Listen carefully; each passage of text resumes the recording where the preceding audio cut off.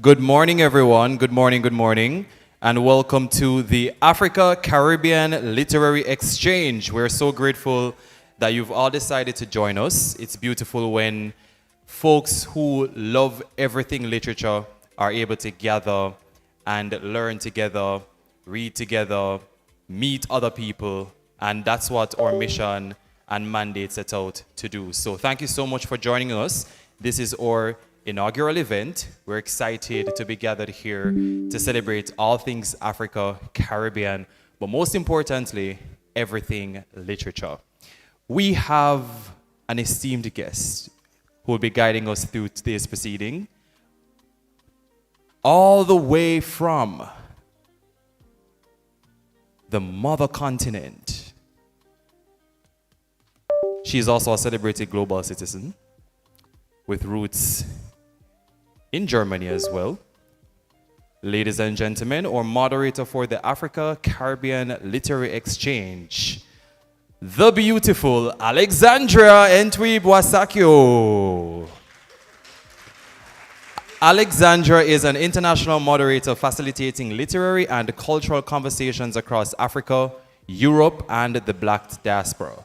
She has moderated international and African literary festivals and cultural forums in Nigeria, Germany, and Austria, with a focus on African and diasporic voices. Born to Ghanaian parents and based in Hamburg, she brings a strong cross-cultural sensibility and linguistic range to her work, moderating in English and German. Alexandra holds a master's degree in creative and media enterprises from the University of Warwick and approaches literary dialogue with care, precision, and attentiveness to language. Welcome to Jamaica, Alexandra, first of all, and welcome to the Africa Caribbean Literary Exchange, where we're all looking forward to your guidance for today. Ladies and gentlemen, let's hear it for Alexandra.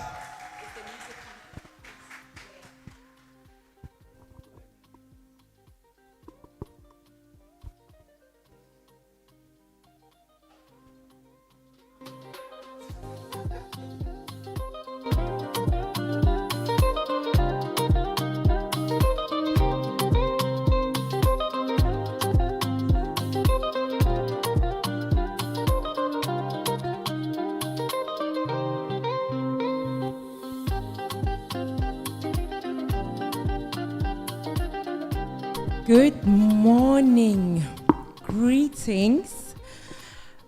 As Joelle already kind of mentioned my biography, my name is Alexandra Entwi-Boisakio.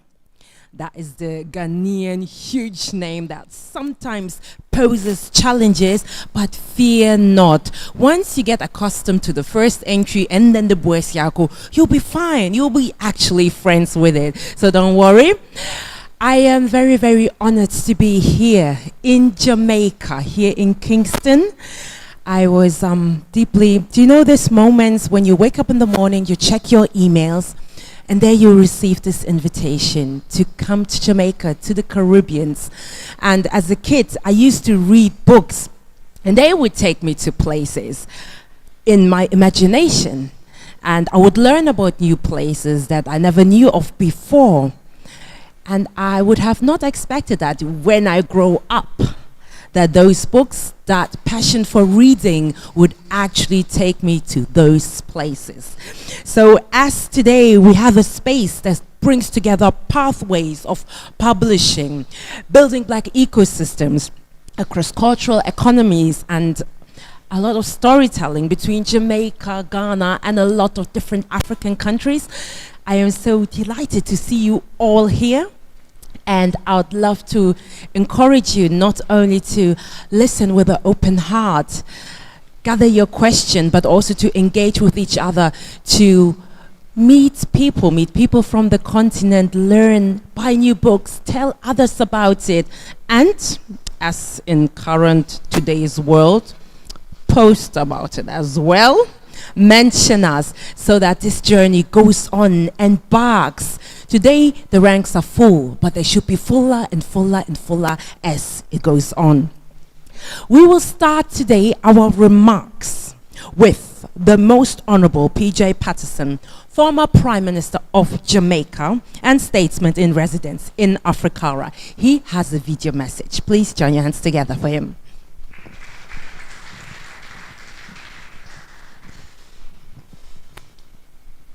At the P.J. Patterson Institute is to bring together the people of Africa and the people of the Caribbean. We need not only to learn about our common past, but we also want to engage in a shared future. To ensure this, we believe culture has a critical role to play, and particularly on the literary side, the learning, the knowledge about each other, which can be found in our books. It was therefore an easy decision when we were approached to be co-sponsors for the Jamaica Book Festival, scheduled for starting here at the university on the 25th of February and moving to my own parish, Hanover, for discussions which will involve our students and the community are running until the 28th of February. It's a very historic breakthrough. In days gone by, most of us in the school system were exposed to the literature of England. We learned more about England and Europe and so little about ourselves. Our writers are a creative force. They are essential to give us not only knowledge, but a sense of purpose, to inspire us for the days ahead. It's therefore a very special privilege for us to be serving as co-sponsors for this event. We hope that there's going to be maximum participation by the citizenry for the presentations which will be made. We are fortunate to be able to obtain authors from Africa, the continent itself, and from the Caribbean. We expect a fertile and productive exchange. And as statesman in residence of the Institute, I am very, very pleased to be identified with this occasion. May it be the start of a flowing of knowledge about who we are, and even more importantly, where we want to go. After the return from Hanover, the activities are going to culminate in a book festival here on this campus on Saturday the 28th of February. We will have authors present from Africa. We will have distinguished writers from the Caribbean. A range of books will be available, not only for display, but also for purchase. It's going to be a family day. So we hope that parents are going to take their children along with them to get them to understand the wealth, the variety of literary production that has emanated from Africa and the Caribbean. We're looking forward to seeing you then.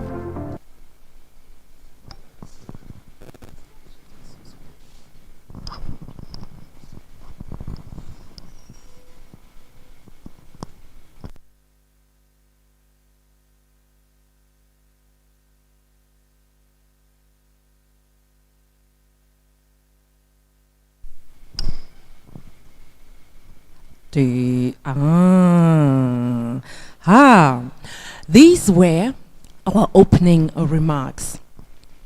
And now we are in for a proper treat in poetry.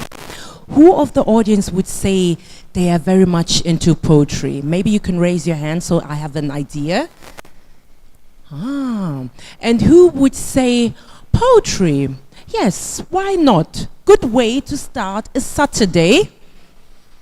Nobody. Are you? At least 2 people. Very good. Blessings. The rest, let's be surprised then. So, I would love to first call all my stellar poets on stage, whilst I will be each announcing you.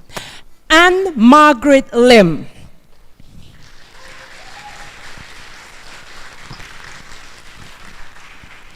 Yashinka Graham.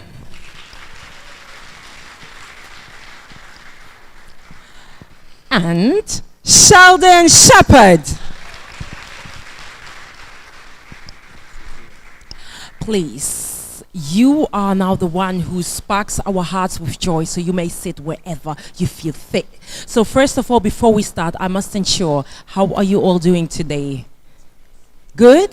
Good spirits. Are you in excellent shape? Because you are the starter of this amazing Jamaica Book Festival, so I must ensure that you are feeling superb. Fit, physically fit, mentally fit, spiritually fit. All right, then let me introduce the first poet for today. Anne Margaret Lim is an internationally recognized Jamaican poet whose collections, The Festival of Wild Orchid and Kingston Buttercup, were shortlisted for the major Caribbean and UK prizes. She has represented Jamaica at poetry festivals across the Americas. Please join your hands together. Welcome, the stage is yours.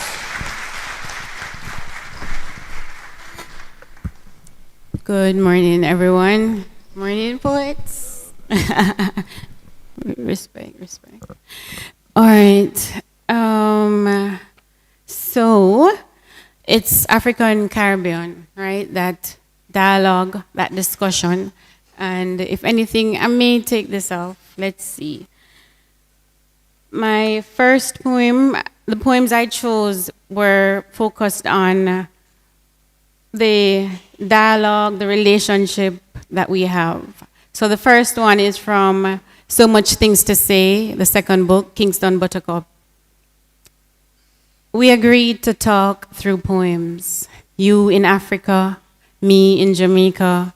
Should genealogy prove your forebearers rabbi, sold I into violence that is sown like Cain into the landscape, into baby mother, baby fatherhood, the house versus field slave continuum?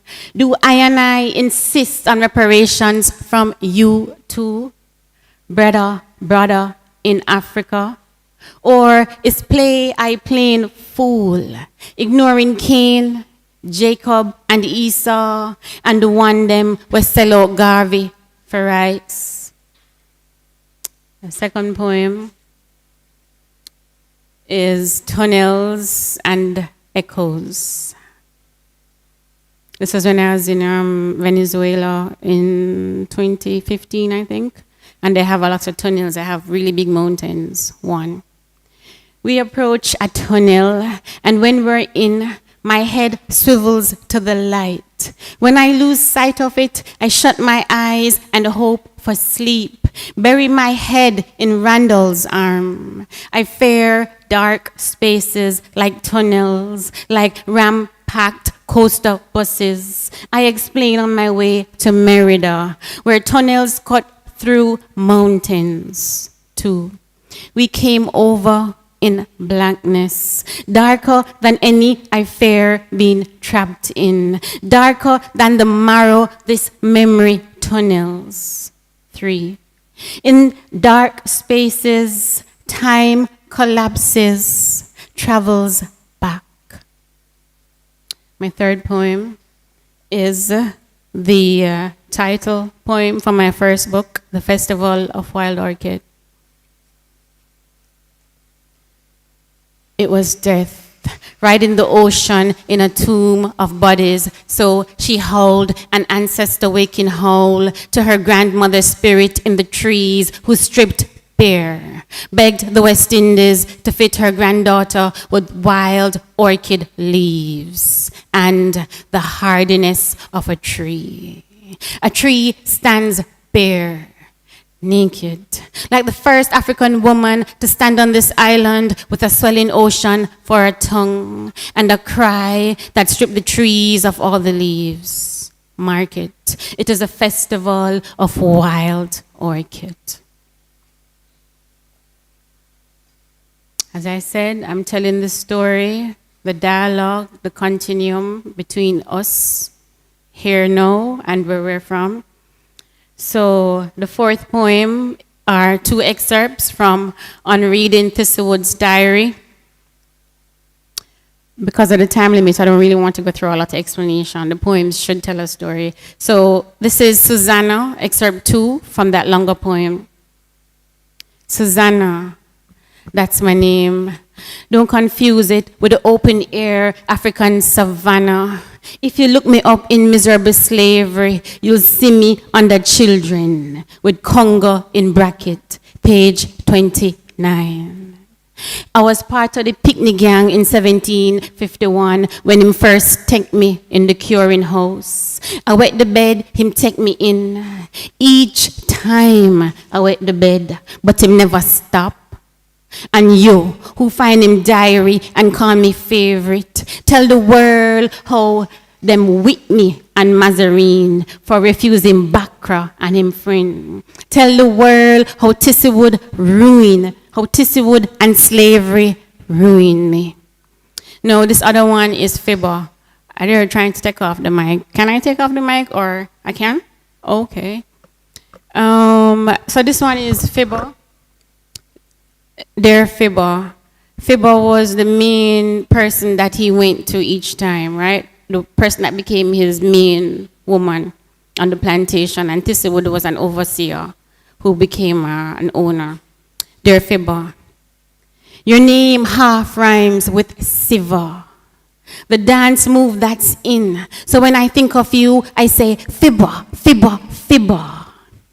Like in the song. And you know, Fibber, it's not a bad comparison. For when women shiver, they squat for takeoff, spread wings and fly. When they shiver, Fibber, their feet remember the wheels and tons you did at fellow slaves' wake, singing, when I die, hallelujah, by and by, I'll fly away. And the takeoff, when the body comes fully into play, is the throwing off of shackles. And I sing, Siva, Siva, Siva, and think of you, Fibber, in miserable slavery, how you suffered through each infection Thistlewood gave you. As he combed every skirt, it crossed his mind too. How you must have wailed when his son, your mulatto child, died. It wasn't in the diary. He kept it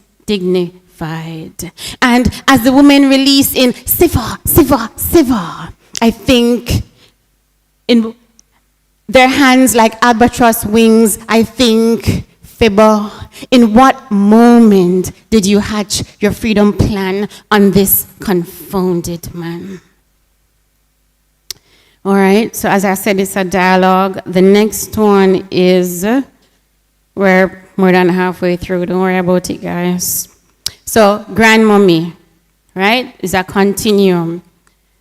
Grandmommy's mommy was a Puerto Rican, and as grandmommy say, her daddy was a true blood Coromantin man. Grandmommy say, I remind her of my Puerto Rican mommy, the way I stand in front of the mirror and fix my hair like so and so, and fix my face like so and so. She used to say, "It's same way so your great grandmommy used to tan with her little waist and a long hair in front of the mirror. I fix her face." Grandmommy's mommy was a Puerto Rican, and as grandmommy say, her daddy was a true blood Coromantin man. And when my grandmommy come from foreign, she sit and spin, pedal the sewing machine, make skirt and frock and blows, fair little Coromantin, quarter Chinese, Puerto Rican girl. All right, so we're all mixed up.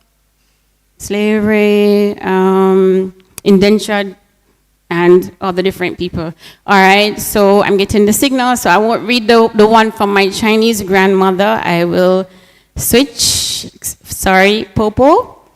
So my last two poems, Menelik. If I close my eyes and concentrate, erase a penciling on the page that says you die, like rain washes off the chalk children mark on driveways, maybe you would not have been murdered at the junction, the blasted bus stop of young black men's lives. Maybe you'd still be Menelik, the boy with the dreads and ancient spirit I lifted across the rocks in the river at Caymanas years ago when I was young, and your death already written and my curse already proven. So this is the last one. I want to end it happy. It's a praise song, and it's called Bird Song of Shakeaway. It's not in like one of my books as yet, but it's in poetry. Those who are really into poetry, Poetry Foundation right now is like the top. It's actually above the New Yorker, and I have 2 poems in last year's poetry. I'm very happy. I'm proud of myself for this. So this is Bird Song of Shakeaway. Every day is perfect if when you wake, you hear birds in the garden, in the yard, birds up and down, ushering in one more day in all the houses on Shakeaway.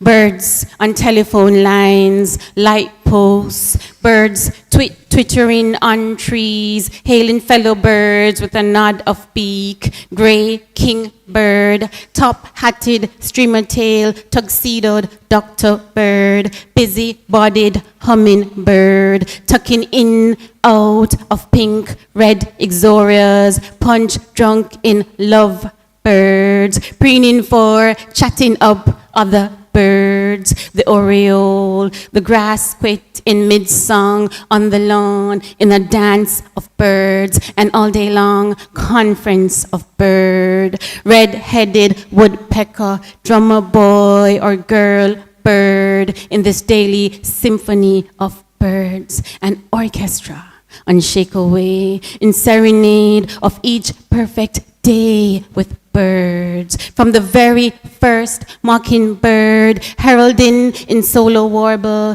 one more day filled with birds, brightened, lightened, trilled by birds, precious, diamond-throated, sweet song, miracle-toting birds. The gift of day is here, birds.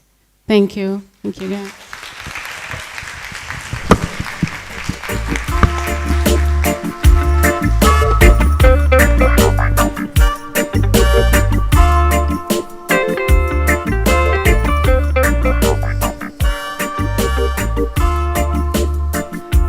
Wow, thank you so much this morning for honoring us with your powerful words. They carry far. Thank you.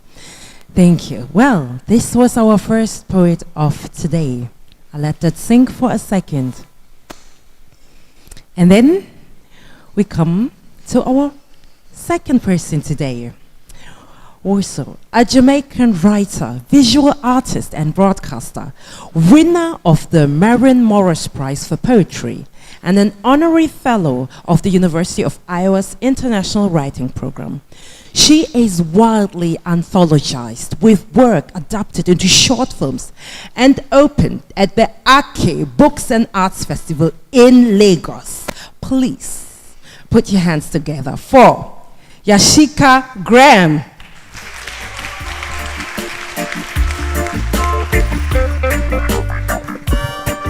Greetings, everyone.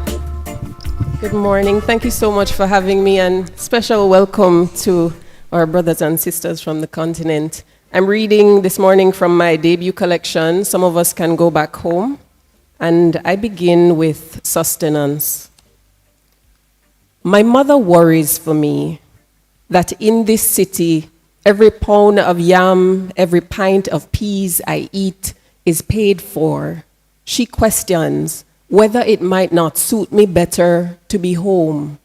There is none of Papa's old grung in this place, so she brings me the wild amity fever grass to plant, something to soak the palms, to warm the heart. She knows I cannot walk out and pick the recurring okra Papa planted, so she brings me the seeds, reminds me that we are grown people and that breadfruit can roast behind any house.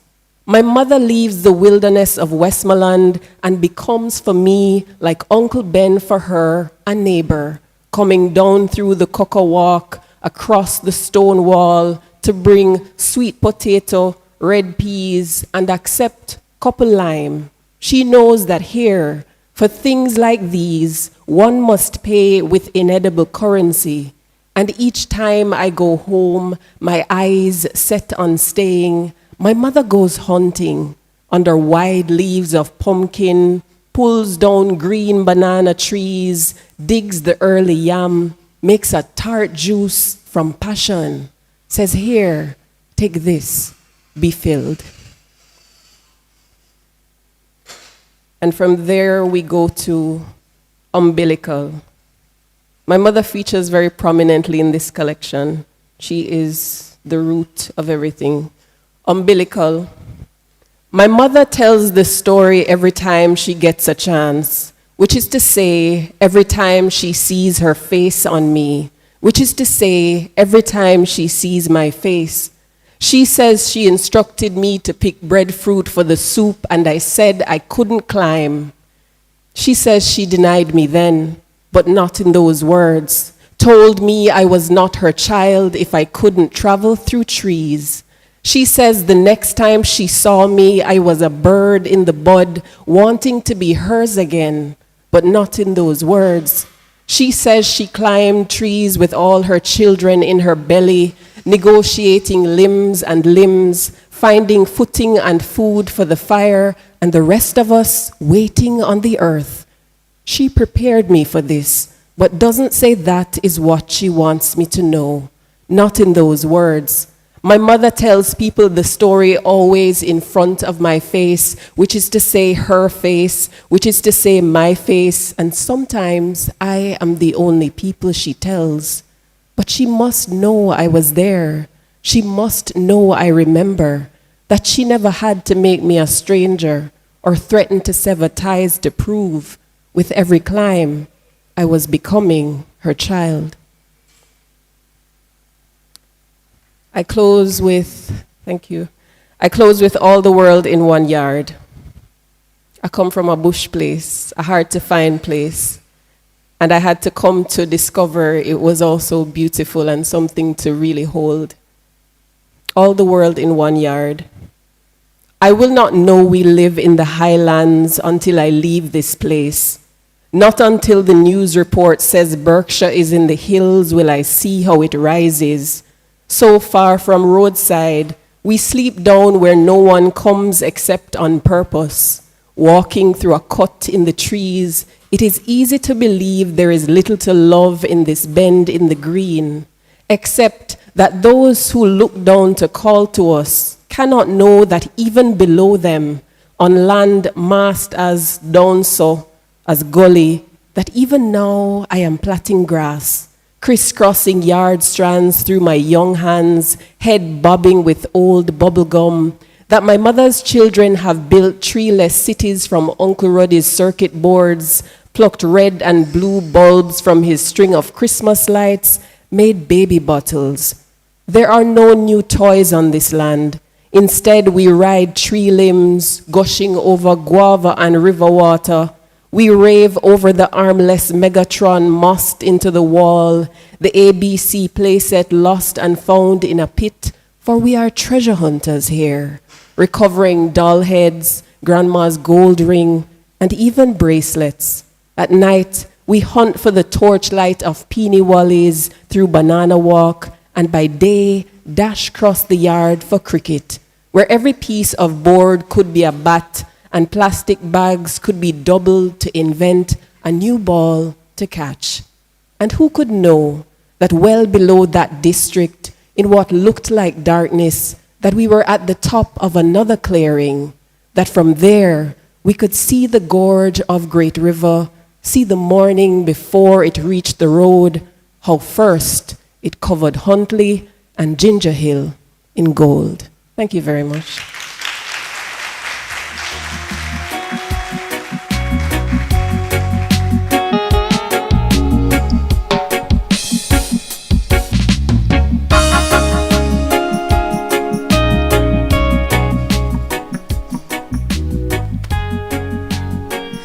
Thank you very much for honoring us with your words. So, up to the third poet of today. Sheldon Shepherd is an award-winning Jamaican actor, writer, and dub poet. Best known for his breakout role, disclaimer, my patois is not yet up to speed. Bear with me if it does not sound as authentic as it might be. So, best known for his breakout role in Better Must Come, an appearance in Yardie and Bob Marley, One Love. He's also a co-founder of the roots reggae dub poetry band, the Nomads. Welcome, Sheldon.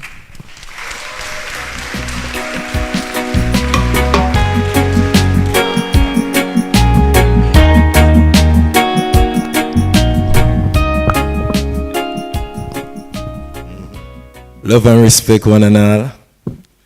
I like when poetry is placed center stage, see? So, yeah, this is my publication. It's called In the Morning, yeah?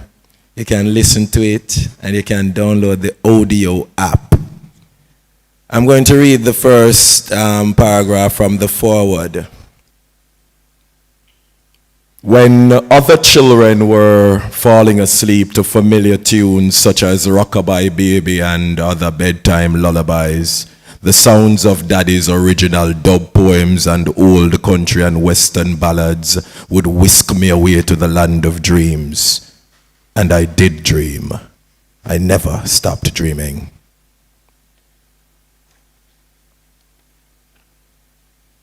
Dub poetry 1-2. I hear it in my head as the words and the rhythm flow simultaneously. As the story and the theme is revealed, my rhymes come as orange peel, tickling the consciousness of nasal cavity, making you want to sneeze and free yourself from the dis-ease of potent social commentaries. It's real.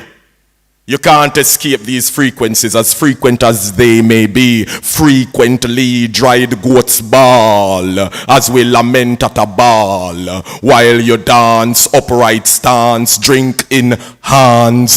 Give us a chance as we chant musical words spoken with purpose.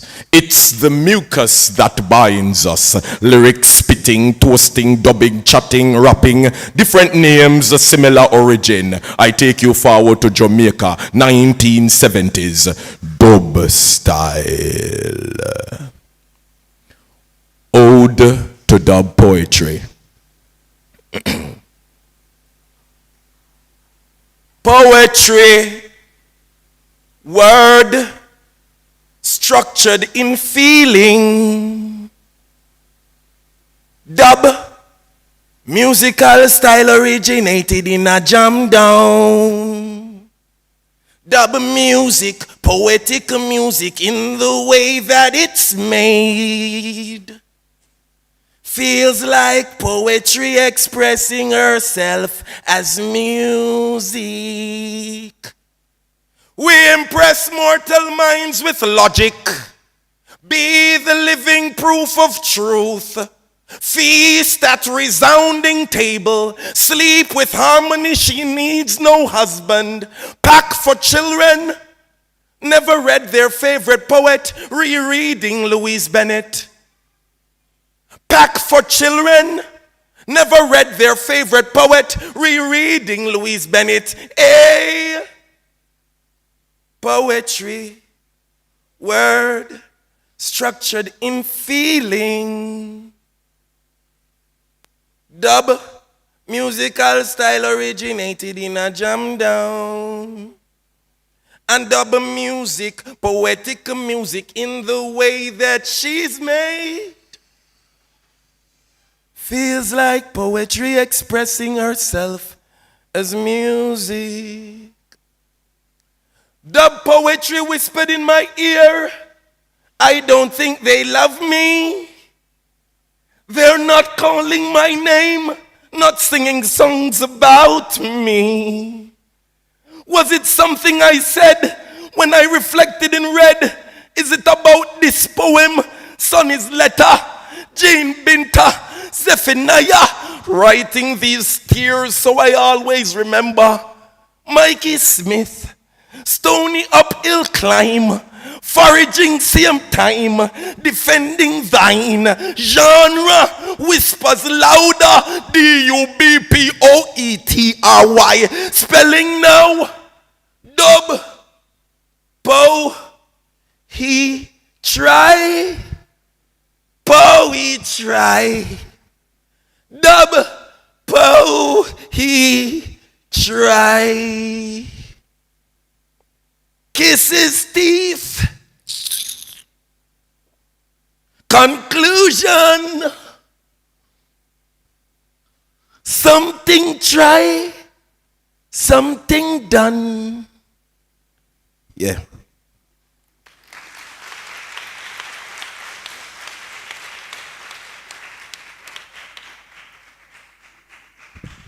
So there are 52 pieces in this book, and 5 of them were written by my father, Keith Shepard. And he's pretty much my inspiration in the arts.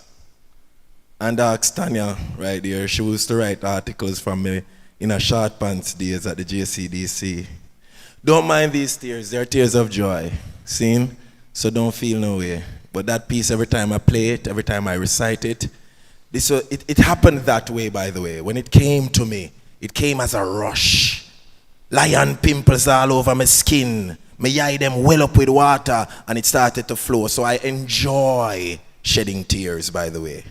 It makes me feel good, see? And this piece is called 30 Years, 90 Barrels. It's a piece I wrote about my mother. She's a CNA nurse in America.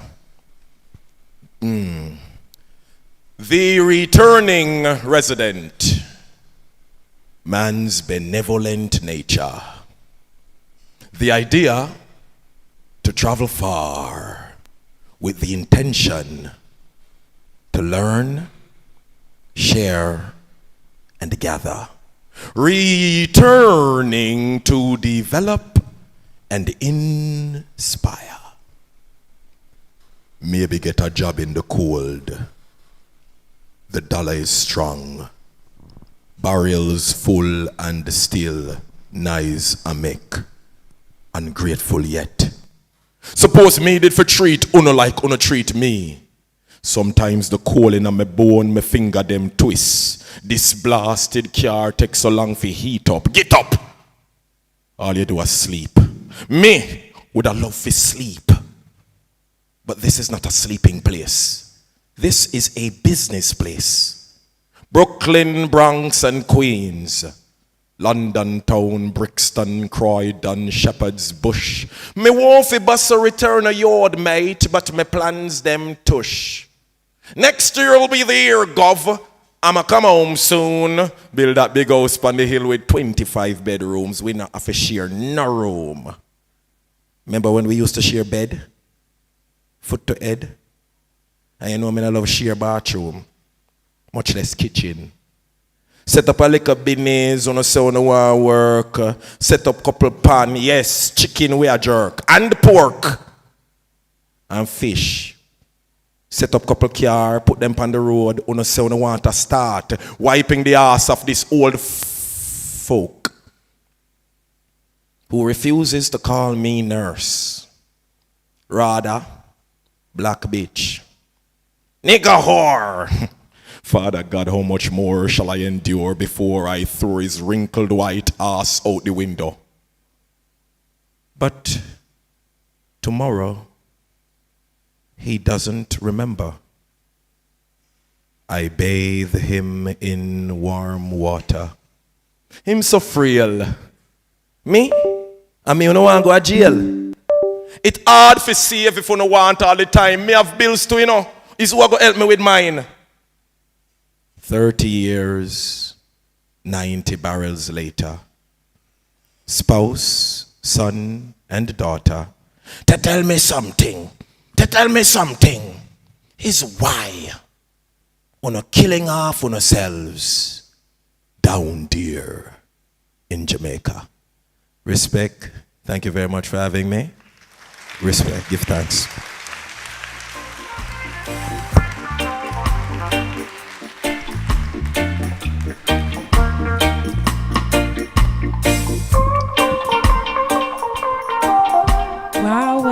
Wow, thank you so much. What an entry, what an poetical entry. So please, I would like to all come forward. This is your applause. Please come all and stand with me. So please, this is our distinguished poetical artist today. Thank you so much.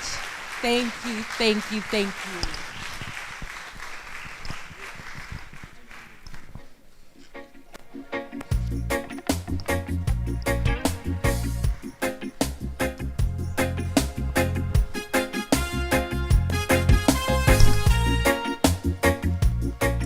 All right, great. Hello, I see new people here. Welcome. How are you today? Good? Great. I am happy to see you here. So, coming now to the first session of the day, where it will take us to the pathways to publishing. I'd like to introduce your host for that session, Dr. Aisha Spencer. She is a senior lecturer in language and literature education at the University of the West Indies, Mona, and the founder of Talk the Poem, Jamaica's first national poetry recitation competition for secondary schools. She is a leading advocate for literacy and arts education, and we are so happy that we could have her here today. Welcome.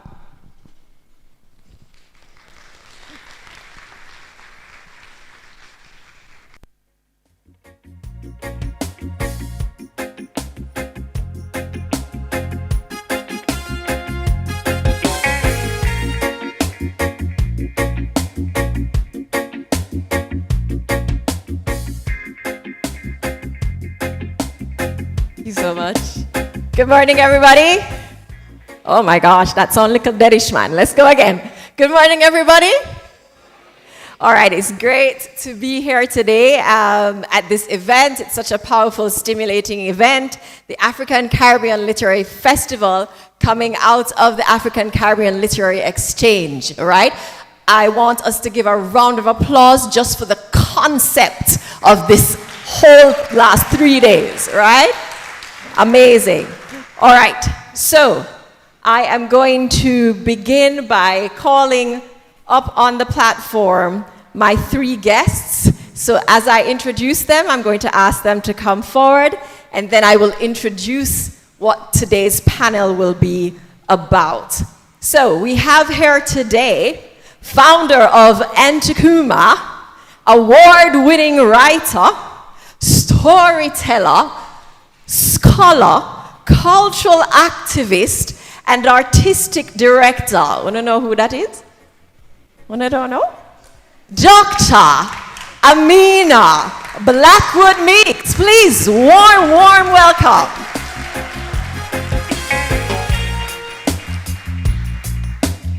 She's also known as Auntie Amina, by the way, and is Jamaica's storytelling guru. All right, our second guest for today that will form a part of our panel is Miss Tanya Batson Savage.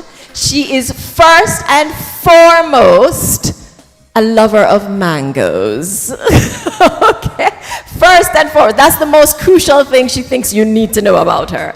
She is also an all-round creative. She is a writer for the stage, the page, and the screen, a producer, a publisher, and editor-in-chief of the award-winning Blue Banyan Books and its imprint Blouse and Skirt Books. Let's welcome on the platform Ms. Tanya Batson Savage. And our third and final panelist for today is Ms. Junan Alkins.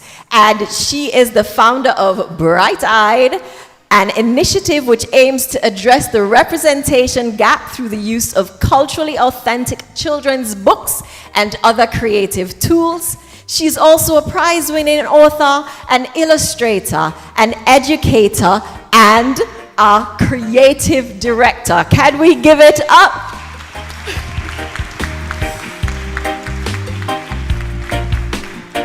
Okay, I think I can take a seat now. All right, so I think today is very important because as part of the vision of this event, this session is going to turn our attention to one of the most central aspects of African and Caribbean literary culture.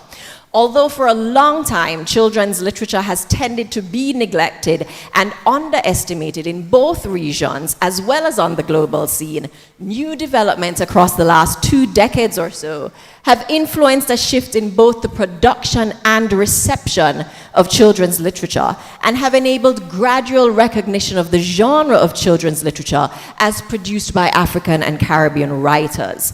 African and Caribbean children's literature have never been simply about entertainment.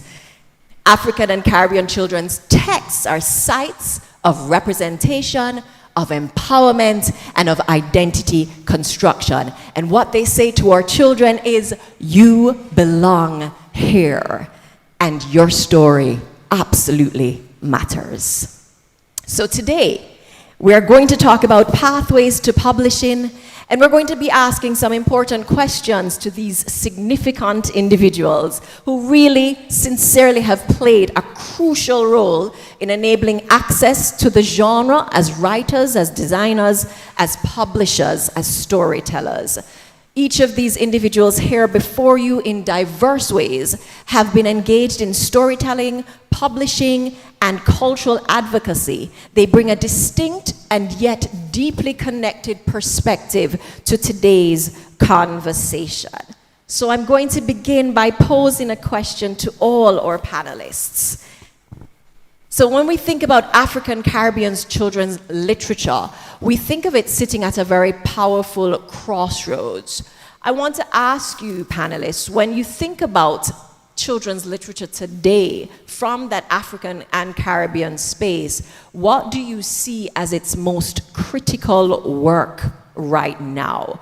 What's most important? Anybody wants to start first? Sure. Critical for Africa Caribbean children's literature right now for me is writing new stories. I think the majority of our text is focused on history as it pertains to Africa. And I think we are where we are now. We know our past, or it's being done, or it has been done, particularly in the context of where I work, which is edutainment. So I'm the crossover between education and entertainment, particularly looking at how textbooks are designed, who writes the textbooks, how they are put together, not to engage children, but the system of discipline and testing that we are accustomed to. So for me, I am very passionate right now about new stories that celebrate our African roots as beyond the enslaved and beyond trauma. Thank you so much. Yes, go ahead. I think I'm going to ask Amina for help, because it's a metaphor that's playing in my head and I want to make sure you use the right name. Amina, Gere is the dance where you dance on the bamboo pole? Which one is that? Okay. So Gere, I find myself in the role as writer and publisher right now as kind of doing the Gere, which is a dance where, for those of you who don't know, it's done, the dancer is balancing on two bamboo poles that are being moved by two others. And so I find I'm constantly doing that movement between balancing what you're talking about, creating new stories that are very much not about teaching, but are about experiencing, about entertaining, about understanding how you fit in the world. Also find that I have to also contemplate about writing stories that also inform me about the past. So for example, when I did my first story, my first collection, I deliberately didn't do any Anansi stories, although I was doing folk tales, because I thought, all of the people them know Anansi stories. And then as I started to travel around the island and I'm reading, I realized they don't. So right now in 2026, in this post-Melissa era, that wasn't me. She will not be named. I find myself writing Anansi stories because I find the things that I thought they knew. I used to think when I got country and I asked from this book, if you know River Mama, the answer used to be yes. No, it is no. So I do think there is a job to ensure that they understand that their stories are also stories for play, for entertainment, but that we also have the responsibility of doing the history as well. Great. Thank you so much. Go ahead. Thank you. Good morning, everyone. I'd like to begin by honoring the persons who dreamt up this activity. Can you put your hands together? And I'd like to salute the beautiful children in their uniform, because this is about you. Absolutely. So can we give them a round of applause? There are two words that come to mind as you raise the question, and perhaps the two words have always been there. And the two words are preparation and reparation. Frederick Douglass is very instructive, and I'm going to misquote him because I can't remember the exact words, but I hope I do justice to the sentiment that it is always better to raise whole children than to try to remake broken human beings. And there is a way in which when our children reach a certain age, we say, so how come you never know this? Well, we cannot know what we have not been taught. So it is worth pondering for me what both panelists have said before about new stories and about it used to be yes and now we're not so sure. I don't know if I can ever say I've heard all the Anansi stories. I go around this country and little ones and big ones are telling me stories that I've never heard about Anansi.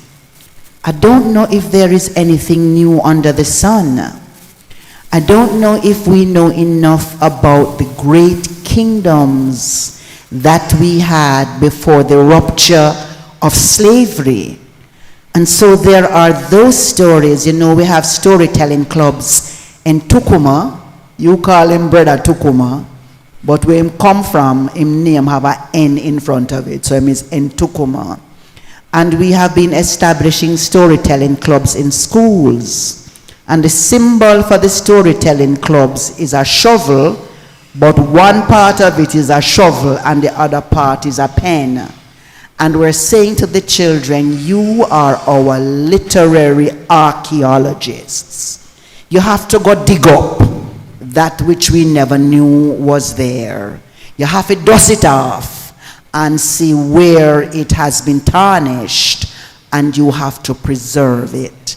There is so much about ourselves that we do not know. So that's the preparation. The reparation is all around us. The reparation now named Venezuela. The reparation named Cuba. The reparation named Iran. The reparation named the people who are still outside October, November, December, January, February, almost March. 5 months after that rude girl. Yes.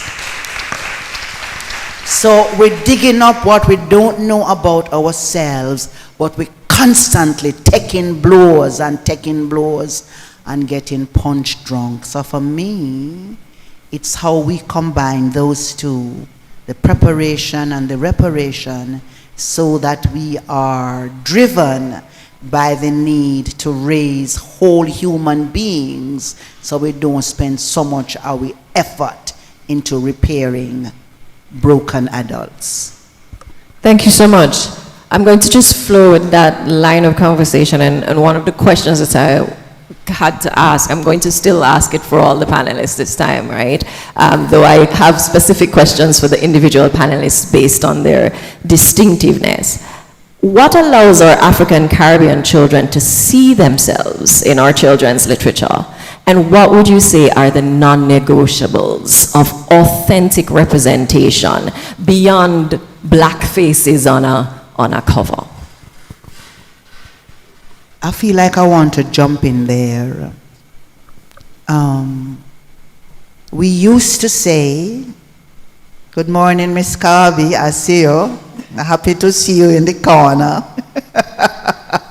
We used to say that our children don't read. Me not read no book with ugly people in there. We make ourselves ugly in the books. Ugly physically, and ugly spiritually, and ugly as stereotypes. So that we don't go to the market to sell. We go to the market to buy what other people produce. Dead people's wigs, new eyelashes, tear up trousers. We just buy other people's garbage, and we're not making anything for ourselves. So that's part of the ugliness. Another part of the ugliness is how we don't do nothing but sell broom. All when we make the broom, you know. We not sell, we make the broom. We just sell the broom. And another part of the ugliness, the colors in the book them, then dead. Them are go wear we down. And so part of what we need to do, I think, is to present ourselves as beautiful in all the dimensions of beauty. Isn't it beautiful that we had hot water running in our homes before Columbus was a twinkling and father, a wicked little eye? Isn't it beautiful that we had universities of Sankore, that we had empires of Mali and all of these things? By the way, when I talk about Mali, I don't think it is beautiful to talk about how this man mash up the Egyptian economy with the whole heap of gold. Because there is something ugly about the way we have learned to worship money. There is something ugly about how that, thank you. And there are other things more beautiful about us than about how much money we have. So I think part of what we need to do is to dig up, excavate, create, recreate what's beautiful about us, so that our children will want to go to the books to discover how beautiful they have always been and will continue to be, because Bunny Wailer is right. We are reincarnated souls from that time. Thank you. Okay. Can you repeat the question? Mic in hand. So the question really is asking you to tell us what allows our African Caribbean children to see themselves in our children's literature beyond just that stereotypical representation of the black face. So my answer actually builds exactly off of what the last panelist just said. So my background is in brand development, marketing, from a client perspective. And then I said, you know, why am I using my talents for that when I could be using it to fix this gap I see in how children's media is designed? And it goes right back to the love and the care that's put into creating material that is entertaining is not the same that is put into the material that is educating. So my premise is pretty simple. Make it fun, make it beautiful, make it feel loved, and crafted with care, and then our children will understand the importance of our stories to them. Okay. Thank you so much. I think the thing is, and I echo the sentiment that both have said, I think the most important thing that I want to reiterate is that it is our stories, because as the great diversity scam has proven, a lot of people black-faced white stories. There are a lot of white writers who were starting to write black characters, and it was passed off as diverse with us still being left on the outskirts. So I think deeper than the face has to be the authentic stories, and it is a part of why I'm sitting here. I'm a total fangirl of both women on the stage, because in very different ways, I think they champion that in terms of telling our stories, in terms of showing who we are in different ways. And I find it is critical, and that's a part of why I love what both of you do. And even when we are teaching, even when we are providing knowledge, that it be done in a way that is entertaining, because that is when we learn, and that is how we find things that we love. And I was telling somebody the other day, I was an adult before I had my first scone, and I was like, I bet I made it eat one rock cake, because I was very disappointed. But I'd read books as a child with people eating scones, and I thought it was fancy. Me never know it never better than one rock cake. You know, and that is it. We need to put ourselves in the stories. Right. Wonderful. Thank you. Yes, please bring it on. Very fundamental truths. All right. I'm going to go to Auntie Amina right now. I'm going to ask her just to talk to us, especially now that we are bombarded with social media realities, social media platforms, right? I'm pulling that into the space too. But I'm going to ask her to just talk to us about the significance of the fusion of orality with the scribal when you think of African and Caribbean literature. Oh, that is deep. Because we have learned to examine most, if not all things about ourselves through European lenses, where everything separate. And Umbala have to come write a poem to remind us that I and the sea are one, not separate. In fact, all of those chairs you think are empty, the ancestors come because we're gathered in their names. And some of you are sitting in a them lap. So it's very difficult for me, having been raised by storytellers who come from the country, who now we call what them do by some fancy name, ISK, Indigenous Knowledge System. Them never separate when them go and beat we from when them go and tell we a story. Our prayers we when them are come we hear. So I didn't grow up with that separateness. I have been able to confirm that it is not separate through my work. And having looked at storytelling on the continent, that's a big fat line now because the continent are 54 countries.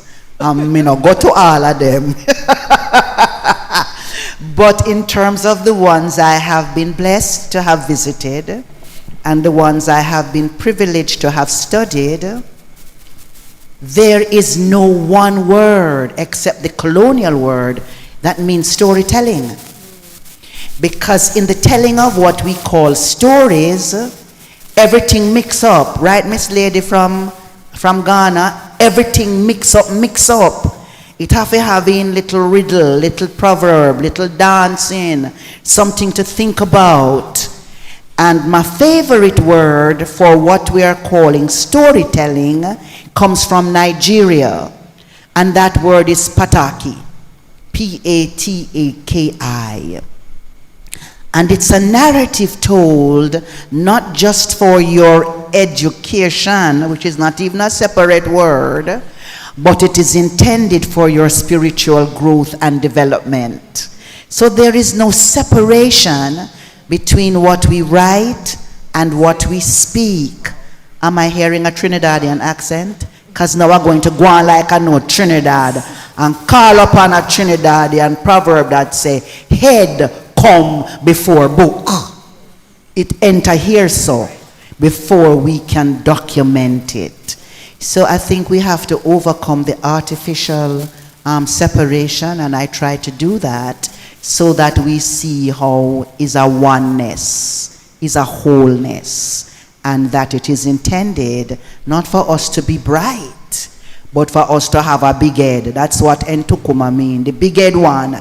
And it's not the size of the head, but it's the amount of information that we pour into it. Very powerful stuff. That is very powerful. Absolutely. All right, thank you so much. For you, Tanya, as publisher and editor at Blue Banyan Books, and as author of Caribbean children's books yourself, what enables in your mind children's manuscripts in the region to either make it or not make it? Talk to us about the question of viability and whether or not that viability should or actually does in fact matter. Viability always matters, but, and this is a very big but, a few years ago, when I was feeling very daunted by the problem of publishing in the region, I decided I was going to embrace my full Jamaicanness. And that meant I recognized hurdles, but I would not be stopped by them. So you either go round, you go under, you go over, one of them. So viability matters. What can make it viable? And I think, and I don't want to depress myself, so I'm not going to go into it. A huge part of the challenge is an absence of distribution. A huge part of the problem, and I lay the blame largely at the foot of Jamaica, Trinidad, and Barbados, is that we do not sufficiently see ourselves as a singular region, except when we're there foreign. Because when we're there foreign and we're small, all are we are one. But when we are at home, we live on islands, most of us, and we seem to adopt that. And there are lots of other reasons, hashtag colonialism, but I think there are issues of how to get the books to circulate from one space to the other, how to ensure that in Jamaica, I know books that seem very Jamaican will sell well. But, well, does that mean it won't sell well in Trinidad, right? But Mic check. Try that one, yes. All right. Okay, I didn't break all of them. Yeah. But does that mean it will sell well in Trinidad? And honestly, I'm trying to figure that out. For me, the main thing, and this is something that I said earlier, is that I want our books to be entertaining, to be loved. I think one of the biggest challenges, and I had it growing up, is that, and I remember this, and I always tell this story. When I was going into third form, my mother got me Green Days by the River for my birthday. And then the school book list come out. And Green Days by the River was on the book list. I did vex because she buy me a school book for my birthday. And as I became an adult, I realized that was a fundamental problem. Too many of our Caribbean books are seen as school books. Now they must be, right? I'm not saying no to that. I am saying they can't be the only space where our children interact with the books, right? So that's the important thing for me. Yes, thank you. And towards the end, I'm going to come back to that concept of the education part of it and the gatekeeping that occurs there. For Junan, I want to talk about your work because you span, as you just said, you are in a number, it's intersectional for you, right? You're in a number of spaces. Your work includes hands-on, immersive storytelling engagement. And you have positioned bright-eyed around making Caribbean culture come alive to children. What in your mind makes a Caribbean children's book irresistible to young readers today, and how would you suggest that writers could think about children's text from the start of things?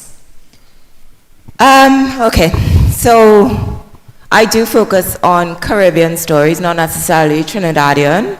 I have been trying to find the things that connect us as opposed to divide us.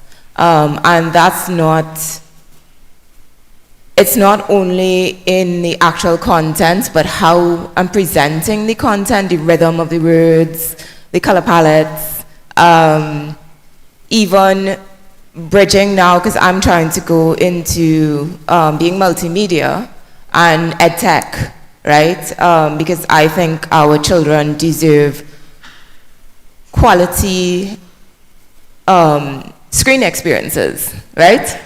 I'm trying to meet kids where they are, halfway, right? So if they're going to be on the screens, why can't they be consuming good media that teaches about the Caribbean and is fun on the same screens, right? So we've kind of fixed both sides, well, met both sides. So for me, creating great children's content, one, research, because I'm particularly passionate about representing authentic voices. So I'm not going to attempt, I can spot things, but then I'm going to go to Tanya to be my Jamaican expert, because I'm not going to try to tell you a story, right? So for me, if you want to tell stories of the islands, you really need to connect with the people of the islands and also connect all sides of a topic. I'm a research rabbit hole. So I did a book on cocoa because I can't understand how chocolate is, the finest chocolate is French and Belgian and all this stuff when they don't grow no cocoa trees. So I wanted to shift the value into the cocoa bean and the work that farmers put into the cocoa bean and the richness of our region and our lush landscapes, which informs the design of the book, the color palettes, the way the illustrations are done, the way the writing is done. I spoke to farmers, I spoke to institutes, so do your research, right? My next thing is definitely connect your story, the lead character of your story, to the children and what appeals to them. So put children in the narrator's seat, right? Your language. I mean, for me, I really, really look at play. I look at what works in play. I would love to build a Caribbean story out on Roblox, or Minecraft, or all these places where children are playing, meeting them where they already are, putting this stuff into that format, and why can't more quality games exist? Brilliant. Great. And very relevant, very current. Thanks for that response. Dr. Blackmon Meeks, I'm going to go to you now because, and this one is dear to my heart, a number of times when I engage with writers who are writing for the classroom, one of the first things they complain about in the interview, even if they do it subtly, is talk about the fact that they can't write the way they want to write because there is a kind of gatekeeping going on, and so whether it's ministries or whoever it is, there's a stoppage on the freedom of what they'd like to write for the child because they need to allow the story to sound X way, because they need to represent the character Y way. So my question to you really is about that. I want you to talk to us about how do we balance cultural truth with readability and classroom uptake? How do we balance that? Why are we even concerned with the classroom uptake? Seriously. I know a little bit about the Ministry of Education, having worked there for a significant time in my life. And there is something called a national standards curriculum. And I don't know whose standards there are, because the Ministry of Education is doing exactly what it was designed to do. Turn out so many people who go and fail the exam so them can become somebody gardener. Ouch. Let's go. Let's talk. Because the Ministry of Education, in the way it delivers education, is designed to support a system of inequities. And so we are liquid head against the wall for something that is not going to change, at least not in a hurry. And sometimes I say the ministry behaves like a butcher when it should be behaving like a surgeon. We complain, and the butcher go in and cut off a little piece of the cow and whole heap of blood are gone. And maybe Cuba is the best example of the surgeon. After 1959, Fidel said, you know, said the education system ya now work. We not try fix it. We just have to shut it down. And we shut it down for a year. And who can read, go teach who can read. And the system reopen, fresh, brand new. And the system pass every milestone set by the people them who think them know what education should do. Health for all by the year 2000. From 1997, Fidel passed that. And universal education, and everybody must read at the primary level. Jamaica still have that in the Vision 2030 because we're acting like a butcher when we should be acting like a surgeon. That doesn't mean that we don't keep knocking at the door. Right. We keep knocking at the door. Right. But we can't be talking about liberation and reparation, and we are still looking to the oppressors to accept that which we do. And so there is a way in which we have to become our own gatekeepers. Right. None of them one can keep gate. Right. We have gate too. Right. And we must keep our own gate. What else do I want to say about that? I want to say that there is a way in which the industry, the cultural and creative industry, and the industry known as Jamaica, the Jamaica Project, is not helpful to the things that it sometimes pays lip service to. So, for example, Tanya, me and you buck up at all of these Christmas in July. Tuesday night down by Hillcrest Avenue. Friday night down by something else. And all of these things make us behave in a certain way. We have to pack up, we book them Monday night and carry it to some place Tuesday morning. And when Tuesday night come, we unpack it and carry it somewhere else. You know? I mean, I say like whatever. So when people say to me, Amina, where can I find your books? I say in better bookshops and pharmacies. I mean, name some of the bookshop. And then we say in Fimi Bookshop. And when they say, where is Fimi Bookshop? I say, anywhere you see my car. I'm making 2 points. I'm making a point about independence. Garvey never sit down and wait for nobody. And he made several points about entrepreneurship. But I'm also making a point about collaboration. Where is our bookshop? Where is the support we give to iNation? So we say, iNation, we're going to go up on an island-wide tour of Fiwi Book. And we're going to put Fiwi Book in a Fio van. And we're going to go. So there is the independent entrepreneur. There is our own gatekeeping. And there is how do we collaborate to break down the other gates that are keeping us out. Yeah. Big.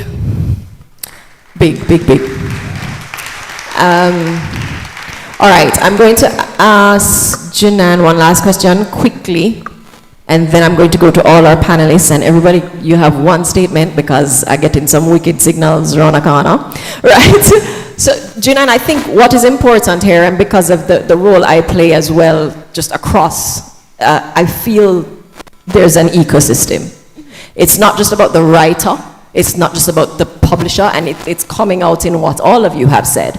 I want you to talk to me about what does a healthy one look like for our African and Caribbean children's literature. Big question. I know after the education thing just threw me because I mean, I'm like, I just gave up on that education system thing completely in Trinidad. Because I think the system isn't designed for disruptive works like mine, right? So I guess a healthy ecosystem would look like looking at the ecosystem first. Yes. I think our benchmarks for what is successful, a successful book, a successful anything, it needs to be looked at again, right? But I think originally my ecosystem thinking was with regards to making work, right? Right. So with making work, I just think as any Caribbean, I think every Caribbean country would say, we don't have specialized roles. Everybody's a jack of all trades, right? And I feel like I approach creating content in that same kind of way, where I don't think it has to live alone as a book. It has, why can't my story live in song? Why can't it live in spoken word? Why can't it be into theater? I really challenge the delivery systems for education. I mean, Latoya would know when we met at Carifesta, I opened with, have you ever heard the saying, I hope you know your schoolwork like you know the words to that song. So why we don't put our schoolwork to song? Like, to me, a healthy ecosystem is looking at what works in your setting, and let's take it from there and build from the ground up. Okay, thank you very much. So we're closing out now, and I'm just going to ask each panelist. I think it's so important, and Tanya had hesitated earlier not wanting to get into the negative, and I completely get that. A part of it is because so many writers want to be writers, publishers want to be publishers, experience the negative, and but we want to look also at I'm going to ask each panelist, can you give me one statement, just one, please, before them run me off, right? One statement about what makes this journey as a creative, putting on all the hats that you wear, what makes it worth it for you? Anybody first, what makes it worth it? I'm going to say the children, because, I mean, I don't only write or publish for children, but interacting with the children and having them respond in meaningful ways and having them show that that statement that children don't read is a lie. You know, and so getting that experience, you know, when I'm packing up the book and you'll see me outside, you'll say I'm in a hand brace because I'm wearing something because the books are book them heavy. That makes it worthwhile when I interact with the children. Thank you.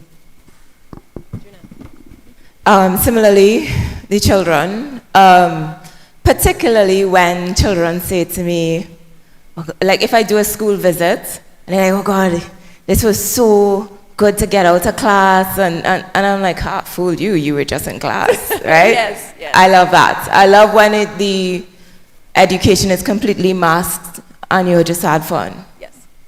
Thank you. What makes it worth it? All of that. But the power of one. If every time we do something, one child appreciates it. Like how Nanny did walk from Portland to go to Trelawney to tell her brothers, don't sign the treaty. And them will insist and sign. And she go back to Portland, she won. And we know what came out of that, the power of one. And we have to believe that the one child or the one grandparent who is moved by that story or that book will multiply, makes it worthwhile. Awesome. Give it up for our panel, ladies and gentlemen. Thank you so much for listening, being active listeners in the space.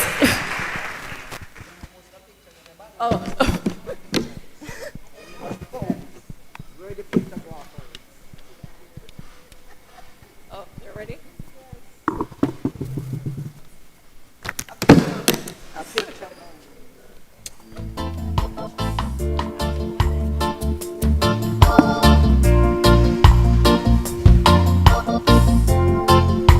Thank you so much for this beautiful talk, this beautiful sharing your experiences, your wisdom. It was enriching. Did one of the students had a short and precise question? Yes. Would you mind coming over so that everybody can hear you and see you?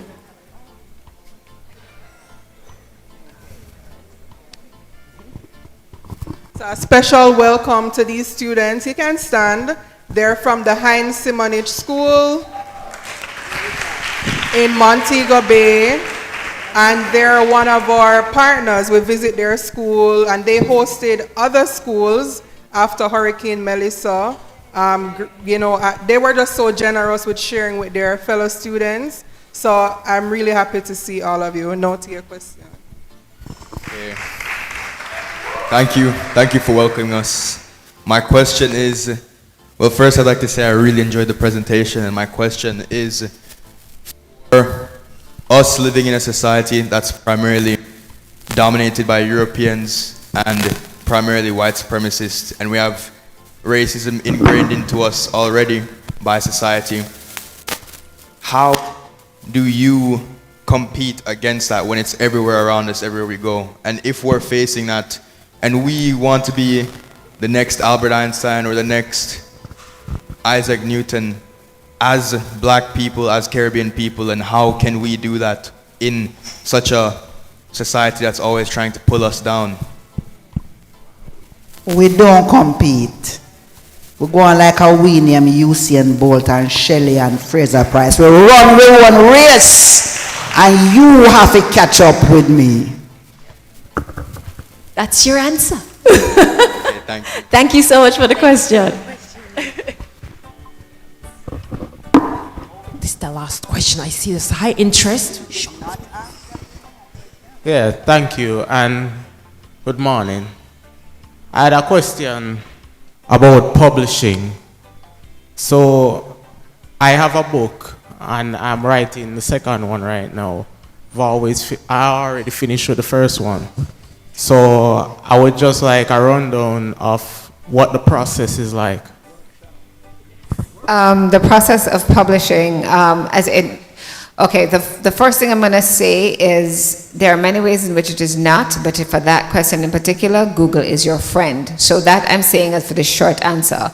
For the longer version, it's about writing and rewriting. It's about ensuring that you get the requisite tools as an editor and proofreader and a designer. If you have all of those skills, even if you have them, make sure you have somebody else who goes over it, because your brain will trick you. It will correct mistakes that are there. So it's all about ensuring you have somebody else's eye to help overlook, to make sure that at the end of the day, as Rex Nettleford said, the book look like book.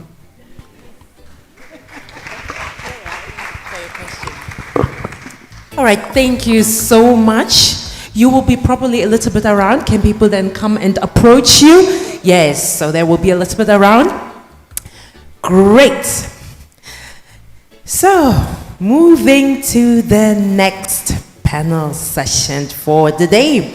And it's about a Black arts ecosystem. And it will be moderated by Andrea Dempster-Chung. She's co-founder and executive director of Kingston Creative and founder of Bukuphilia, championing creatives and Caribbean literature. She serves on Global Creative Economy boards and was featured by Forbes for advancing a sustainable future for Jamaica. Welcome. Please put your hands together for her.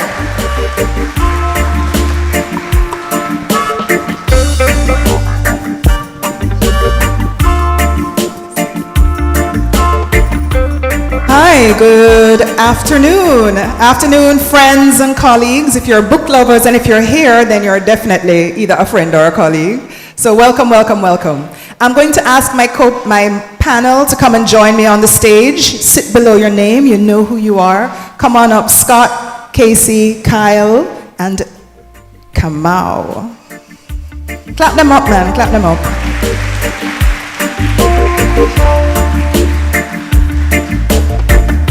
While they get seated under their names, there we go. I just wanted to introduce what we're here to talk about today. Today we're here to speak about books. This is the Jamaica Book Festival. And books, we know, are the foundation of the arts. Literature shapes film scripts, it inspires theater, it informs music, it's the foundation of even our visual and performing arts. And today we're speaking about Black arts, which means we're talking about the Global South, or as we should probably call it, the global majority. Who knew that in the Global South it's 80% of the world's population? 80% of the world's population resides in the Global South. But the Global North, the 20%, controls 60% of the world's GDP. All right? So today, we're really speaking about moving from cultural pride, which we have a lot of, Usain, Shelley, the applause for Bob Marley, moving from cultural pride to structural power. So across Africa and the Caribbean, we know that Black artistic expression drives global culture. All you have to do is turn on the TV and you see traces of African and Caribbean heritage. But the infrastructure that really sustains our artists in Africa and the Caribbean is somewhat lacking. The ownership structure, the artists, the publishers, it remains underdeveloped. And so we celebrate the cultural pride, but are we really building these systems that allow artists to thrive? So the big question for today is, what structures do we have to build so that Black artists can generate long-term economic and institutional power? Not just these fleeting moments of applause. And I'm so happy that I don't have to answer these questions. I have an amazing panel who's going to do all the hard work today. Guys, you ready? So without further ado, I'm going to introduce, starting from my left, Kyle Ito. And Kyle is a screenwriter, cinematographer, projects like Julia Creative Collective. Now, Kyle is born in Guyana, but he has been a part of Jamaica's cultural, also co-chair of the Cultural and Creative Industry Alliance of Jamaica. Kyle has dedicated his career to shaping the institution. Next to Kyle, we have Kamau Amen. And Kamau is a lecturer at the ICS, the Institute of Cultural Caribbean Studies at UE, Mona. And Kamau has also served as the Deputy Director of Culture in the Ministry of Culture. And he's also a member of the government's Entertainment Advisory Board. Among his many accomplishments is the creation. Give him a big round of applause.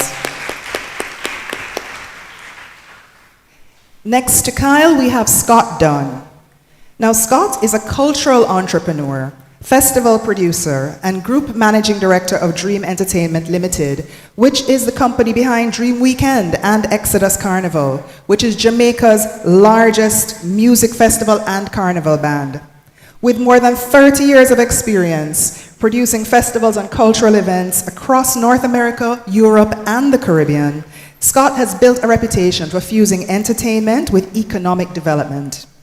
Scott has helped to position Jamaica as a global music tourism destination, and he's very passionate about advancing Caribbean cultural diplomacy, forging regional alliances, and shaping global conversations on music tourism, creative economy, and cultural identity. Give Scott Dunn a big round of applause.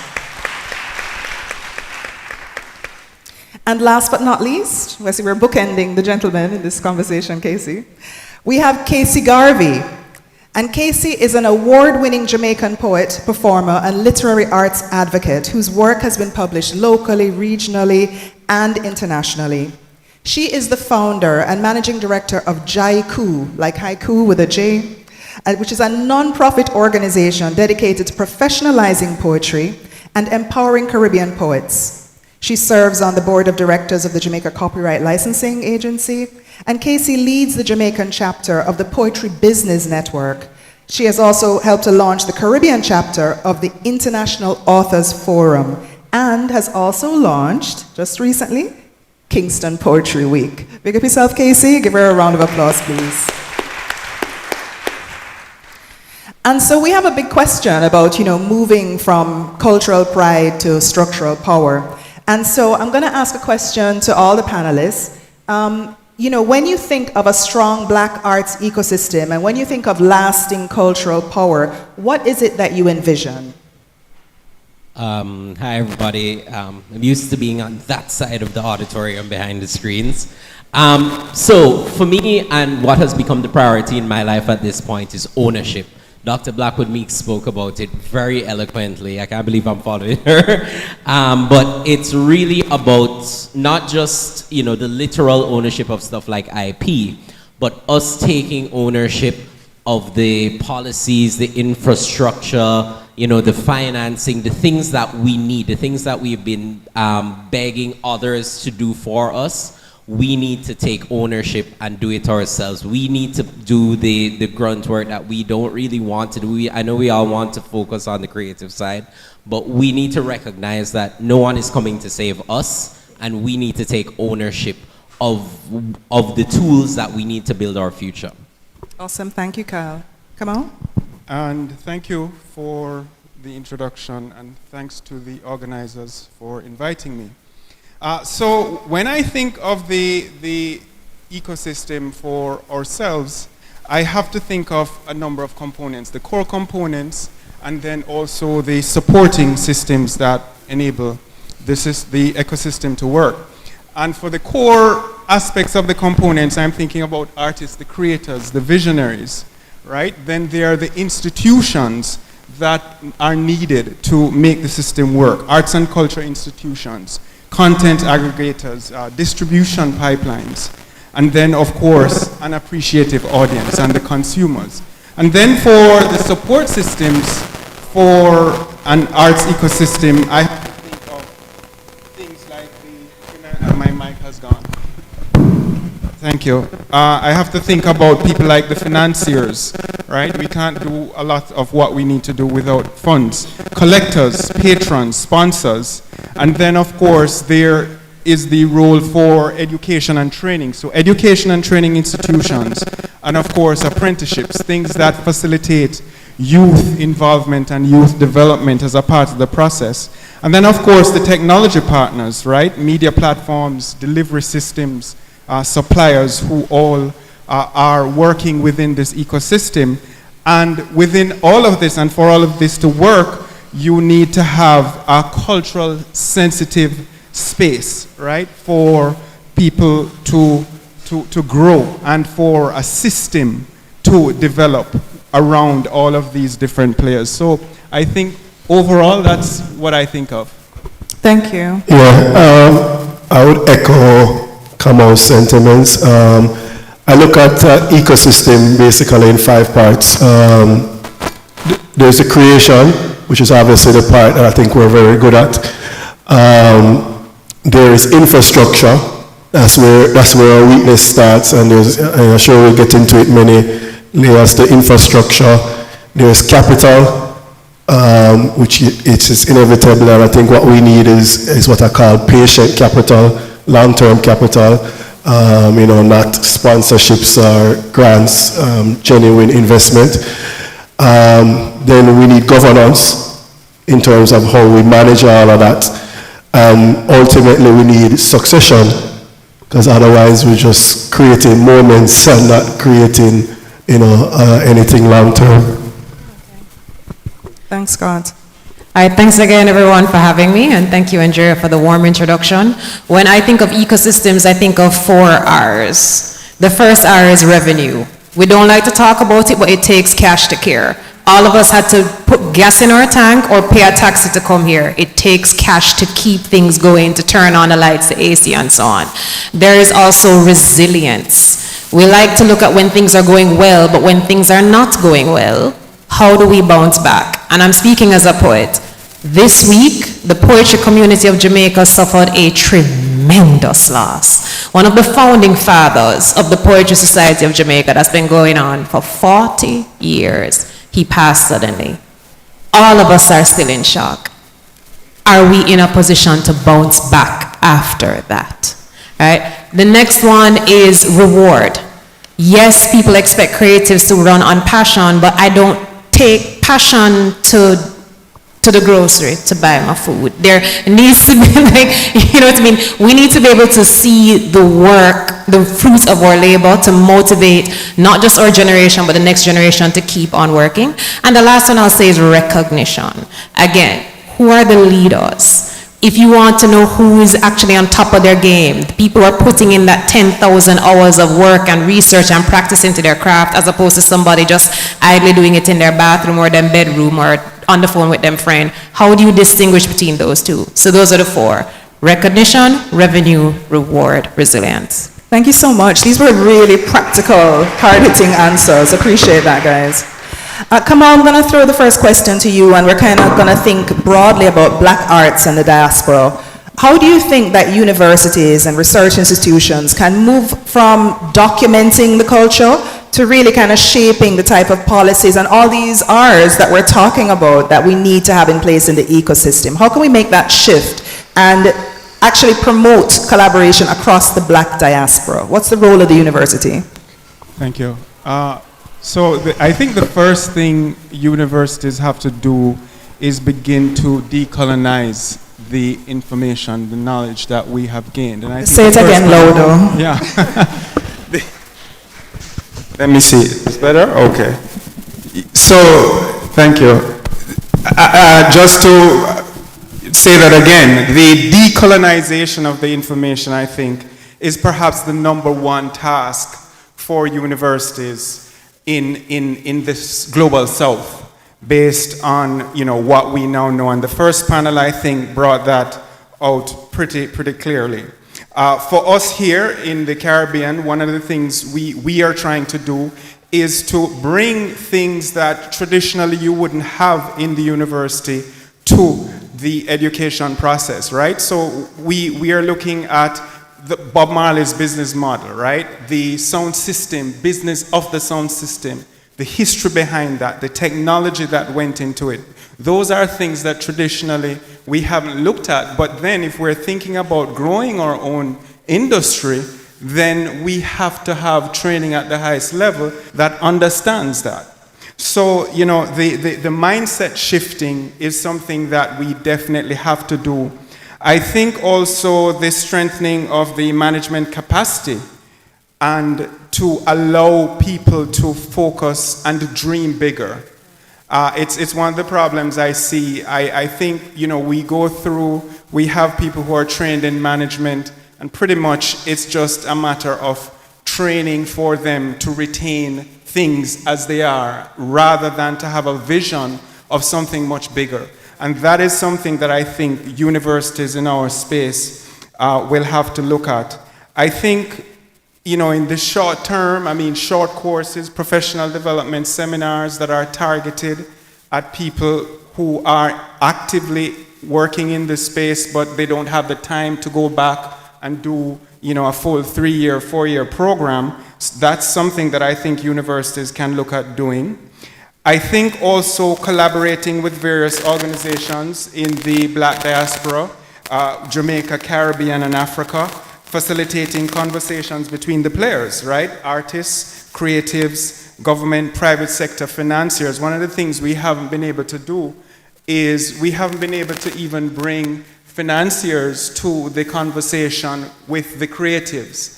Right? That's something that we need to do. We need to bring in nonprofits, we need to bring in government to actually have this kind of discussion and see what we can do. I think also technology support is an essential part of this. I mean, in such a fast-changing world, you know, there is a role that the universities have with helping people in the industry keep up with all that's changing. I think also, of course, for the long term, the continued policy engagement, that's something we have to do research and support that. And I think Amina alluded to it earlier, and I made note, and it's something that we are seeking to do here, is to engage students to actually become the creators of this knowledge. It's one of the things that I realize we haven't been doing.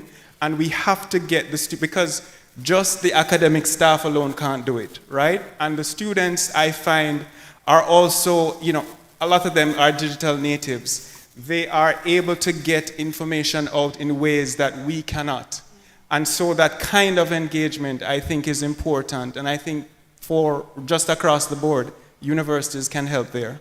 That's so much that the university is doing, even now, because, you know, the conversation about bringing funders to creatives. What do you think, because many people don't know the work that's happening within the university, how do you think that we could get out of this ivory tower kind of separation and distinction between industry and academia? How do you think we can bridge that gap? We have to do more in terms of activities, I think, just activities that happen on campus and inviting people from the outside in. I also think that people on campus too should get out more. Some don't, unfortunately.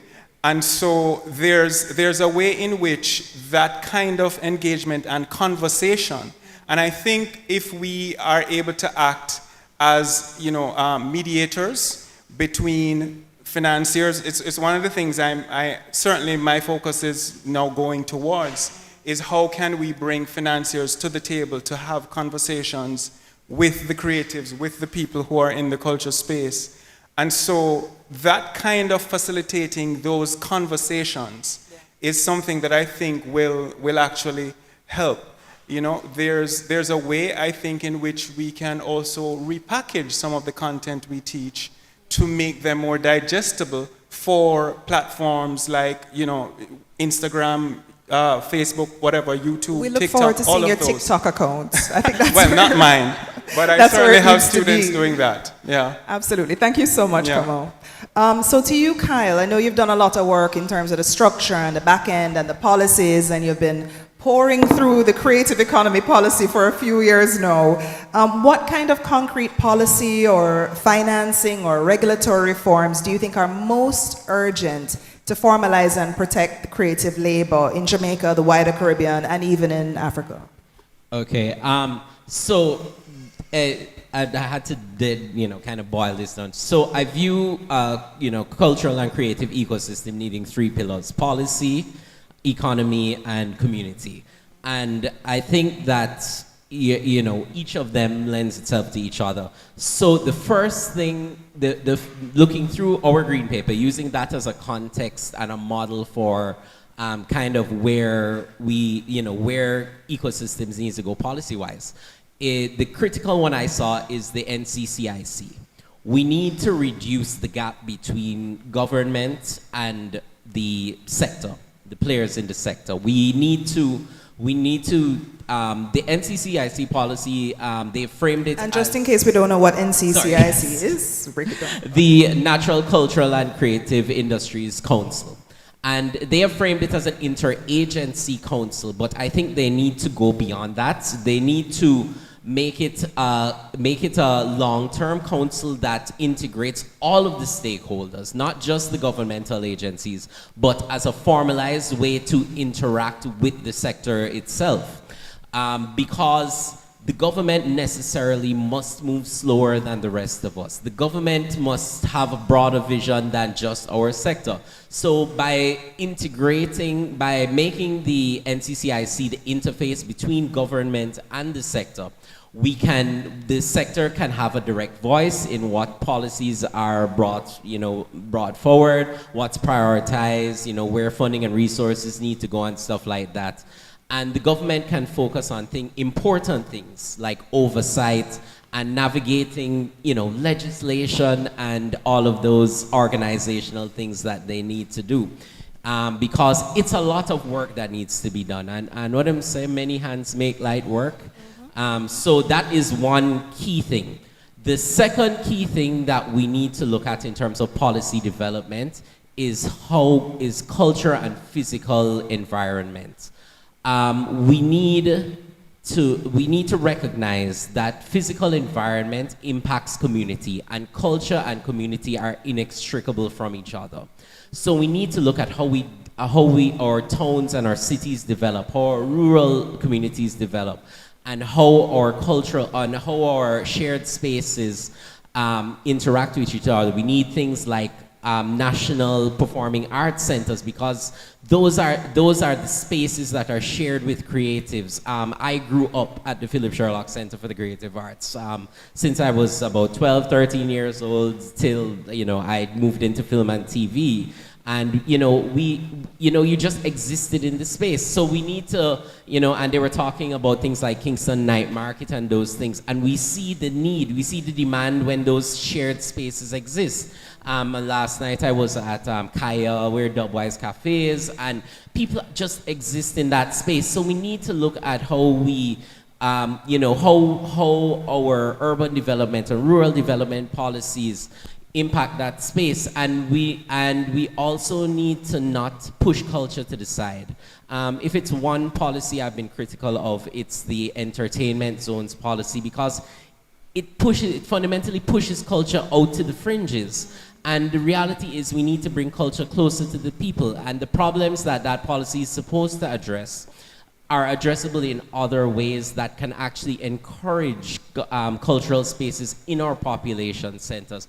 We can put in objective noise regulations that not only impact cultural events, but also would impact things like vehicles and air conditioners and construction, all equally. And then things like integrating our event spaces that exist into things like the public transportation system would help to alleviate problems like the traffic and stuff like that. So we need to look holistically at how our physical design policies impact that and integrate it into our policy development.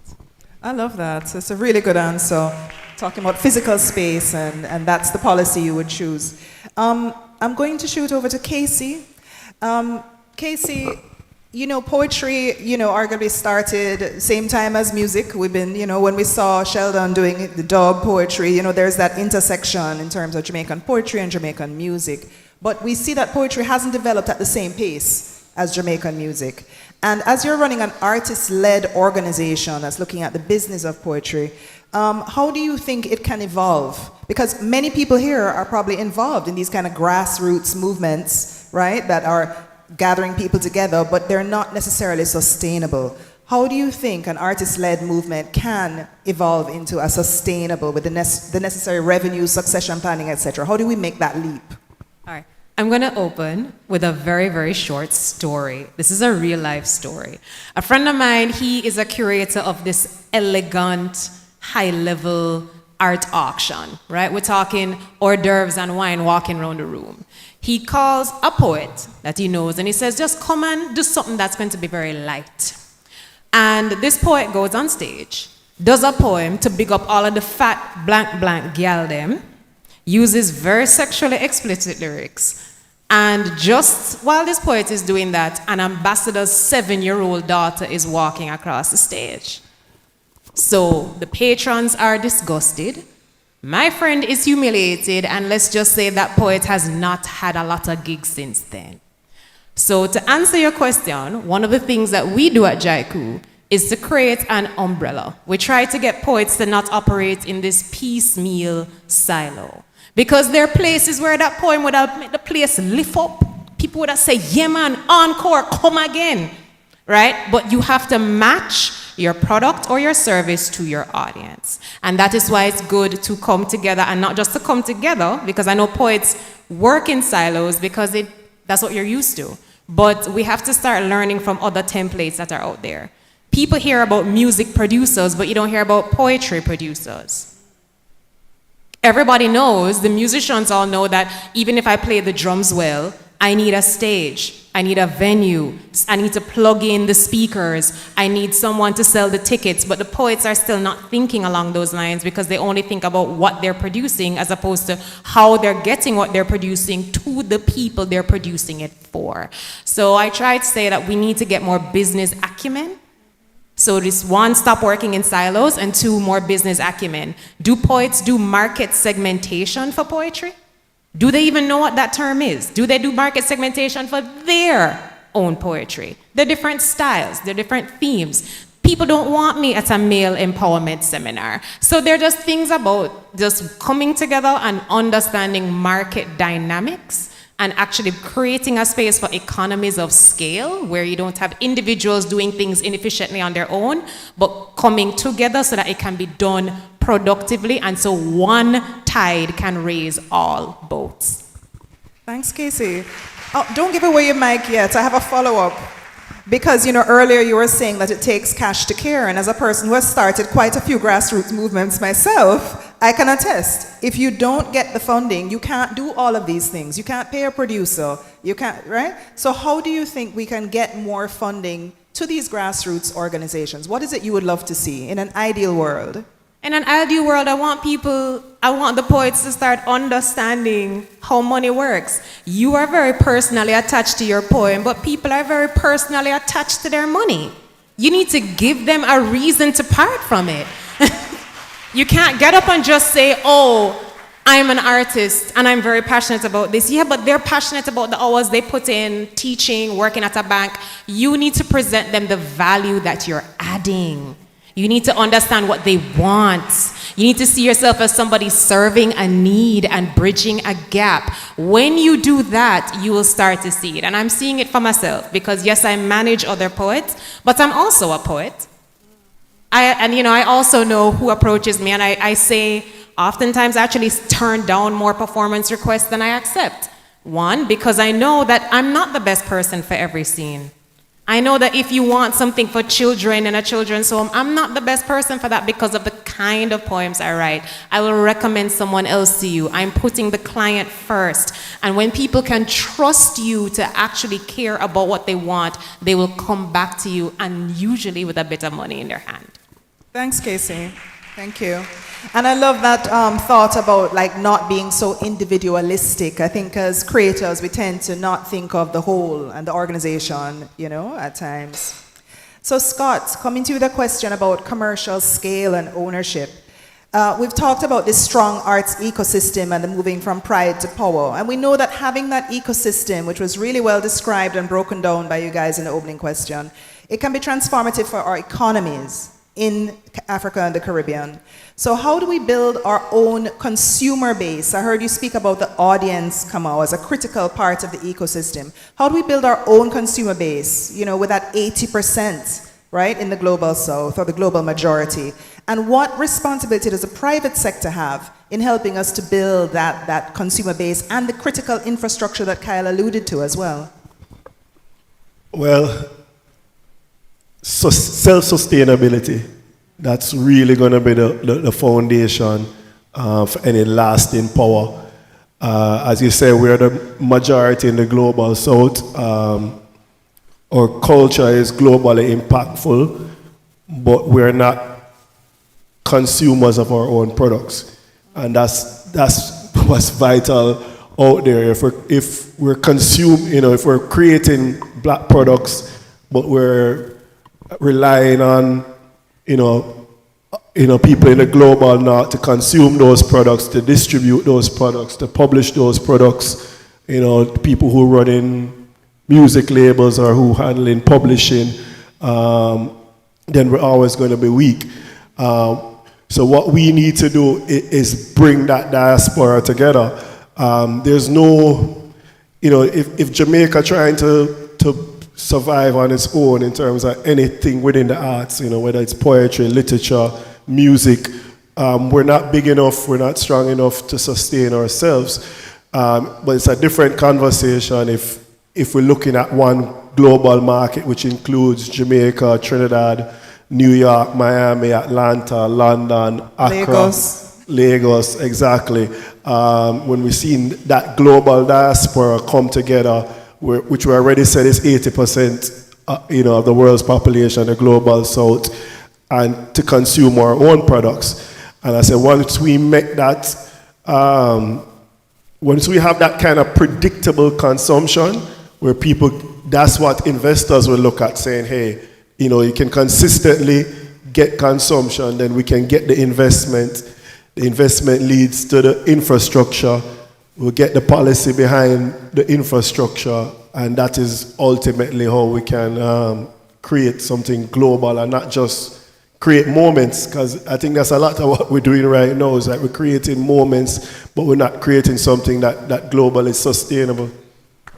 Very, very true, very, very true. And I'm gonna ask you, about if you could see a roadmap to this, because it's easy to talk about these things in abstract, like we need to get to the African Caribbean consumer, but how do we build these audiences? Have you seen any, actual examples of that kind of collaboration across the global south that is a model we could look at? And if you had a roadmap, I love that the first little step is start with the money. If you're not sustainably, but then what step 2, step 3, step 4? If I can press it to give us a little roadmap forward. Yeah, so the roadmap really is creativity, like black creativity to black consumption, to black investment, because again, there's a lot of wealth within the diaspora, to black institutions, essentially.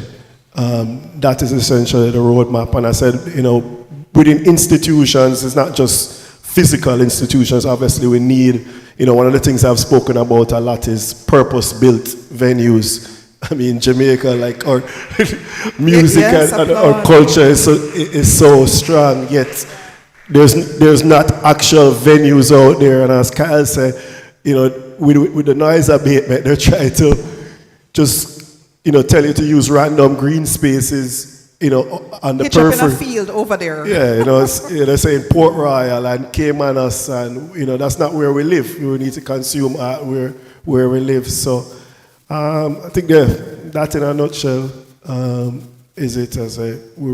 That's the roadmap for me. Awesome. And I think that we maybe have been doing it in reverse, starting with the institution building and then going backwards to try and find the capital. So I love how you flip that. It's really, really food for thought. And so I'm going to ask everybody if they have the same question about, have you seen examples of that collaboration in each of your areas, whether in literature, whether in film, of South-South collaboration that works? If there's one you can think of. I'll start with the HEVA Fund. There is a great fund that is bringing capital to creatives in Africa. It's called HEVA, the HEVA Fund. And, they're doing amazing work. And they're taking funds from the global north, from France and from all over, and they're distributing it to creatives in Africa. And funds from Africa also. So they're doing great work, and they're a model that maybe we could build on.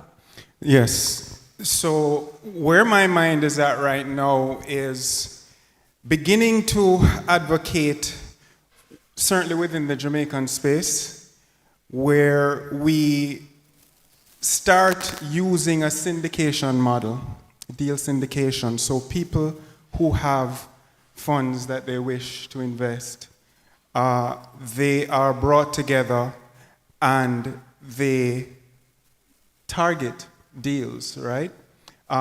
We could have financial, we have people like, Scott, we have in maybe just a bank account, not doing anything, or financial minds begin to bring those people together. And that's what I mean when I talk about the university being a space that can facilitate that kind of conversation, because I think it's something we need to do now, is to bring the financiers to the university, to bring the creatives to the university, to have this kind of conversation. And then with that, with those funds, you're talking about the purpose-built spaces. You can, with syndicated funds, either purchase existing entertainment and culture businesses with a view to growing them. You can actually seek out investment projects like that, so that these people who have come up through the entertainment and culture space actually have a vested interest. They're not doing this for just a return, next year. They are in this for the long run, and it's a legacy that they're leaving for their family when, 20 years down the line. So that's a model that I think that we should begin to look at and have discussions about for this space. I could not agree more. It's time for a creative investment fund. Absolutely time. In my art so much that everything I've heard to point is exactly what we've been working on. You mentioned South-South collaboration. So I'm kind of being previous because we are in the startup stage of this organization, but for the last 2 years I've been working towards the formation of we're starting in the film and the visual media space, but the idea is to build a model that can apply across the cultural and creative sector. And the idea is a cooperative organization that will be able to own and develop the entire vertical of necessary infrastructure, whether that is through direct setup of whatever that is, or investing in existing businesses and entities that are engaged in that. But the idea is with Julia is that we all own it. And we all will have a say to ensure that it is sustainable, because we're not here just to make money. We are here because we have a drive to create, and we want that creation to be, we want to be making things in 10 years, 20 years, 30 years. And so what we are doing with Julia is we are doing a hybrid structure. So you have the cooperative, and that cooperative has its LLC, and under that LLC, we are looking to do, we are in there is, and allow us to target funds at specific sectors and organizations, and please. And that's JUYAA. JUYAA. There is a website up at julia.co that outlines the early stages, what the plan is. It's kind of a white paper. And I'm pleased to say that one of my collaborators is the University of the West Indies, and we will be making some announcements down the road, but we have pledged, and there being no substance behind those announcements. So, it's a big task to undertake. So we are taking our time. We're in the middle of recruiting and, crossing those T's, dotting those I's, and the important thing is getting structure in place, because, as Scott mentioned, patient capital. Patient capital is attracted to structure. We have to be able to talk about the cultural and creative industries financially in the same breath and language as things like real estate. So that is what we're getting to. That's what I'm working on. And it is, Andrea is not, we're looking to expand into Guyana and Trinidad, and it is, it is something for all of us. We have to own it. That's great news, Kyle, and congratulations, and thank you for the teaser. He's just sharing it here with us, but we look forward to the announcements. And so now, in closing, I want to give everybody an opportunity to, focus back on this power. Closing thought, just in a couple minutes, and tell us what is the one move. If you were a poker player and you have to put all your bets on one move, what is that one move you think that will move, push it all in, that would shift creatives in the Caribbean from pride to power? And who needs to make the move? Casey? Whoa, way to put me in the hot seat. The first thing I'd say is there's nothing new under the sun to draw from them. So I know that for the poets, I want Jamaican poets to be looking at Trinidad, right? The Trinidadian poets, they fill stadiums with just poetry events. There are people paying mortgage and sending the children to school off of poetry. They're doing it. How did they do it? Let us learn from who has done it and see how we can adapt it best to our context. So regional collaboration is your one move. All right, your chips are in. Thank you. Scott? For me, it would be the creation of some type of fund, like an African Caribbean Creative Investment Fund. And I mean, in terms of who's responsible, that's going to be everybody. Because I say, the creatives have to create that viability to be investment worthy, for want of a better term. Because again, we have to get out of the mindset. And I say it's all well and good to being investable products, things that we're not looking for a handout, but that some people can see have our roles to play. And the diaspora, because ultimately you want this investment to come from the diaspora. Because again, if it's not our money, it's not gonna. There's no sense being that our creative product, because ultimately, if it's not our money, we won't own the IP, we won't own the publishing, this type of stuff. So it's important that where that investment comes from as well. Awesome. So diaspora-led creative fund, love it. Jamaica, that first generation that I mentioned earlier, I think that they're just anecdotally, Aishat Buchanan, who is the son of Big Youth, by the way. He gave the Bob Marley lecture, and one of the things he was talking about was legacy. And this was one of the questions I posed to him, because he's saying, of course, his father has been in the business for all these years. They do have the money and whatever.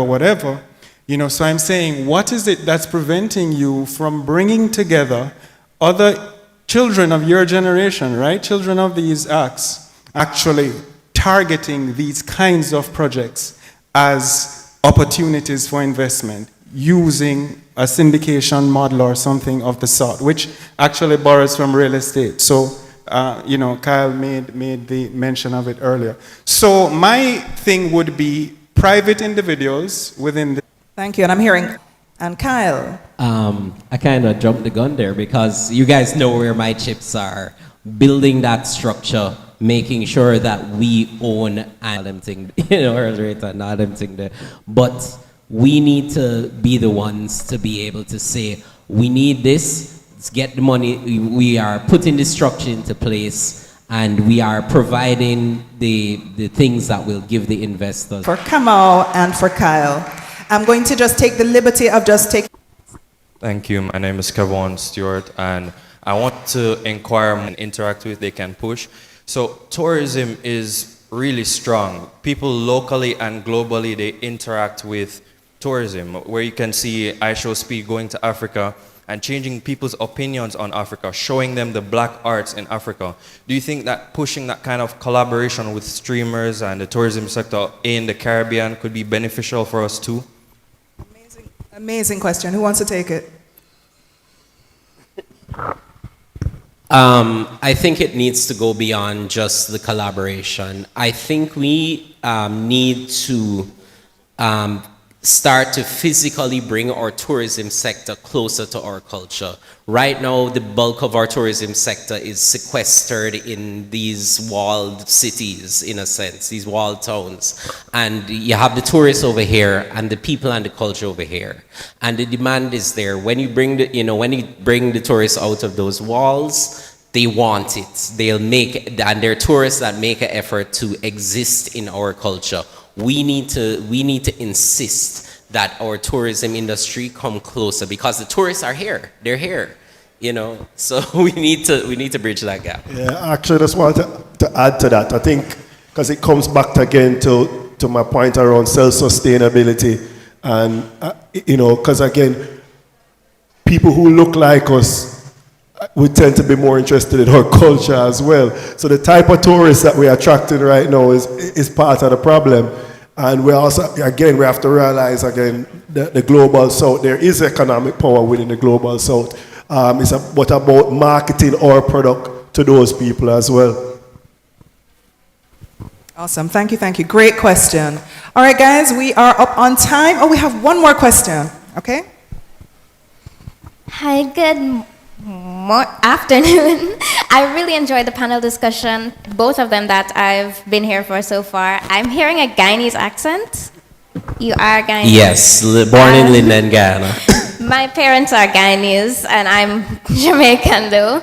But that leads me to a question that I have on identity, because I know that the Black identity is something that's constantly changing, constantly evolving, especially in a Jamaican context, West Indian context in general. So what I'd like to know is, how can the Black arts ecosystem build a sense of resilience with the advent of AI?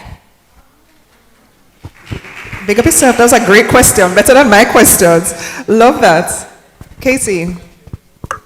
Well, if I may just say that, I'll allow you after, if you don't mind. The question of identity, I think, is actually really critical to just how we approach this question, right? Our culture, it's central, in fact, to culture. And we have to begin to appreciate our own identity a lot more if we are going to actually do the things that that we're required to do to actually, see the growth and the scale we want. It ties back in with that tourism question, right? Because as Scott said, the primary issue with our tourism right now, what is it? Maybe we only get like 20 cents out of every dollar of the tourism product that actually stays in Jamaica. And of that 20 cents, some of that also goes back. So it's really not benefiting us. So the issue is, we have to begin to deal with who we are as people.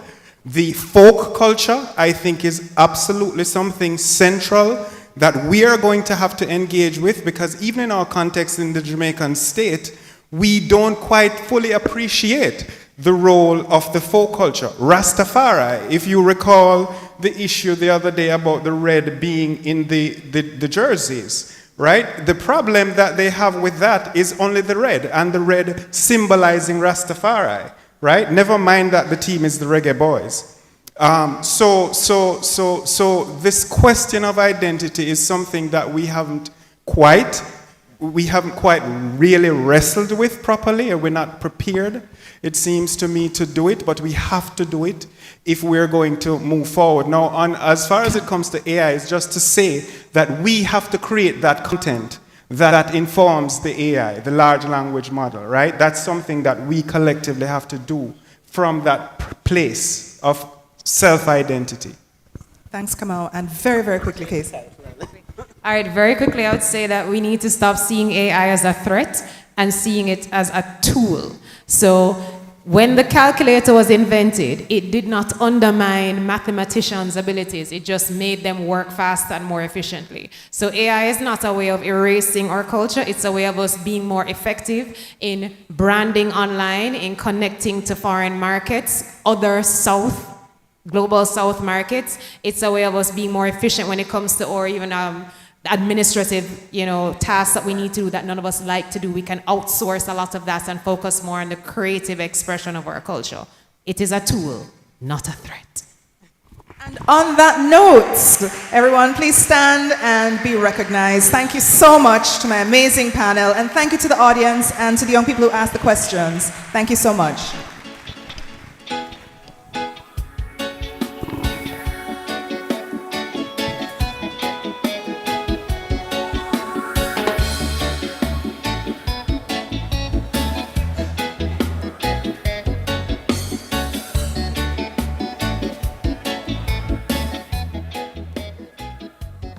Thank you so much on this insightful panel. Thank you.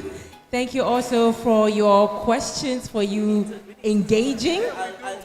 I would like to also use this moment to shine a light on our exhibitors. We have Blue Banyan Books, Cozy Corner, books by Sharma B, iNation Books and Necessities, Diane Bachelor, Carlong Publishers, Everton Walker, National Library of Jamaica, Sexy Vegan, Jamaican Teas, Repair Campaign, the Yui Bookshop, and I Like Vegan Food. So feel free in between during this day to check them out, whatever kind of interested you, keep it in mind, and then check it out. So, moving forward next, we will have a little video on the cultural economy and television in Jamaica and in Ghana. And this is featuring Deborah Hickling Gordon. She is a communication and culture in development strategist, author, and filmmaker, advising public and creative sectors across the global south. She lectures at the University of the West Indies, Mona, and has led national cultural policy initiatives shaping Jamaica's economy. Please listen.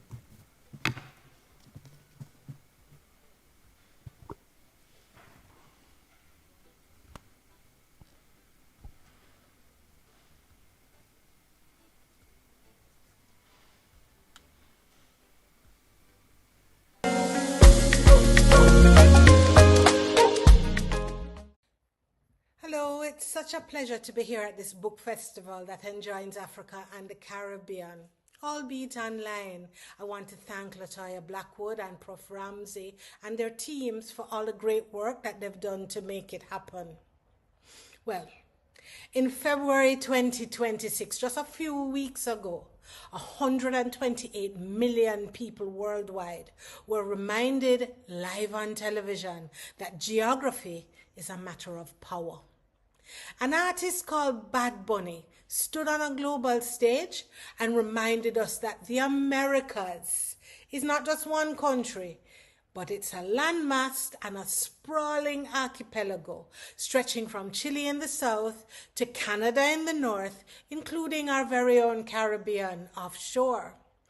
Now, think of the sheer scale of that moment. Businessman Jay-Z, a titan of the North American media industry, designed a 14-minute presentation, a production with a budget of $15 million US, where commercial advertising spots sold for the same figure, and it was all powered by the mega capital of Apple. That's the economic outlook. Content-wise, that show thumbed its nose at illiberal policies. The over 128 million live viewers were joined by 111 million more online since, and they've all imbibed a powerful post-colonial message designed specifically for the audience. The only thing more powerful than hate is love. Now, we're living in a moment where the post-colonial agency of black and brown people is measuring high on a Richter scale of global awareness through our content production. But while the titans clash on the big stage, something else is happening in the digital undergrowth. So, for example, an anthem entitled "Forgive Me Because I Didn't Come" by an artist named Diana has yet brand new. But here's a twist. I can't find a profile or a biography or even a photograph of Ayana. I suspect she's a creation of AI. even as the internet denies it. You see, television as we know it has taken on a new definition in the global audiovisual sector to include the digital platforms. So what we are witnessing is the televising of the Global South's content revolution that I've been tracking for 3 decades. When I started on my terminal thesis in 2006, I compared the liberalization processes of public service television in Jamaica and Ghana. I emphasized the linkages between culture, society, economy, and politics in this phase of our Global South development. The research showed that when you look at the screens in Kingston or Accra, while the flags changed, the operating systems remained colonial. And when things changed, it only happened to the extent that the choices of those countries allowed. The data from 1957 in Jamaica and Ghana is clear. For decades, we both treated television as a cultural institution, a tool for social order. Then came the 1990s wave of neoliberal liberalization. Suddenly, it became a commercial industry. We were told to marketize and commercialize. These were instructions that kind of required the disembodiment of our own screen cultures that we'd been developing to fit global boxes. Well, in Ghana, they chose a mix of public service television and commercialization. However, we in Jamaica became completely liberalized. Largely, it stripped the liberty out of the product in order to make it marketable, as television now took on an emphasis for the market. So in the original thesis, I began developing a model to navigate the need for balance. I called it the Adinkra model because it used a Sankofa approach, reaching back into our roots to move forward. I argued that when we copy-paste northern models, our practitioners remain the working poor, while global platforms extract the value. The big businesses of the time, the mega media companies of the time. When we listen to ourselves, however, and follow our own instincts, like Ghana and Nigeria did, we see better results in these sectors. Well, the book came in 2020 and expanded on these ideas. It demonstrated how, historically, our blueprints have been North Star models from London or New York television. So to break this colonial lease, the book developed the language of the South Star model. It integrates 10 enabling components into a single cohesive narrative of liberation for cultural economies of the Global South. It proposes, first and foremost, a philosophical and ideological shift, trading all mandates of social order for self-determination. Reimagining culture, not as a subsidy-dependent handout, but as a sovereign economic sector. Economic recalibration was a part of that mix, rethinking what we call the informal sector and validating the positive elements of our hustler and bandulo and kalabule economies, and seeing informality as a site of value.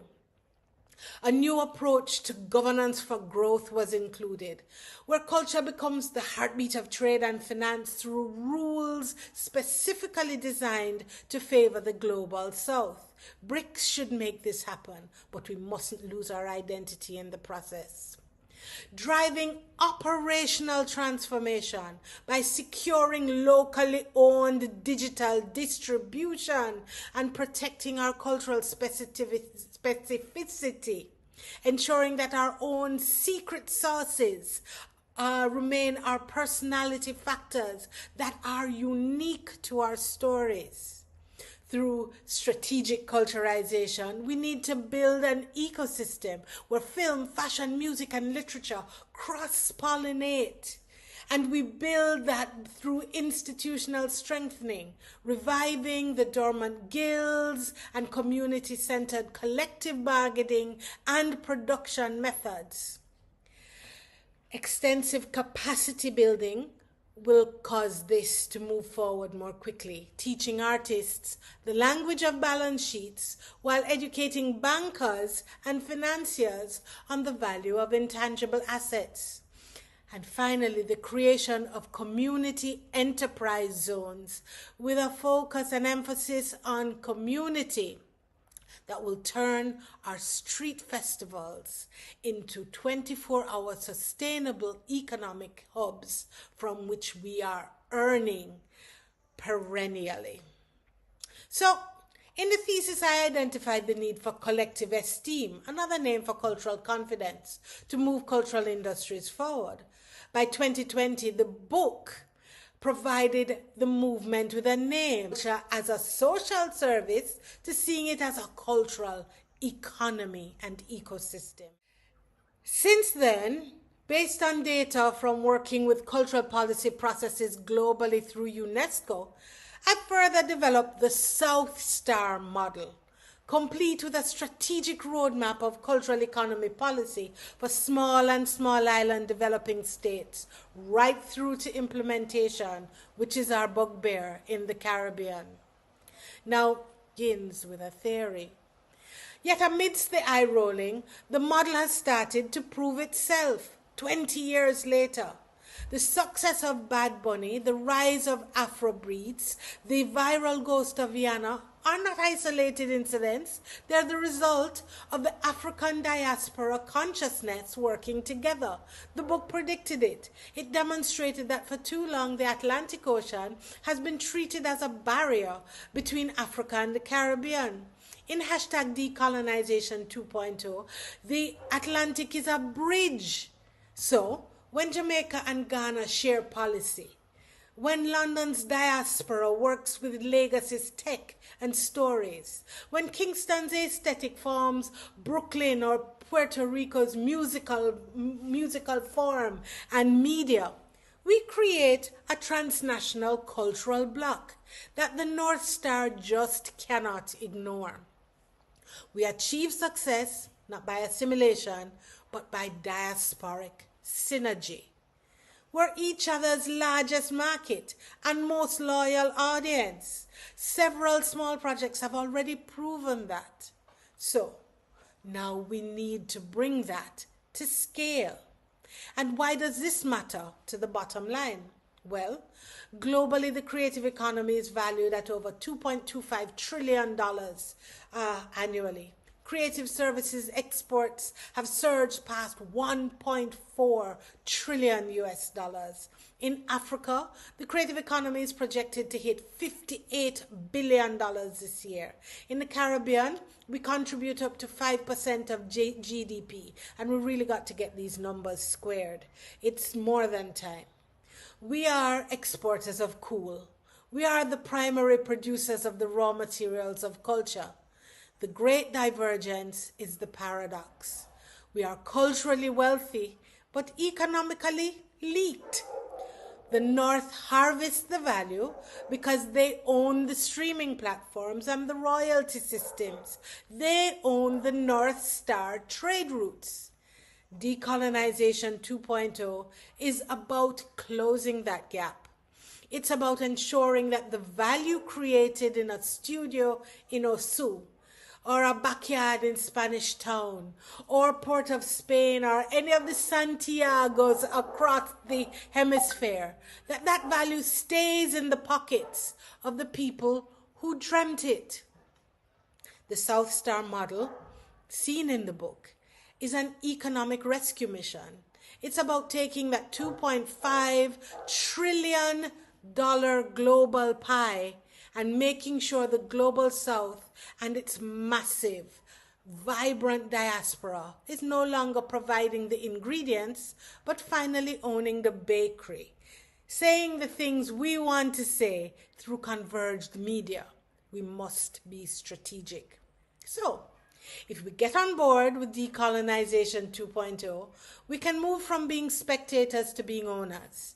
we will finally be personifying the way we live. We need to stop looking north for the answers and look within.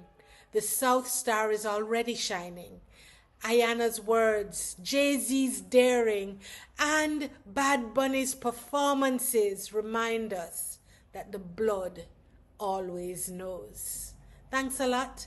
Enjoy the conference. I trust it will all go well.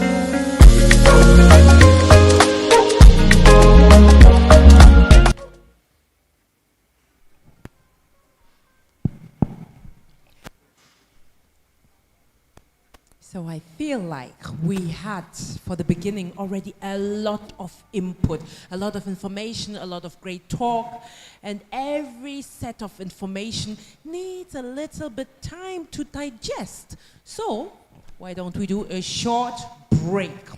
So we will give you 20 minutes for bio break, refreshments, just shaking up the head a little bit before we come back here for the long-awaited talk with Nicole.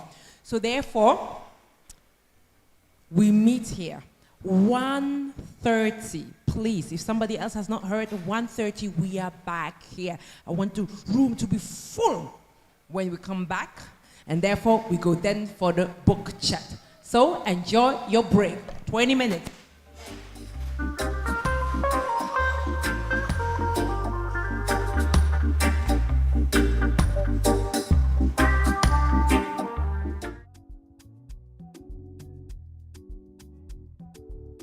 One of the most important things with books is that it takes you to so many places before you even board a flight, before you probably get on a cruise ship, before you even imagine of setting foot there.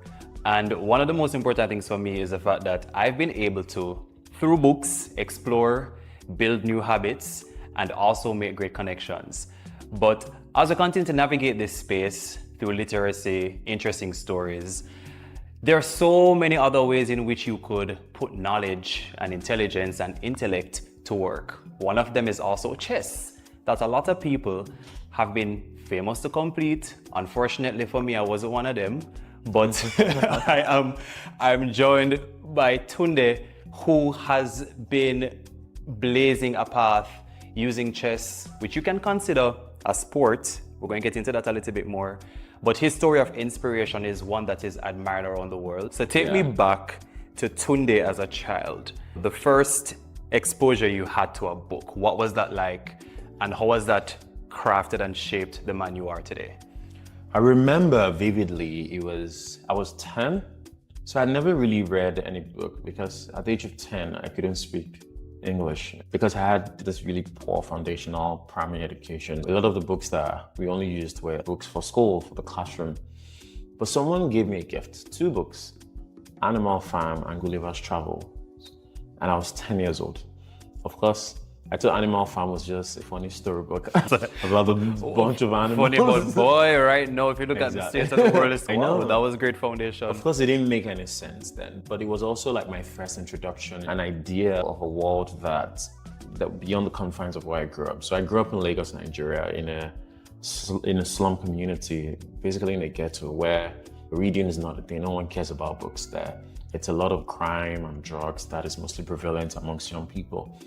But those books helped me imagine a world where more was possible, a world where I could use my mind to continue to keep that sense of wonder about things, about people. And I would see words that would describe something, but I don't know what that thing is. And I would try to imagine in my mind, what should this look like? When there's a word like terrace in the book, I don't know what a terrace is, but in the description of it, what should that mean? So books became a way for me to escape my reality into a world that I did not know or I hadn't experienced physically. But then that transition helped me believe in something that I couldn't see. And that has, in a lot of ways, helped form the building blocks of my mind as an adult, right? The ability to hold that complexity in your mind and believe in what you do not see is faith. And it's something that would help you fall in love with your small beginnings, even without knowing if there's an outcome that is desirable. But then you still have the faith to pursue it because There's an image of it in your mind that becomes your compass. So reading that book helped me imagine a world like that, and I've pursued it ever since then. And the good thing about that is it's pretty much testament to how important it is to have young people exposed to literature very early. The babies would have the book, these little special books that they'd use because of their age, and then now moving up into becoming an older child, and then you move into teen and whatever the case is. But one of the biggest things for us is how vivid the memory of reading books would have been etched in our minds all the way up. I can recall probably some of those books I read when I was back in primary school, almost 2 decades ago, guys, I'm getting old. But how much that have really shaped your imagination. And now when we're heading in a world where everything is becoming, access is becoming digitized, and tablets and iPads and all those kind of things, nothing beats like having that physical book and just turning those pages. And just getting lost in it. And just having the device one side. Funny enough, it's good that you started your reading journey at age 10. I think I seriously started mine at 27, which wasn't far away. But for me, it goes to show again that reading is something that once you decide to get it done, the changes that can come from it, or your mind doesn't stop learning because there are new experiences that you get. And for me, my good friend handed me a book, Patsy, by a Jamaican author, Nicole Dennis book. After avoiding reading for pleasure for years.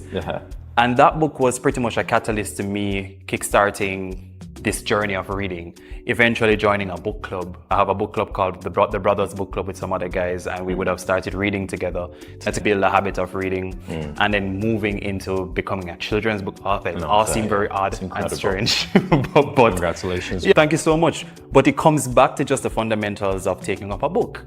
And in Jamaica, I don't know if it's the same in Nigeria, but in Jamaica we have the notion of books being punishment. Go and go take up your book. Exactly. It is the same thing at home. And I think one of the most like valuable ways to get into reading is by actually reading books that you actually like. Most people are so fixated on maybe self-help or reading books where they get to learn some new. In Nigeria, we call it aspire to perspire. Something that gets you to want to take over the world and effect massive change. But it doesn't really work that way. It is important to start with books that are maybe very light-hearted, but that you like. The kind of material that you enjoy. The kind of material that gives you a childlike sense of excitement. I think starting from there helps you build a discipline for just that immersion, like you said earlier. Just losing yourself in the world without distraction. A world where you can imagine, where you can engage your mind, where you can live through the experience of another person or other people within a specific context. So I would always say, for first-time readers, just start with something really fun. Don't start with the philosophical ones. And you kind of want to, fun. And even with how literature and school and that thing is set up, you have a very structured approach to the material that you get. Exactly. So when children get an opportunity outside of that to actually read something, which is why you have those book series that would have been popular, the Harry Potters, and again, different as well. Based on my privilege of doing projects along reading, I would have mentioned my reading journey starting in my adult life and being inspired and able to go now and start projects that would have been spotlighting boys in particular. And then getting to read to boys and realizing that boys really love picture books and anime and all that kind of stuff. It comes back to pushing that passion for reading, which is why my festival director for the Jamaica Book Festival, creating something more imaginative or content that really looks at making reading fun, making it exciting, looking at the benefits that comes with it, looking at bibliotherapy as something that can be a really great treatment when you're going through challenges or difficulties. And again, everything just comes back to the foundation, the base. You starting your journey at so young, me starting mine in adulthood, but bringing it back to a common purpose of the power of literacy and the beauty of reading for pleasure. And that's something that's cool. Now, on the flip side, still on knowledge, so you would have started that at age 10. And now you are a grandmaster of one of the most difficult sports. I'm going to call it us because a lot of men. It's a mind sport. Exactly. Talk me through that journey. How did you get into chess, and what would have been that process of moving from start to where you are now? It's interesting because I recently just learned that one of the first few books that were ever written, like printed in the English language, was about chess. So that is how old it is. It is the oldest game in the world. Been around since the time of Jesus Christ. Maybe not. What that tells us about the game is it's a game that transcends time. It has become some sort of universal language, love of music that sort of transcends a lot of barriers. Time, age, stereotypes, even social disparities. My own journey of starting out, getting into chess, was a very unlikely one because chess has always had this connotation of being an elitist game. So there are only specific places where you can actually get to play or learn within a community. But I grew up in a slum community, and there was a time in my life where there was no money to go to school, to pay for tuition, so I had to drop out of school for a couple of years.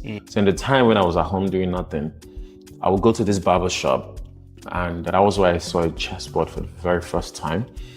And I was immediately curious. I had never seen pieces carved so wonderfully and delicately. And I would ask, oh, is this a donkey? And they would say, no, it's a knight, it's not a donkey.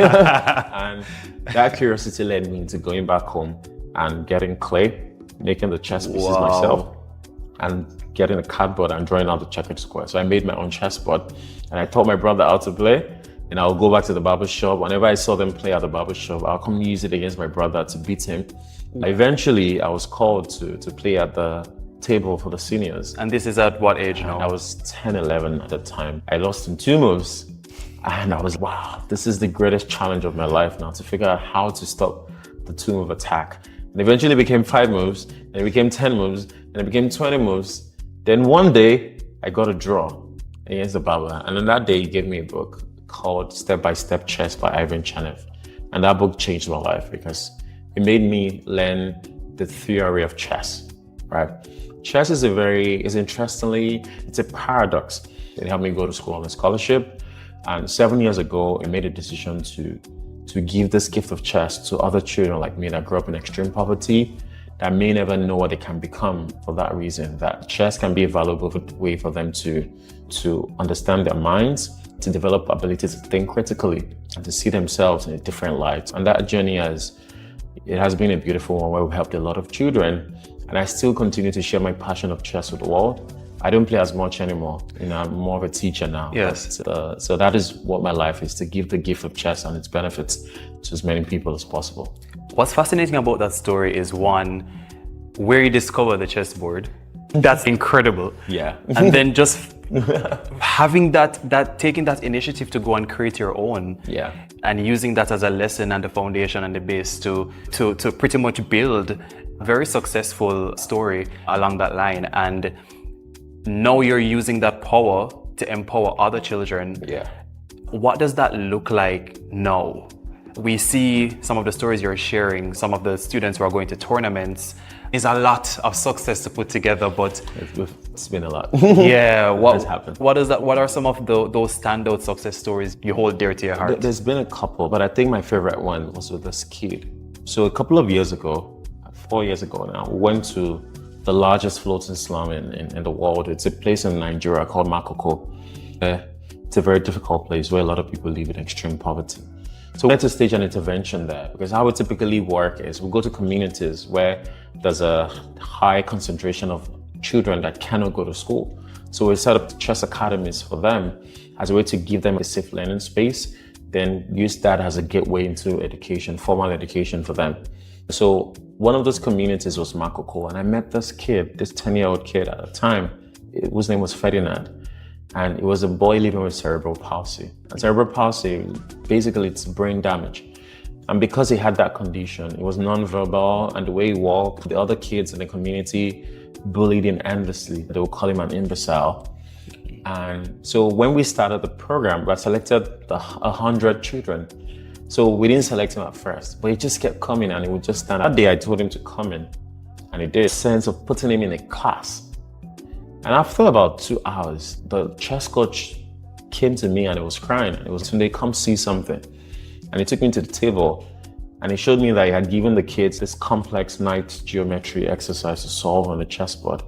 And of all the kids there, the boy, was the only one that could solve it. Wow. And That was when we realized that this was a boy who had the mind, the consciousness of a genius, but I never found a way to express it. So chess became his first language. Oh, wow. And so we kept an eye on him, kept training. So when we organized the tournaments within the community at the end of the training period, he won and he became a superstar in his community. It's been 4 years, the boy, he's on scholarship now, he's in school, and just recently traveled to America and he won a gold medal at the ICN chess tournament in New York. And his story is a miracle, honestly. And there's so many other children that we've worked with over the years that have come from absolute nothing to becoming stars. And that for me is the real triumph of the human spirit, that with such a frail body, he has such a great spirit and a wonderful mind. And that is what I care very deeply about, that the African child, that Black children, that they're capable of so much more. And the only gap indeed is opportunity, that this talent, it's universal, it's innate in every single one of us. But the gap is the talent, and someone has to stand on the gap. And me, my talent of chess is the only way I can stand on the gap for the children who deserve to be seen, or who deserve opportunity. Because if I don't do that, then how else could I justify the privilege that chess has given me? Right? Yes. So I believe that for every single one of us, there's some talent, some privilege, or some pain even that we've had. And if we use that personally to benefit ourselves, it may bring us personal success. But the moment we decide to extend it to another person, it becomes a gift to the world. And that is how our world as we know it now, the civilization that we have now, has been built. Because men and women have great gifts and talent, whether it be chess or music or product or tech or eloquence, has formed this world as we know it, by engineering. So I guess the crux of what I'm saying is, this is my life's work, using chess as a tool to help children. We've helped so many children in a lot of different ways, but in ways that feel meaningful to them, by helping them create their own identities through a simple game of chess. So the chess becomes not just the end in itself. We don't want them to be masters, but it means the several ends. And I think if we can give this gift to 1 million Black children globally, then we can unleash a new generation of thinkers that will not only take leadership, but that will become the ones that create the future that we want to see for ourselves. And that powerful story, again, is testament to tenacity, is testament to hard work. To be consistently doing that, establishing an organization for that purpose, it takes a lot of resources, it takes a lot of investment, it takes a lot of time, managing that between your daily tasks and actual activities that you're doing. What are some of the challenges that comes with it? Because you're dealing with, first, youth, young people. Yeah. there's that aspect like, of it. Now you're like, oh yeah, this celebrity, but when you're in front of them, you're like, stop making noise, don't do this, don't do that. Because at the end of the day, they're children and they'd always enjoy that. But the resources that takes, the commitment it takes, you're looking at some parents who may not necessarily buy in to the movement as well, and the child who definitely wants to participate in it. What are some of those major challenges that you have endured throughout the process of running Chess in Slums? It's a lot of things. It's a lot of extremely difficult things. And one of my favorite quotes is that the greatest privilege of a life is to die attempting the impossible. And one thing that I know to be true is what we're doing is extremely difficult. And I'm sure you also know this firsthand, because you're in a position where you're shaping an outcome for young people that will decide what the future would look like. So teachers or people that work with youth, they have the most important job in the world. It is just so fascinating to me how the world neglects that. And there's so much focus on the tech, the capital markets, and everything else that is happening. But then the very fundamental building block of the society, and what every society will be ultimately judged by, is how it treats its young people and the level of care that it gives to them in these formative years. So it's a lot of many bottlenecks, from even funding to even acceptance, and to, of course, even parents becoming a hindrance as well. So it's a lot of things. But one thing I found that has helped, especially with funding, is being able to storytell. And storytelling is such a powerful way to connect the dots for a lot of people.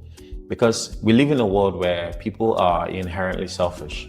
And because they're so far removed from the realities of others, they don't know what happens in the classroom. They don't care for what happens in the classroom anymore. We've gone through that phase, but that is where the next phase of civilization will is be coming from. Right there. It's right there. So a lot of times being able to tell a story that moves beyond data or numbers to the character, to the individual, to the person, to that speaks to our humanity is a more powerful and compelling way to galvanize action, community, and resource around causes that we care. And I mean, there's been a couple. I had the opportunity to speak at the United Nations, share my work, and all of that. But I think at Harvard, it was a pinnacle for me, right? So at Harvard Business School, and to be able to share the work that I do, even at the Graduate School of Design, and there was some value in that. And for people to walk up to me and say, wow, this is deeply inspiring for me at one of the greatest institutions in the world. I think it was very humbling for me, and to know that as a dreamer, all the places you'd go, there's no ceiling to how much you can aspire to. And I've had a lot of that. I've been able to speak, but even much beyond that is just say walking on the streets of Helsinki. Yes. And someone walks to say, oh, I love you, I follow your work in Morocco and Tangier. And it's a very humbling experience. And I feel privileged that I can be good news from Nigeria in the midst of all of the chaos. And I hope with this, my life, my story, give people something new to believe in. And with all that, how do you stay grounded? Is there some people love a good meditation? Some people love to turn to a good book. Some people go for a run. Some people might cook a really nice pot of jollof first. The best way to stay grounded is to not believe the hype. Just don't believe the hype, and also keep your old friends around. It helps you, because the old friends are, come on, what's wrong with you? This nonsense, boy. They don't care about whatever, but it helps me anyway, stay grounded, that I can find third safe spaces where I can just be myself without the pressure of having to be a certain way or be some sort of hero or whatever. So it helps me stay grounded, and how I stay collected, because there are days that you can lose your mind. Even any journey of an entrepreneur, or you're trying to do something that is unconventional, or you're trying to do something in service. I said the world is a deeply selfish place. Yes. And when you give your life to service of others, you've chosen to do the hard thing. And that takes its toll on you. So it is important that you're able to protect yourself and your mind, to never give in to cynicism, right? To never give in to breaking your integrity so you can fit into what the world or the way the world works. So I guess for me, one thing that I'm always very conscious of is to never lose hope, never lose my hope, and to never stop doing the little things. And the little things could be as simple as standing in front of the kids and teaching them chess as a teacher, because before anything else, that is who I am. And that really helps me stay grounded, focused, and together. Grounded, focused, together. Together, absolutely. Man, the work that you're doing is so amazing. As well. Yes, it takes a lot of will. It takes a lot of focus. The space that I predominantly operate in, which is really looking at how we can push more advocacy around children's literacy. The work that we're doing with the Jamaica Book Festival, we would have established a Young Writers Prize, which we started out of the need to recognize our young, amazing writers. And for the first time, we executed that in 2020. Wow, wonderful. 2025.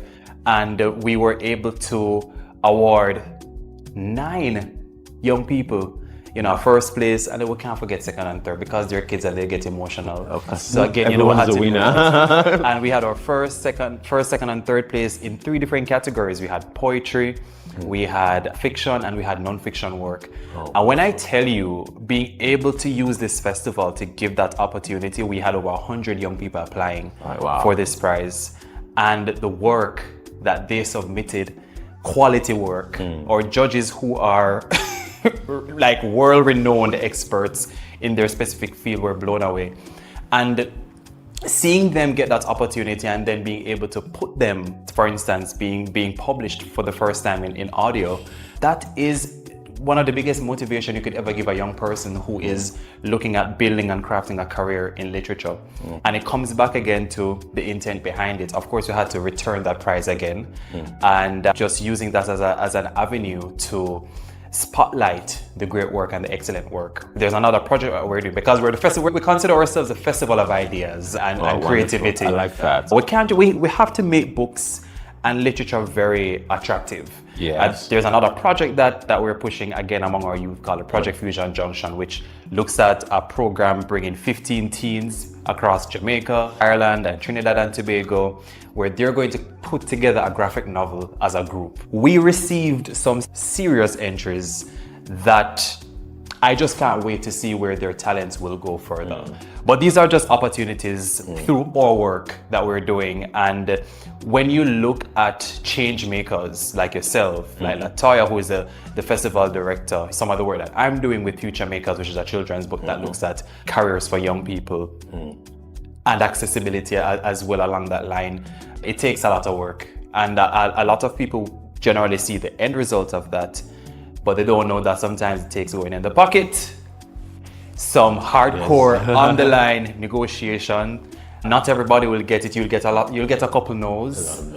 But just the will to keep on moving is testament to how we show up and how we continue to represent the future of our respective countries. And just further commendations in terms of the work that you're doing. And we're definitely looking forward to a lot more. But you have downtime. What we have to, my thing, I don't understand how my go-to right now is reading books. I know you mentioned that you're currently on a read about AI. Yes. But top 3 recommended books you have for anyone that's watching. Oh God, I feel like my recommendations would be so terribly boring. Because I read a lot of strange stuff. But I do love memoirs, and I would definitely recommend Ride of a Lifetime by Bob Iger. Okay. And it's a memoir. It was the former CEO of Disney. Actually, he came back now. He's still the CEO of Disney. But a memoir about like building one of the greatest companies in the world. And so definitely that one. Also The One Thing by Gary Keller. I think in a world now where we're so deeply distracted, I think it's important to understand how to. And the final one, just to put a layer of poetic novelty. I've been really like delving deeply into the Stoics. So I've been reading the Brothers Karamazov by Friedrich Nietzsche. It's just, it's a very complex book, but at the same time too, it helps you like learn how to think about thinking. So these are the kind of books I read. Quite boring. On Popular Hibiscus, wonderful books, and she's a Nigerian author as well. And of course, I have to give the shout out I mentioned to Lola Shanae. Yes. She wrote The Secret Life of Baba Shaggy's Wife. Wonderful book. All right, so this would be my top recommendations. Do this and your life will change forever. Yeah, those are some smart choices, guys. So if you can't move the chess pieces on the board, I won't joke. You can actually take them up. For me, some of my recommendations, I'm very bad with remembering the names of the author for the books that I read. I need to do way better at that. There's a book, Invisible Sun by Kim Johnson, which was amazing. It pretty much looked at... It's fiction, huh? Yes, it's about police brutality and youth, but it has such a great twist to it, and it came off the heels of George Floyd's brother, but it's the perspective of a teen who was wrongfully black man. I should read. There is I Will Always Forever Love, Patsy by Nicole Dennis Benn, and then I ended up reading Here Comes the Sun by Nicole Dennis Benn. Again, she's one of the best Jamaican authors, guys. Need to get back on my life in terms of reading. There's also, I always recommend Children of Blood and Bone to everybody by Tommy Ademe. Yeah. Beautiful book that they're turning in a movie, but I don't know why she announced it so early because we have to wait until 2027. What do we do till then? There's a Gilded Ones by Namina Forno. And then there's another book that I recently read that was pretty good as well. It is The Lost Bookshop, but I don't remember the name of the author. I felt so great saying that because I'm coming from reading 0 books to 4 that I can mention. It is good. It is impressive. It's really good. But Tunde, thank you so much for sitting with the Jamaica Book Festival team. We're so grateful for having you in Jamaica, and most importantly, just grateful to be friends of the work that you're doing around the world. And we're looking forward to, I was about to say looking forward to somebody is breaking the record and then you do it again, so we can actually come with some Jamaican flags. But keep up the amazing work that you're doing, and the world is ours to take. The world is changing. We can see how humanity and just anything along the lines of the field that we're in, which is really how we can preserve knowledge and intellect that's completely being railroad that we can look at. So it's important that we continue to show up. Thank you so much for everybody for watching. This is Tunde. I'm Joel. We don't have a name for this series, I'm kidding. This is being presented by the Jamaica Book Festival. Thank you so much for tuning in and follow the journey. Follow the journey that Tunde is doing with Chess in Slums and follow the work of the Jamaica Book Festival. Thank you so much. Bodabo. That's a goodbye in Yoruba. Okay, we say later. Bodabo. Jamaican.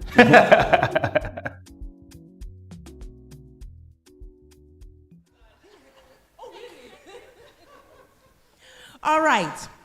So let me get started because I'm already excited, and as you heard, not only me. Are you excited to see your mommy on stage? Yes?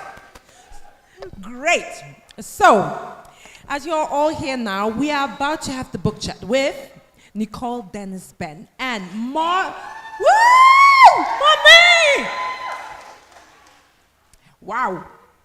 And then moderated by no lesser two fantastic people, ambassador of the book, book fluencers, reading enthusiasts, book evangelists, book grammars, everything that is possible. Please put your hands together for those two wonderful, amazingly two humans, Trish and Olivia from the Jamaican Book Festival.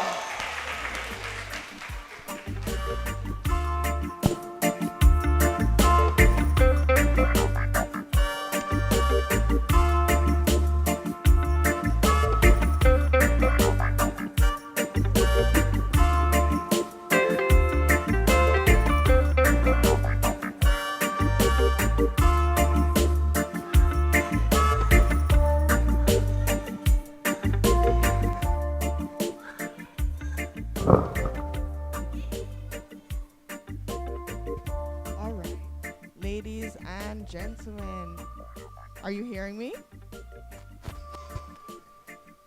No? Yes? Are you? Oh.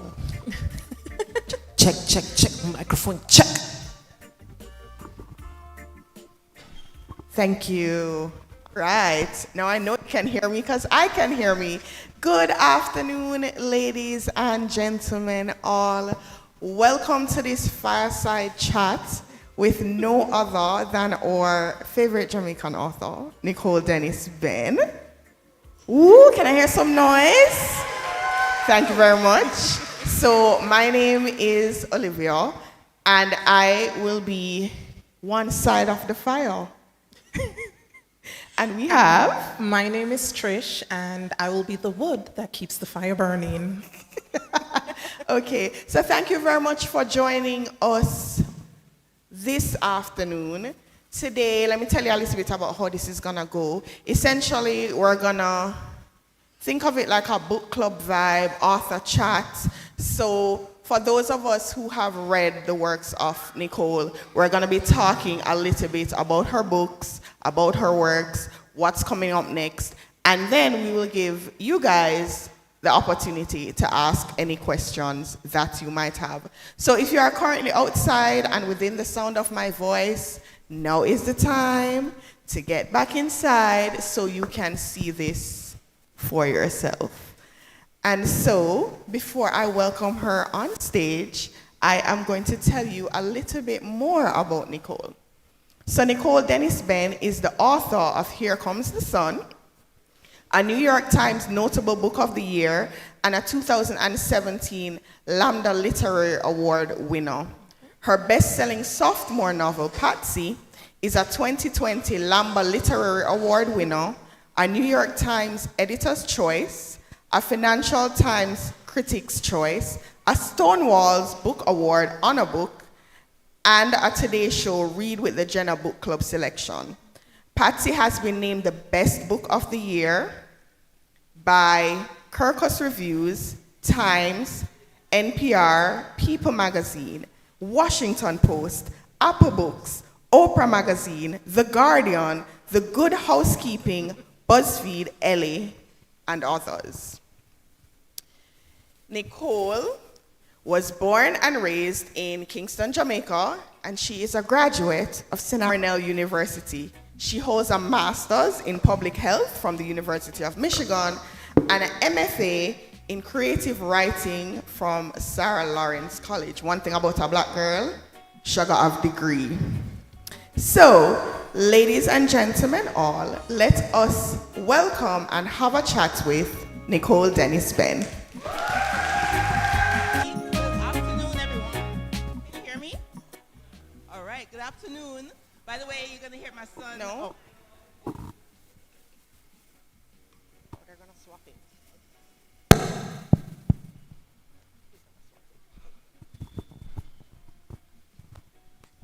Thank you.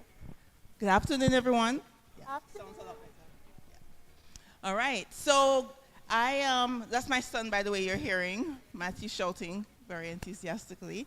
Thanks for having me this afternoon, and I am so honored to be here. I mean, I haven't been to Jamaica in like 6 years since lockdown 2020, so it feels like coming home. You know, if this were a chapter in one of my novels, it would be titled Reunion, because I'm literally running into people that I haven't seen in a very, very long time. And so it's wonderful to be here, seated next to these wonderful women, and I can't wait to have this conversation because, man, I mean, yeah, it's like, I love this, the book club vibe, you know? Yeah, so, I'm very excited because following Cindy, if y'all know Bookasin, she recommends Caribbean books all the time, and I have a bunch of other friends that I don't remember which book I read first because it's been a while, but I read one, and then I was like, okay, immediately the next one. And so I'm like a big audiobook girl. So everybody would tell you Olivia's always listening to a book. You come into my car, there's a book playing at 2 times speed. You all will survive. I love it. But big on Caribbean books. So I'm a huge fan, right? And so I always introduce people to your work because I love it. And so we're gonna start, and I think we're gonna have Trish start us off with some of the things that we want to know about you, your writing, your process, and we can get into it. all right. Uh-oh. Yours too? Here we go. You want to borrow? He went to sleep, maybe.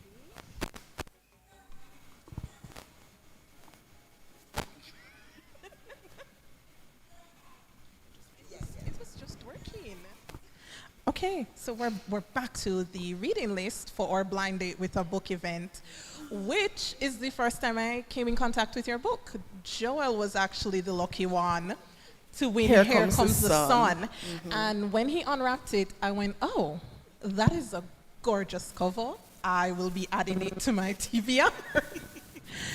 So one of the things I've thought about, you know, looking at your books is your writing is really beautiful, but sometimes it feels a little restrained. So what is your editing process like when you're writing? What do you choose, what stays and what goes?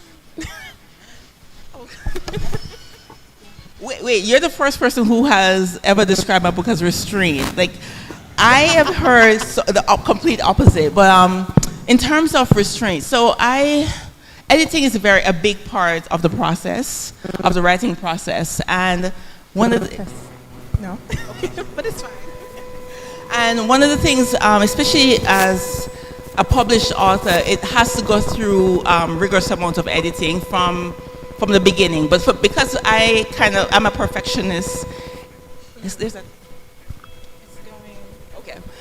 because I'm a perfectionist, I do have primary readers first and foremost. So even before my agent sees it, before my publisher sees it, I do have readers who read my work, and you know, they'll say it makes sense or not. So I love having those friends around me who can actually read critically, and you know, they're not gonna say, "Oh wow, Nicole, it's nice, it sounds good." They'll actually be the ones to tell you, "Actually, no, you know, this is not working." Or so I love having that, the preliminary read.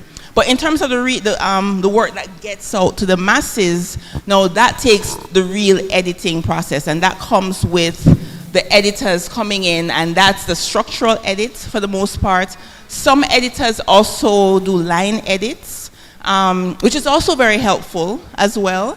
But structural edit is that, let's say you start a book, you believe that your book is going to be, this is going to be chapter 1, but the editor might come in and say, actually, I think chapter 44 is where the narrative energy is. How about you switch it out? So little things like that, right? So it becomes collaborative after you yourself have been sitting there for the past 6 years working solely on this one book, and then now when it has other eyes on it, sometimes, you know, with the other editors coming in, they could tell you, you know, where, you know, if your exposition is too long, or you know, break this up a little bit, you know, little things like that. And so I appreciate that process, because I always tell my students that real writing, editing is actually the real writing, right? It's the real writing. Okay, so I'm really happy you mentioned line editors, because that got me a little curious about another question.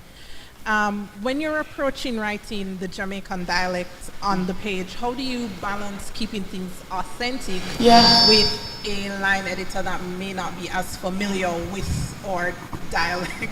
That's fight. That's really, it's a good question. Sometimes it's building context around certain things, but then other times, and I would also tell young writers to just be careful of editing yourself too much off the page, because when I first started off publishing, I did have a publishing professional tell me, oh, this patois in this book, you know, a woman from Michigan won't understand it, so take it out and just have the dialogue or in standard English. And I've told the stories many times before, but because you know, my books, it centers Jamaican protagonists, right? And so for me to have two Jamaicans within a household or with each other talking unsupervised, it's just them talking. Of course our language, and I'm going to call it a language, not a dialect, of course it's going to creep into the conversation. And so it wouldn't sound authentic if it's like just the Queen's English coming out their mouth. Like, that don't sound right. So I had to do that work, and luckily that publishing professional is no longer in my life, but I really have to fight, especially with Here Comes the Sun. I had to do a lot of back and forth with the copy editor who didn't really understand, but it's also just standing your ground for the most part. I'm very happy you did that. Yeah, thank you. Over to you, Liv. Okay, so my question is more around your origin or your beginning into authorship. So I wanted to know, what was the catalyst for you in becoming an author, or was it something you always wanted to do? I always wanted to do it, but I didn't know how to do it. You know, I feel like I was also one of those people sitting in the audience like, how do you get to that level? Like, gosh. And somebody earlier, I don't know who it was. Oh, it was P.J. Patterson, our Prime Minister, past Prime Minister, had said, you know, we're taught a lot about British authors, British stories. And I felt like I was fed that. And I even said to the guy in the Audible room, and because he went to St. George's College, and he had a teacher, he said, that actually gave him books by Caribbean authors. And I was like, who is your teacher? Like, I wish I had that teacher at Andrews, because I didn't have that teacher. So it wasn't until I was like in my 20s, honestly, that I was introduced to Caribbean literature. And I just thought, I've always thought to myself I wanted to be a writer, but I didn't know, in my mind, a writer didn't look like me, didn't sound like me. No, nothing to do, blah, blah, blah, just write. They're big books. And then I said to myself, but wait, but I'm reading these other writers and I'm not seeing myself on the page either. I'm not hearing myself on the page either. And so I wrote secretly. I wrote stories and about people, places I've, you know, lived. And one day, so I was writing, and my partner is here in the audience, said to me, you're actually a writer, because you're writing more than you're doing research. And so that's how I looked into getting my MFA. And then from there, it just took off. I never looked back. And from the MFA program, I was introduced to an agent who just, you know, said, oh, you know what, I believe in your book. And that was Here Comes the Sun, and she sold it. I am very grateful to all the professionals and your partner for encouraging you to lead into writing, because without that, we might not have had these two beautiful books. Thank you. So something else you said prompted another question for me. Talking about Caribbean literature, storytelling, and writing stories that center us. How important is it for you to write our stories and discuss diverse representation, to discuss identities, to discuss Jamaica and the diaspora. How important is that for you to be an authentic voice in this space? Yeah, it's very important because, like I said, you know, there's a question always: who do you write for? And I'm literally writing for that young Jamaican girl or boy to see them, hear themselves, see themselves on the page, not feel like this is so foreign to them. It's a foreign concept to tell their story. And when I say tell their story, it doesn't even have to look fancy or bright. It could just be looking around your community, looking around the people who you're interacting with, and seeing the story play out in front of you and writing it down. And so for me, it's really important for us to be represented in these complex ways, because one of my issue too with how Jamaica is represented is Bob Marley. It's, you know, yeah, my son loves Bob Marley, by the way. You know, it's really about this one-sided view. And it's fine, that is fine. You know, tourism is really our #1 revenue, so it's by all means it's fine. But what about the complexity? What about the people behind the paradise? Like, who are we outside of Bob Marley, outside of Bolt, outside of our reggae music, which this is a reggae music conference month, but still, we are more than that. And so wanting to put our stories out there. And so that's why I celebrate the multiple Jamaican authors and poets coming out saying, this is who we are. We are multiple people, and so we have diverse stories, and that's important to show the world that. Because I live in the US now, and I get so angry. People still walk up to me to this day, and if I say I'm Jamaican, the same thing come out of their mouth like, oh, my Bob Marley, and I want to punch them. Because honestly, like, come on, it's 2026. Know more about a country. A country is more, and even if it's not Jamaica, at least if you know something about another land, except for the one thing. And so my stories come from that. My why, in terms of why I write, also comes from that, wanting to tell more diverse stories or show our complexities. Trish, I think you... Whoa, I love that. I love everything you just said.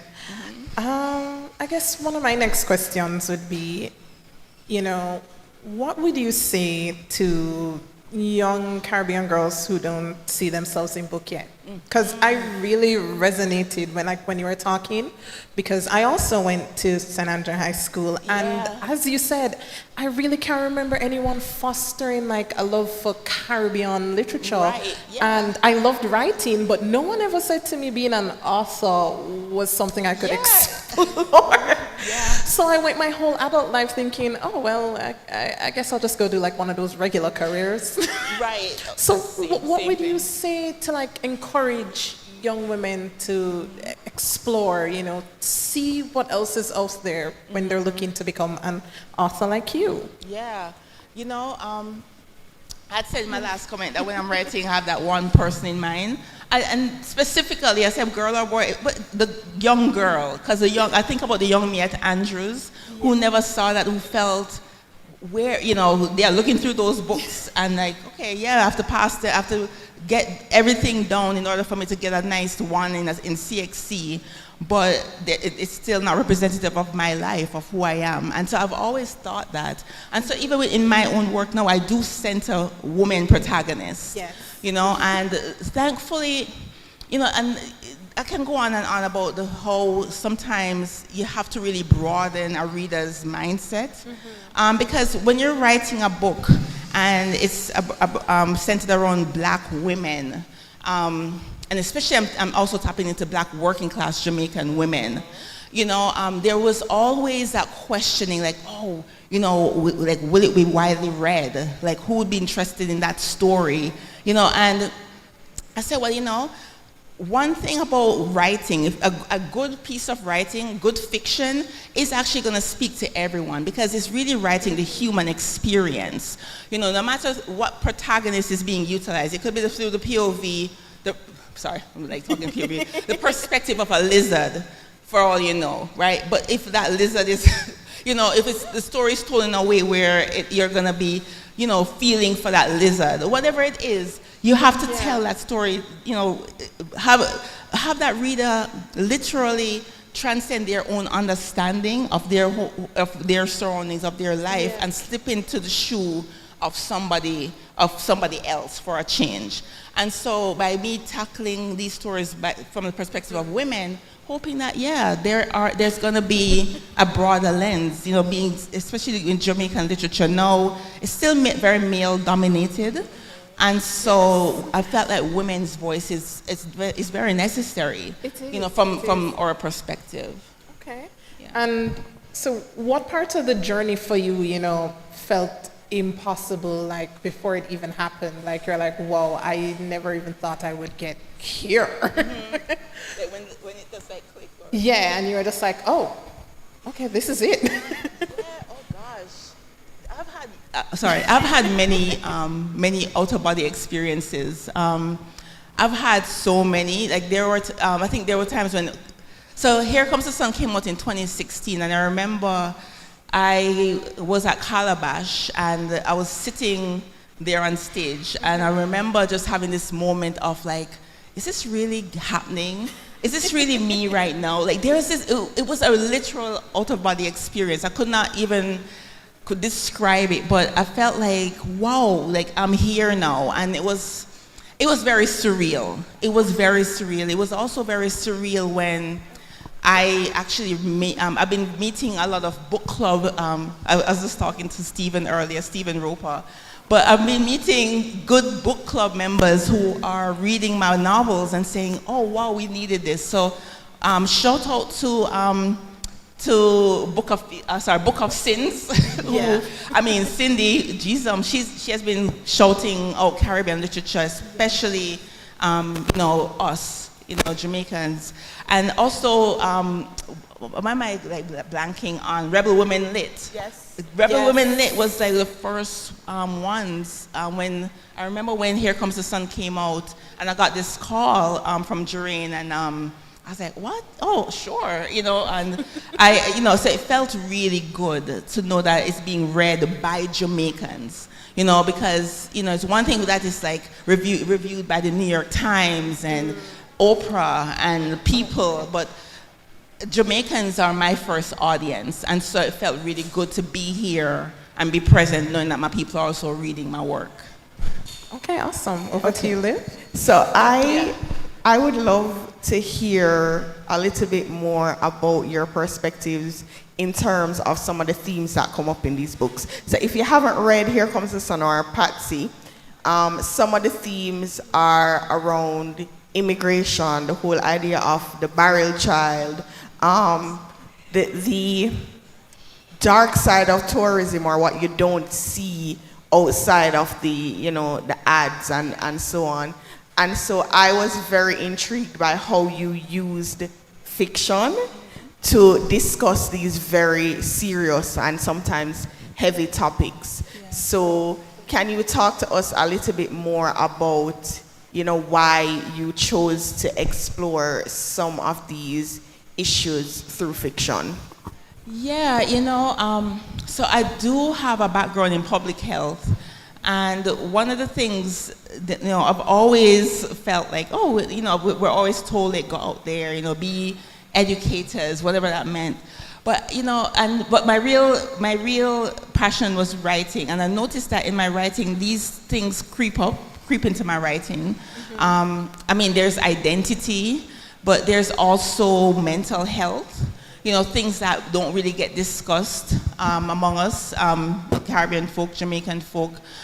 There's also gender disparities, class, race, all of these things. I wanted to talk about it because another thing too, when I was at Andrews, or I should say growing up here, you know, learning to respect our silences more than our own voices. And I guess that's where too, you know, a lot of people would say, you know, hush him out, like don't air our dirty laundry in public river. All these things people would say to us. But as writers, you know, we are witnesses, and these are the things that were bubbling up inside of me. These are questions that were bubbling up inside of me. You know, who are we? Like I said, who are we outside of what the country sells us or market us as Jamaicans. So getting deep into that, and then in terms of that perspective of that working class Jamaican who no one sees that person. Like what does life look like? What does the day-to-day look like?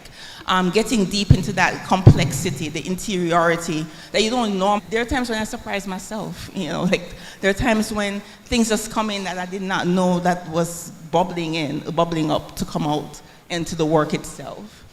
Okay. So this is like actually the sign of like a really good book club chat, because we don't even realize how the time running leaves us. So we're having a great time talking with us. And I guess my last burning question is, and I think it might be the question on everybody's mind, what are you writing towards now? Like what? Gosh. Give us a sneak. Yeah, what's next? A little tidbit. Yeah, what can we just expect next? Whisper in our ears. Nobody's listening. Yeah, don't worry. I'll turn off the mic. You know what? I will just say my third novel, which actually comes out in January 2027, so we have a whole year to plan for that. Once again, takes place in Jamaica, but it's also very global. So it starts off in Jamaica, and it will definitely be happening in the US and France and coming back home to Jamaica. I won't say what exactly. I can't say that. That's okay. But it is something, and by mid-year you'll know exactly. I can definitely share a full everything. Okay, so we can add it to the Goodreads TBR. Right, immediately. Yes. Immediately. Yes. Okay, so we know a little bit about what's coming up next. My final question is, I hear that you're doing a little bit of work in terms of supporting upcoming authors. So can you just share with us briefly a little bit about what you're doing in that space? Yeah, so first and foremost, I run a writing workshop right now, in New York, because I've been running it for the last 14 years. And this time, I'm taking it home, taking it to Jamaica. And that's to give Jamaicans the opportunity to take a workshop with me. But it won't just be a writing workshop. Developing a story, that's important.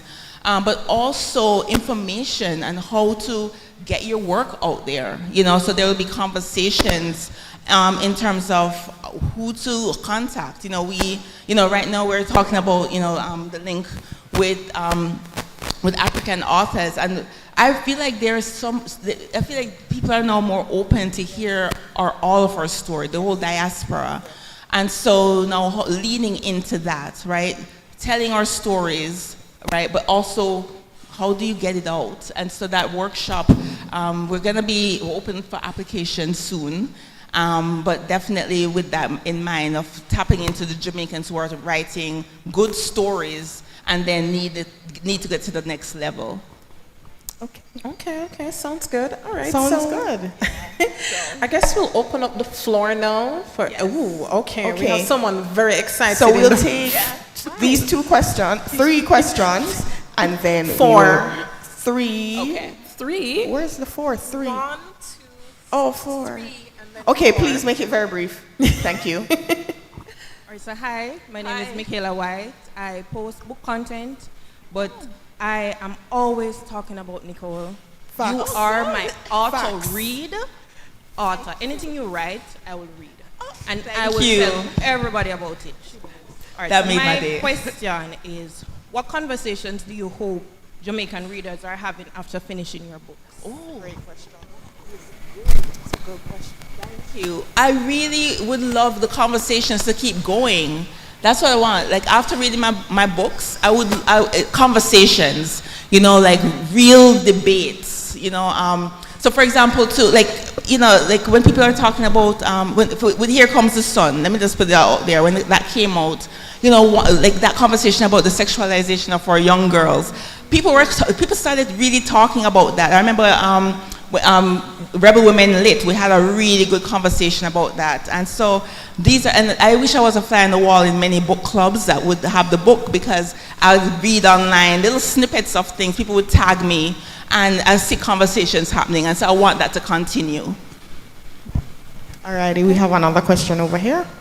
Hi, Nicole. It's amazing to see you here. I'm also a bookstagrammer who has been harping on your book since Facts. 2020. I feel like I've seen you before. You have. Yes, I've really. asked you so many times. Yes. But it's kind of a follow-up to something that Olivia mentioned.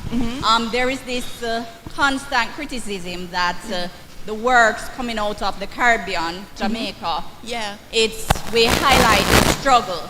We highlight the struggle. And the stories are very heavy. Right. What do you say to that kind of criticism? That's interesting. Struggle. Woo.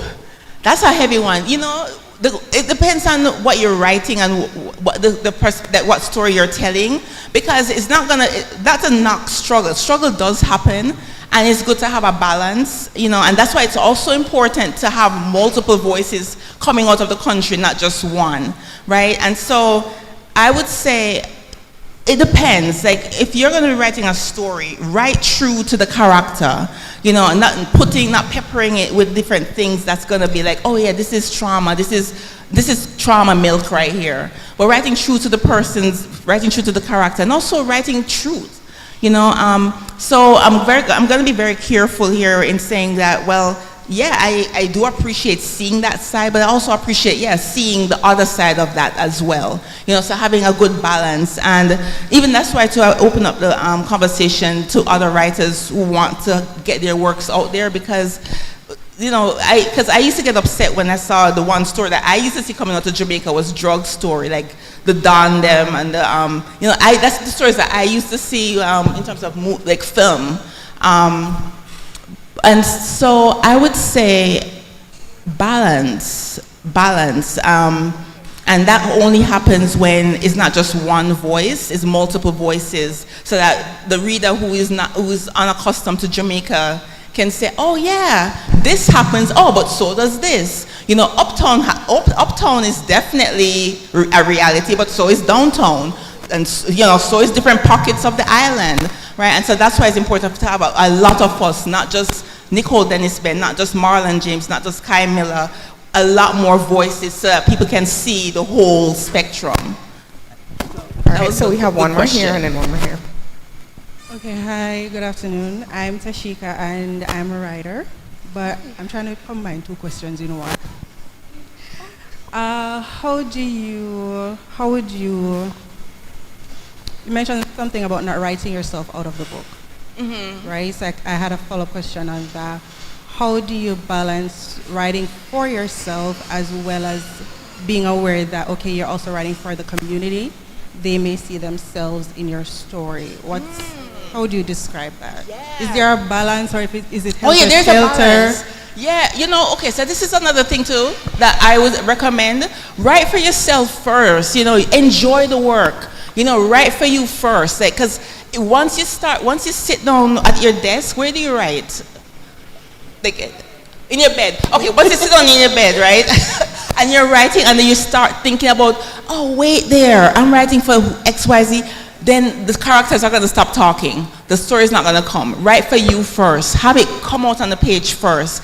And then to that first question about editing, when you start tweaking certain things around and writing around, that's when you start saying, okay, grammar, let me expand on this character some more, because, oh, well, I don't think that's a trope character. Let me have this person become more complex. You know, and then when you do put your heart in it that way, people are going to get it, no matter where they come from. But write for you first. Great. We'll have one more. Hi, Nicole. I'm Rosita. Welcome home. Welcome back. Thank you. All right. So earlier you mentioned that oftentimes when you're writing, sometimes things will bubble up and spill over on the page, and that surprises you. My question is, has that occurrence ever changed the trajectory of your work? Sometimes it does. Yeah. Sometimes it does. And I can tell you an example with Patsy. Patsy was going to be the main character throughout the whole book. And I noticed that there were times when the character started stalling, like just literally just not coming. And one day I went off to this, I was sitting there thinking about this other character, True, Patsy's daughter. And that surprised me, because I did not know that accompanying Patsy's struggle as a single mother migrating to the United States for her own advancement, there was another part of her left in Jamaica, and that's true. That came out of that bubbled up. Like, I did not know how much energy, how much emotion, how much heart went into that character that came up as resentment to what's going on. And so I started following True's character, and it changed the trajectory of the story because it showed that other side of Patsy, that other side that she refuses to look at. Because she's looking at herself in that mirror that she cannot look into. And so for that was really an example of how it has changed the whole story, the whole narrative. Okay, so thank you very much for your questions, and thank you everybody. I see my son has a question. Your son has a question. I think we could take one more. Oh, he asked, what are you reading? Yes, what Very are good you question. reading? Thank you for What the are you question. reading right now? Oh, are you gonna give a reading? Yeah, we don't have a book, so we might be able to do that in Cozy Corner. So we might be able to do some reading in the Cozy Corner. So we will set that up for you. Definitely. So thank you, everybody. Thank you for coming to Book Club. Yeah, Can we thanks give for it up for Nicole? Great question. So thank you very much, and stick around for the next panel.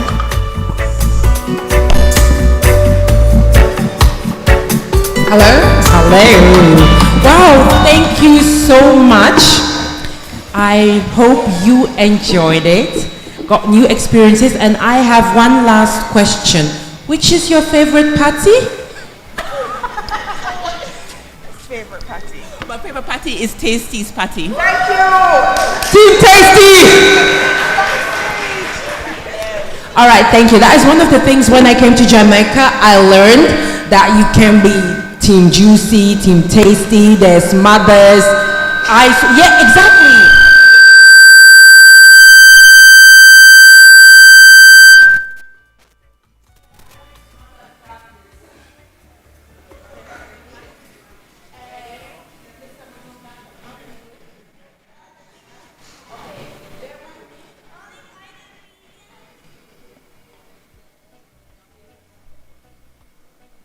Hello? All right. Yes, this happens when you start a party conversation, I guess. Well, and bread.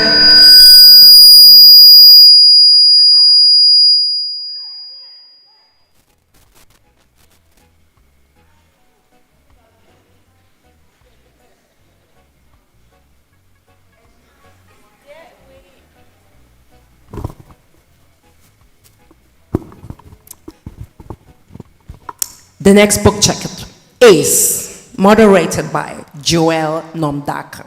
He is a Jamaican journalist and social impact creator and author of Future Makers, a guide to 30 creative careers. Through humor and storytelling across digital platforms, he champions access and opportunity in the creative industry. And he is such a kind and sweet soul, I must add. That wasn't written here. This is my own experience. So please join your hands together for the warmest welcome applause for Mr. Joel. So I actually had to double up because of how important this conversation in particular is to me. So while I'm director of marketing for the book festival, I'm also a very passionate literacy advocate. So when you see me in a t-shirt a while ago, I'm going to have on a blazer now, and I'm going to change again after, because there's no way we could have had such a beautiful conversation without touching on something that's very important. It's something that everybody's talking about online, most folks, with limited action, and it's also a long-time conversation around reading among boys and men, and what's really missing, what's not happening, etc. And therefore, in terms of moving those conversations from just talking points to something that's actually very valuable, I decided to pull together two of my other brothers to really kickstart the convo, hopefully here, and eventually we can take that from the festival and into real life. So I have the pleasure of having Jordan Barrett join my chat.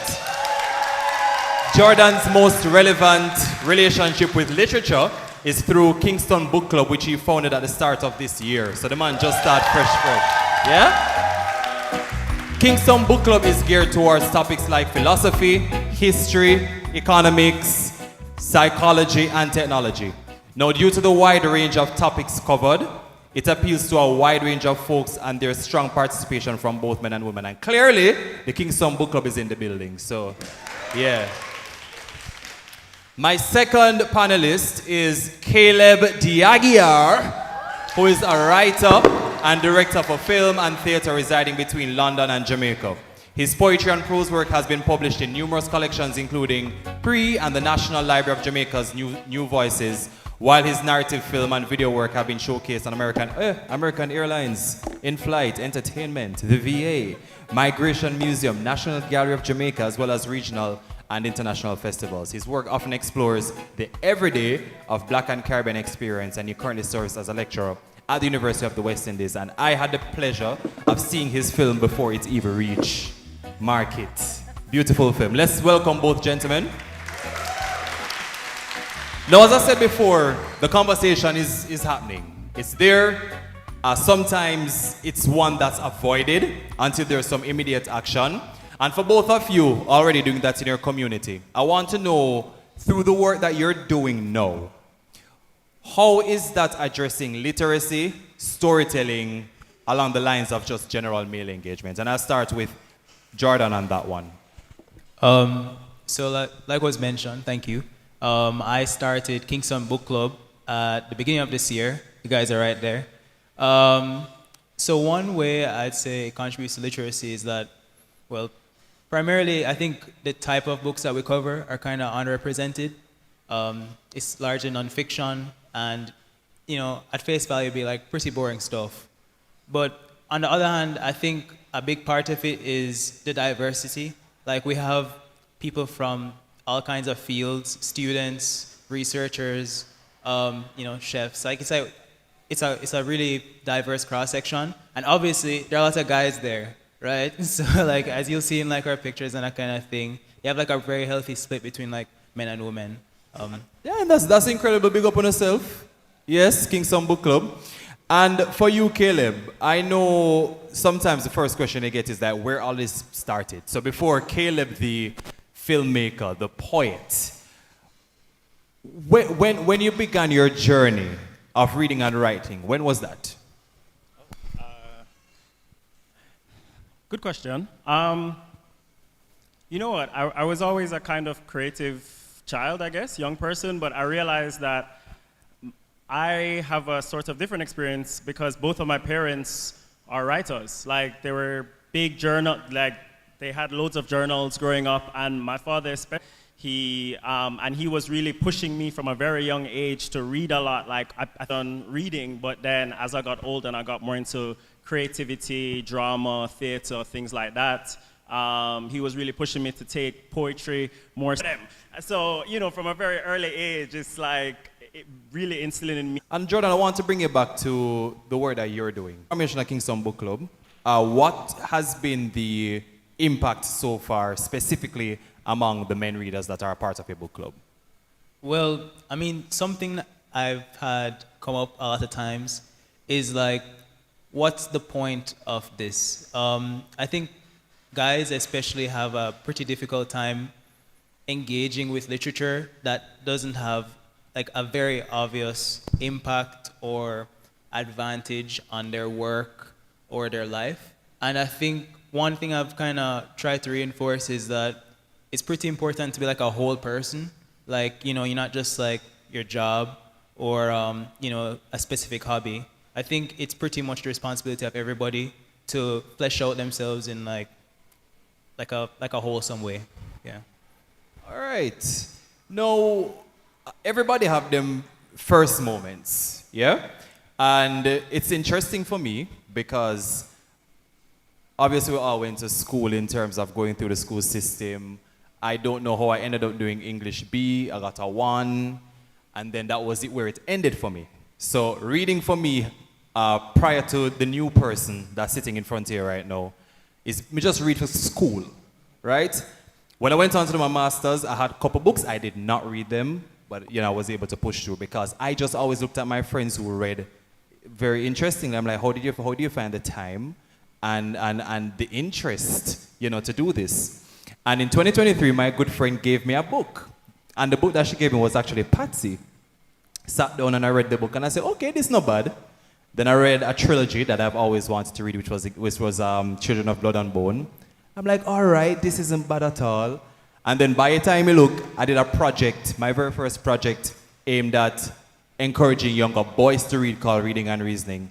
But all of that happened because there was a defining moment for me where my friend gave me a book and she said, you need to just at least try. And that has changed everything. Now I'm probably close to like 40 books over the past 2 years. I wrote a children's book, and I'm now working on a book festival. But all of that is because of one moment. For you, is there a specific moment where a book or a mentor shaped your relationship with reading? I know Caleb, you mentioned your father being a major push for that. But for Jordan, is there a specific moment or a book where you said, okay, reading is fundamental and I'm going to dedicate a lot of time to this? I think I just got an advantage. My parents read to me a lot. Actually, you know what? Reading for me was for utility because I had like a Game Boy Advance when I was like 3 or 4, and I really wanted to play the games without my mommy like helping me. So I was like, I pretty much have to figure this out, and that was my gateway, like video games. Yeah. All right, and there's an intersection there as well, because the more and more you look at it, especially with the creative industries, there is an absolute correlation between literacy, reading, books, creative arts. And where we are now, with the advancement of so many different things, there's a big conversation in this space now with AI and book covers, choices of book covers. Is it removing the true art of this? So there is a big correlation between creativity, going back to gaming. You have people who've built out ecosystems, games that are built off books, movies that come alive because of books. So there's always a root to it, which is really literacy. So it's really no surprise there. There's also the notion of, even with boys, the projects that I do when I go to those projects and the books that I bring, they are heavily dependent on the interest of how boys learn and what they want. I remember going to a session and I had one Spider-Man comic book, and I had to line up about 20 of them to do something in order to get that one book. So visually, the themes that come out in book, how boys see themselves, that's critical. And it comes back to not like separating what they may love, which is gaming, for example, which is a hobby, sports, but how do we merge all of that and still push the aspect of literacy? So I think some creative thinking is necessary there. Caleb, I know you've used the lens to capture several things. And my question to you is, what are the most common reasons you see for why men and boys may not find reading for pleasure as an interest point? Well, I think at face value, there is a sort of like a cultural disinterest. I think as Jamaicans, we see boys as doing sports mainly, or they should do sports, and if you're stuck in the house or reading, that's seen as soft or in some ways just seen not cool. But I did a little bit of research to kind of go into the heart a bit more, because I feel like that's the simple answer, right? So historically, there was a push for reading in like the 60s, 70s, and 80s because there's a rise in the Black Power movements, African liberation, Pan-Africanist movements, and so it was actually cool to read during that time because Black people especially were using that to liberate themselves and to seek knowledge, gain knowledge. In the 90s, early 2000s, we saw Game Boys, a lot more games for kids and less like toys. So there's that breakaway from the toy industry, and now people are taking up Game Boy consoles and so on and so forth. And then we just seen that technology rising to now where people are just more so fascinated and interested in things on the phone. And so I've been thinking about this, and I've been saying, oh, what I'm likening this to is that there's a breakdown in imagination that's happening. Everything, fast media, everything is on your phone. It's quick, it's fast, you get it easy. And so I don't think this is just an issue for boys. And I guess this ties in with that cultural aspect, right? So it's uncool to read for boys. But then on top of that, everybody just finds that reading now is either too slow, and so people are finding or trying to find, well, how can I do this but faster? You know, and so it's right, I guess point is, it's like right now globally there is a breakdown in book culture. And yeah, there's loads that we can do too, but I think those are the reasons why, and there's maybe some solutions that I'm sure we'll talk about. Jordan? Yeah, I mean, I think you're right on this. So, I mean, I was a pretty big kid in primary school, so like, you know, I was pretty much stuck not doing physical activity, so I read. But I kind of want to look at it from like, not just a cultural perspective. I do kind of think that readership, or the number of people who read, is kind of a function of the people who are able to read. And so I looked at two statistics. The first was literacy, like the grade 4 literacy test. PIJ conducted a study in 2022, and they found that there's like a 16-point difference between girls and boys in mastery of literature. That actually extends up to the tertiary level. So about 1 in 4 girls, 24.1%, young women will actually gain a university degree. For men, it's 1 in 10, like 11%. So I think that the education system kind of does fail boys in that way. And I think you can't really expect someone to pick up a book if they can't really parse it. Yeah. That's a that's no, yeah, yep. And you know, speaking from the standpoint, because you literally just mentioned a very important point as to why even at the Jamaica Book Festival we do the work that we do. There has been years of this kind of festering and becoming a thing in terms of underperformance, lack of interest in reading for pleasure, and you know, the list goes on and on.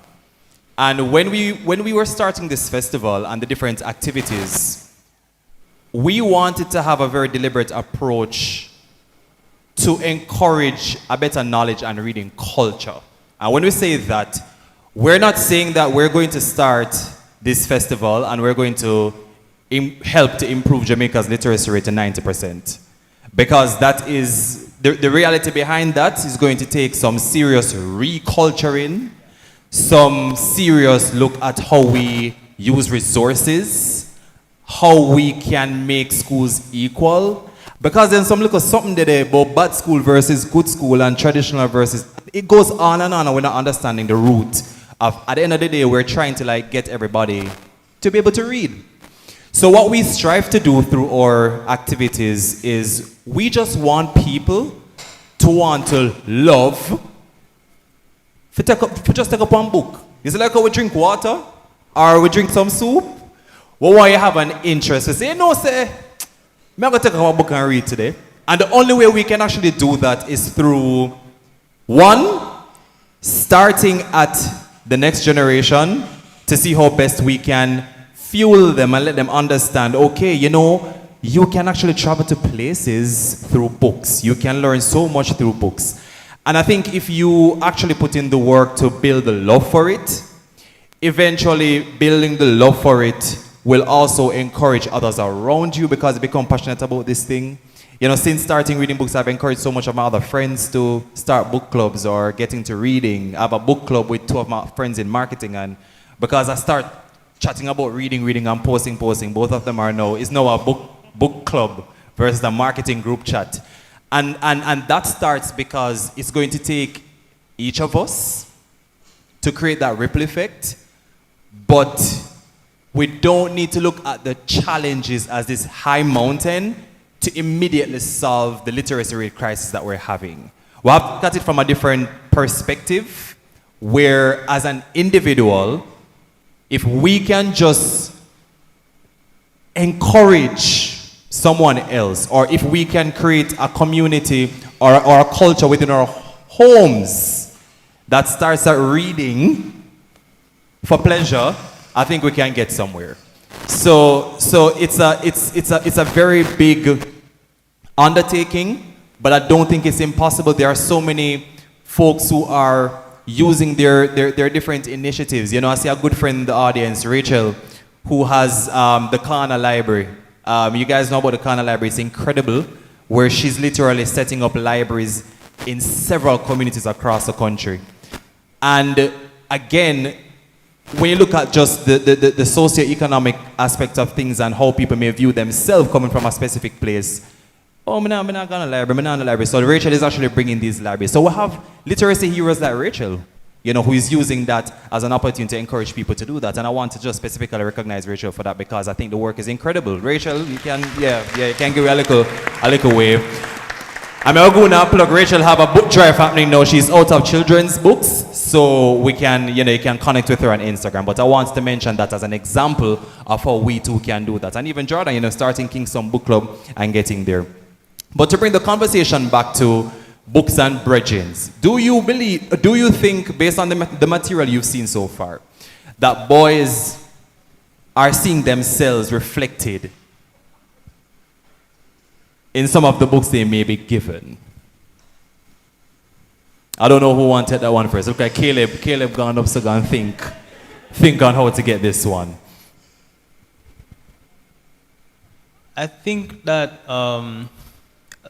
even if I consider the books that the boys would have gravitated towards in high school, it was like The Young Warriors or Shane, right? So I think sometimes maybe the softer literature can kind of lose the interest of boys, and like kind of keeping it like tactile, like, kind of exciting does help to retain that engagement. I think, yeah. All right. For Caleb, I want to know, because I have two more questions here. I want to know, stereotypes. Stereotypes assigned, unfortunately and traditionally, about black men and reading. Is there any particular one that you think needs to be broken or like gone away with? Sometimes you have some saying, but if you want to hide something from, how that one to go? Put in a one book. If you want to hide something from, is it a black man or a black? How it go? Some very strange things, right? But is there anything around the stereotypes that you really think? Listen, even as a man, listen. Like if you're reading on the train, there's nothing wrong with it. If you just, I don't know, because even sometimes when you go to public spaces, and you look at the demographic of people who are reading, like next time you go to the beach, just look. Right? There's a certain thing that's kind of like expected. Like you go and you will see. So my question really is, as a person, as a black man, is there any stereotype you think that's generally assigned to us when it comes down to this space that literally don't make that stop your shine? Don't make it stop you from to go to book anyway there.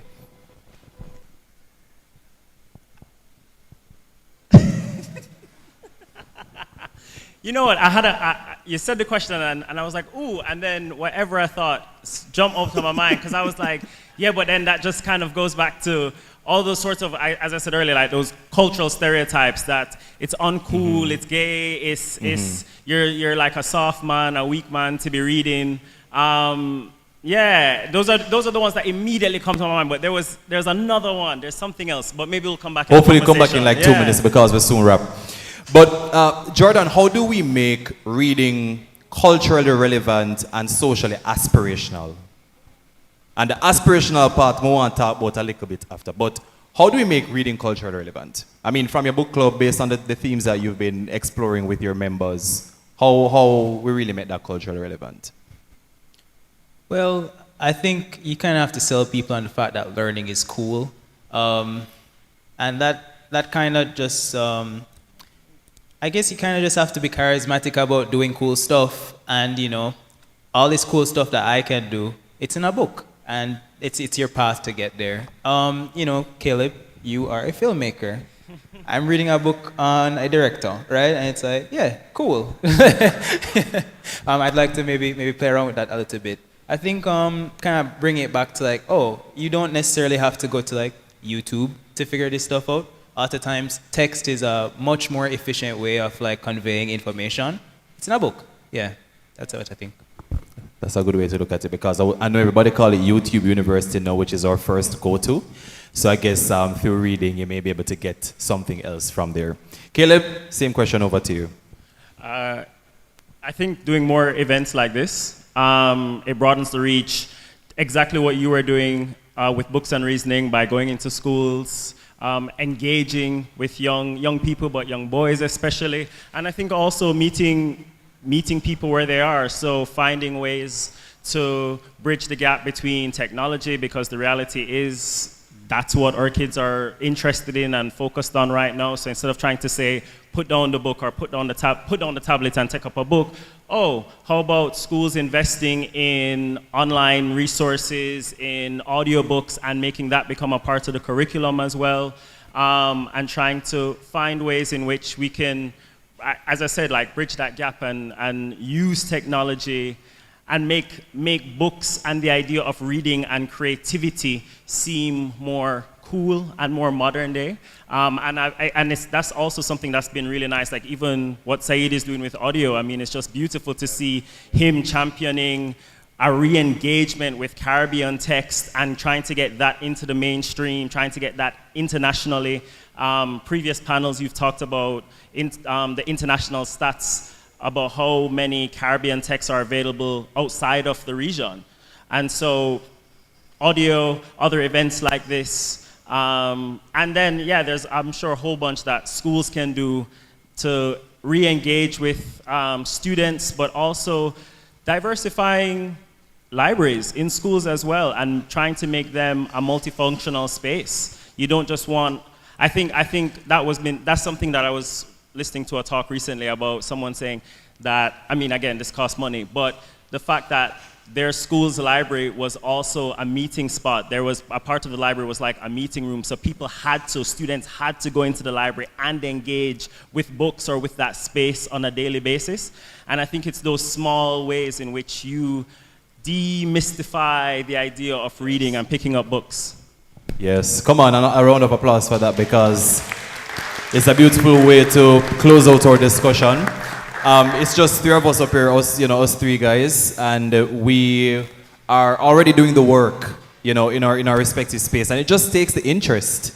It takes the interest. It takes the looking at what the current reality is. And I know as we continue to do our work in our different fields, we also will have to innovate and meet the next generation of readers where they are to make sure that we're also doing that. Even the aspirational side of it, we had our Bookfluencer mixer, which we're also trying to build that culture of, listen, like, yeah, you can drink a glass of wine and read a book and meet somebody new. Like, you don't always have to be at home. And when you look at the ratio of women attendees versus men, I think it was like 4 guys or 5 guys there.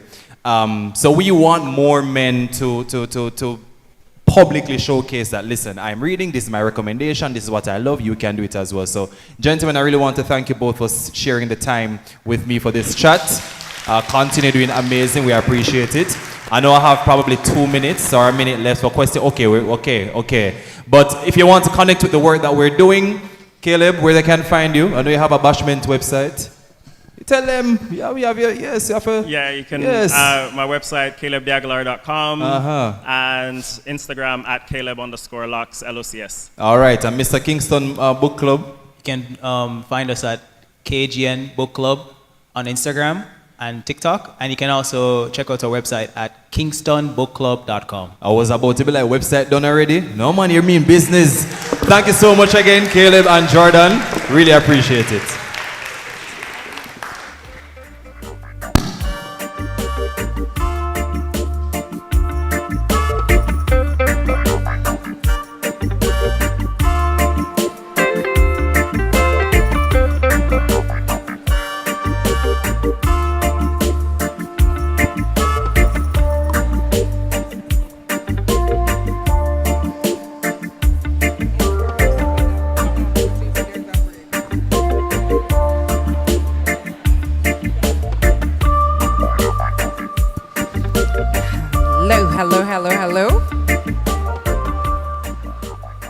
Great. I hope you follow on the social media handles. So now we have author spotlight by Professor Paulette Ramsey. Let me tell you a few words about her. She's a professor of Afro-Hispanic literature and cultures, former head of the Department of Modern Languages and Literatures at the University of the West Indies, Mona, and a distinguished scholar and creative writer whose works has expanded how we understand the diaspora, language, and identity. Her book, Afro-Mexican Constructions of Diaspora, Gender, Identity, and Nation, received the UV Principles Award in 2016, and for Best Research Publication. She has also been honored by the government. Aunt Jean has been translated into German and Italian, while her poetry collection, Star Apple Blue and Avocado Green, has been translated into Mandarin. So please put your hands together for Professor Paulette Ramsey.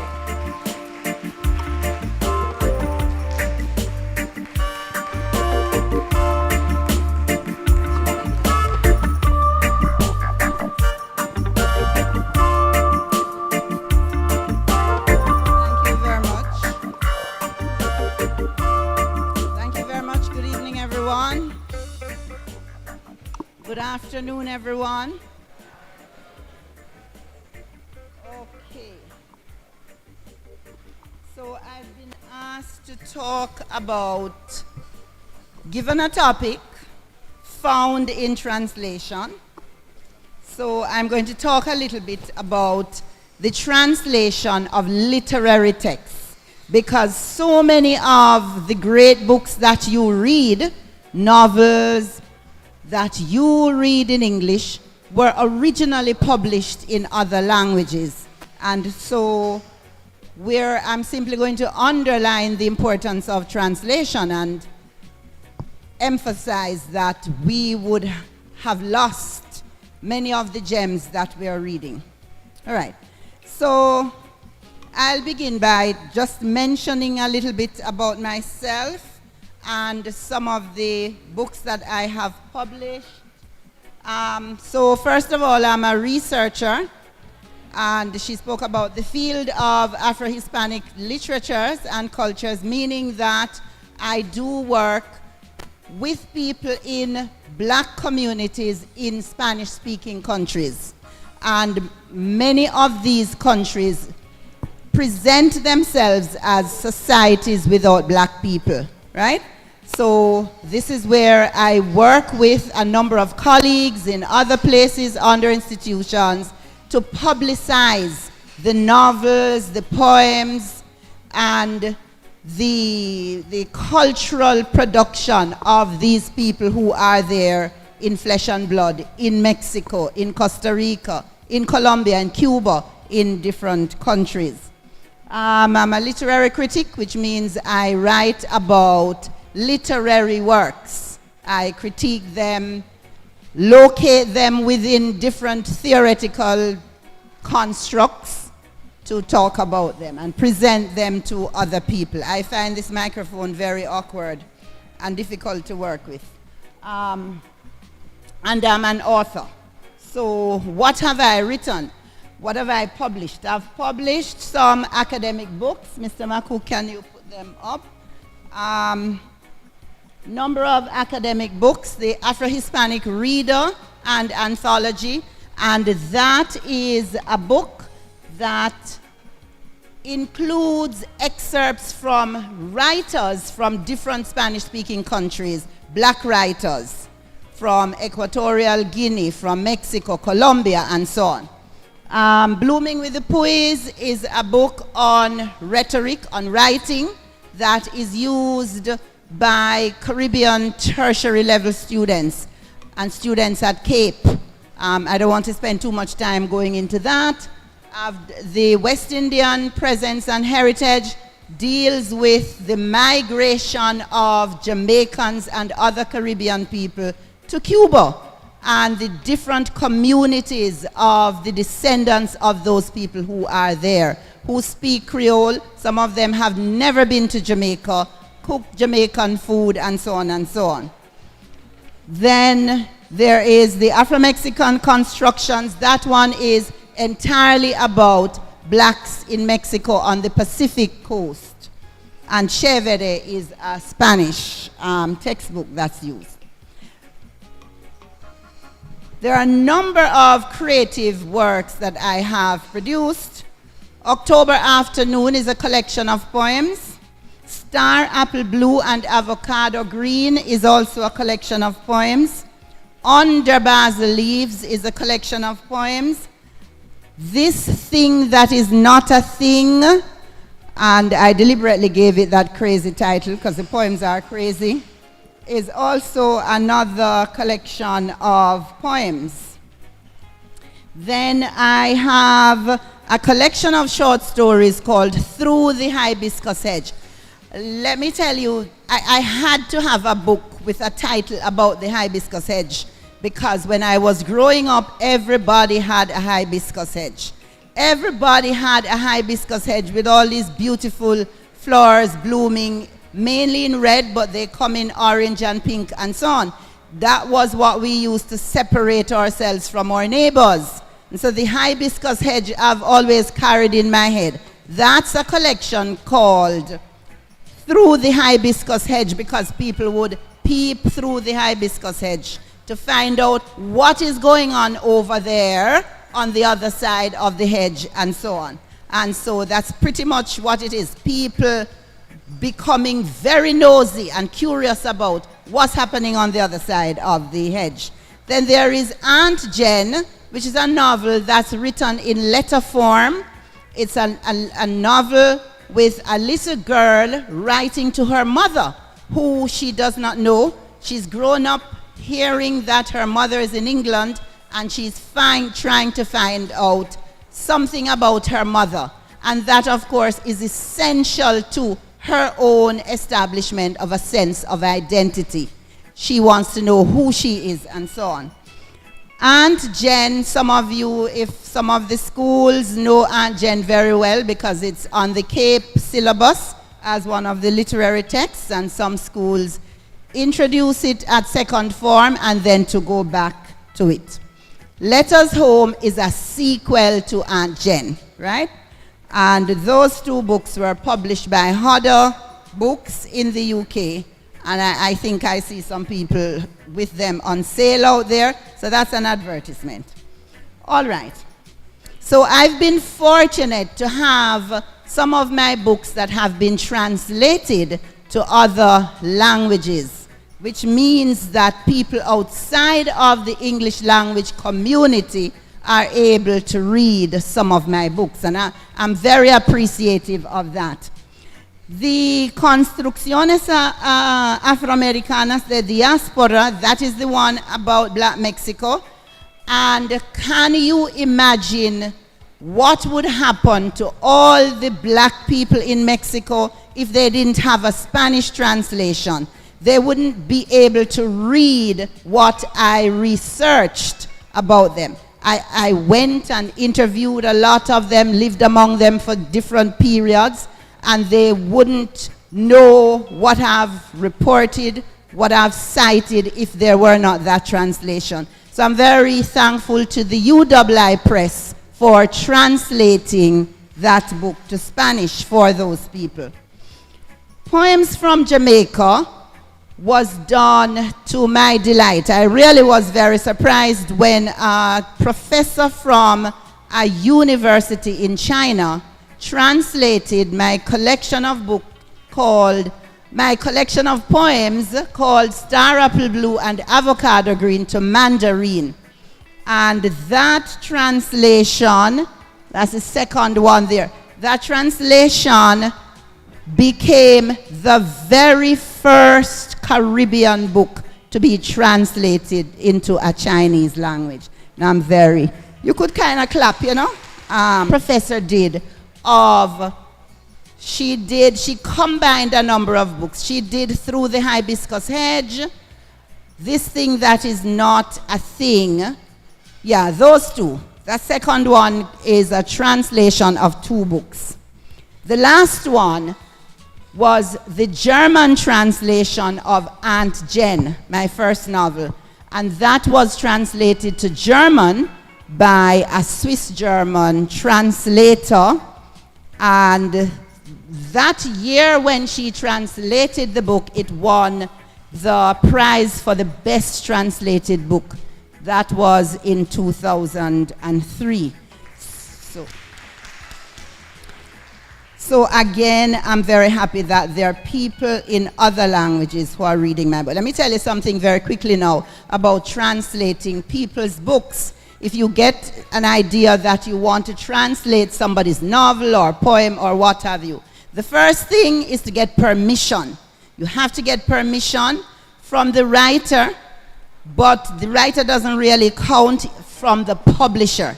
If you have, especially if you have an established large publisher, so in the case of Aunt Jen, that was so, established big publisher in England, they gave permission, right, for the Swiss-German publisher to publish it. They charged a certain amount of money, and they gave me a little bit of that money that they charged, right? That's how it is. So the first thing is to get permission, because you have to pay for what is called translation rights. The same thing when people do a film, they have to pay film reproduction rights. Okay, so I, in turn, as someone who has worked as a translator for a very long time, trained as a translator, have also translated some other people's works. And they were very happy. It's the same thing. They have written their books in Spanish, and now I come to offer to put those books in English, and they're very happy because it means their book is now going to go to a wider audience, English-speaking audience. So I translated a book called, along with my colleague Anne-Maria Banque, a book called En la noche del viernes, translated to On Friday Night. And Between Two Silences is a Dominican Republic book. On Friday Night is a book from Ecuador. In Ecuador, there is a small community of black people who are descendants of Jamaicans, right? A small group of Jamaicans went to build the railway line in Ecuador. That railway line was dubbed the most dangerous railway line in the world and the most expensive to build, built by Jamaicans who went there. And this writer wrote about struggles of a black girl in a society which is predominantly white and which she finds difficult to live in, right? So it gives us an insight. When you get to read the book in English, you get an insight into what is happening in Ecuadorian society, which you wouldn't get unless you can read Spanish. And the one that is being finished now, if you turn the page, is a book called The Counterpoint of this. Translation is when we take a literary text, whether a poem or a text now, and we convert them. The word we use is render, a word-for-word matching between languages. It never works, it cannot work, right? So if you take a sentence in English, for instance, let's take a simple one and say, I am hungry, for instance. So you find a word in Spanish that says I, that might be something completely different, and it's going to be a total distortion of what you mean, right? So translation is about taking meaning in the other language, right? It's rendering meaning, doing translation. There's actually, some people give credence to weak form of translation, as I said, and often incorrect. Meaning, right? What does the sentence really mean? But it's the meaning that you're interested in a little more detail, since that's the one we are focusing on.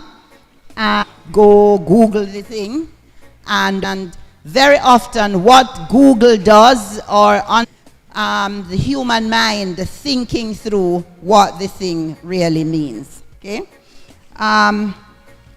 so let's focus on literary translation. Literary translation is when we take the literary works, the novel, the poem, the short, the tone, the style, the nuances of the work, right? We are not rewriting the people's work. It's a translation of what they mean, right? Now, why is translation important? I addressed that a little bit at the beginning. It makes creative works accessible. So those works that we would not normally read because they are in Spanish and we don't read Spanish or French or Chinese, we can now read when somebody has put them into English. It shares cultures and provides insights into other cultures outside of our own. So when the culture is usually embedded, the culture goes along with the language, with the writing, which whatever the writer is sharing. So when someone translates that work, they are invariably, inevitably also translating the culture. Somebody writes about the reggae that Jamaicans love. When they translate that to French, then French only speakers will get a better appreciation of reggae and so on, right? In the Hispanic world, many of the writers have had the very small community of writers in a huge country struggle very hard to get them published. A wider target audience outside of Mexico, right? They are only able to read because they're translated from its works that has ever been written. Garcia Marquez for me is perhaps, maybe all of his books have been issued, which is a very accessible to English speakers, right?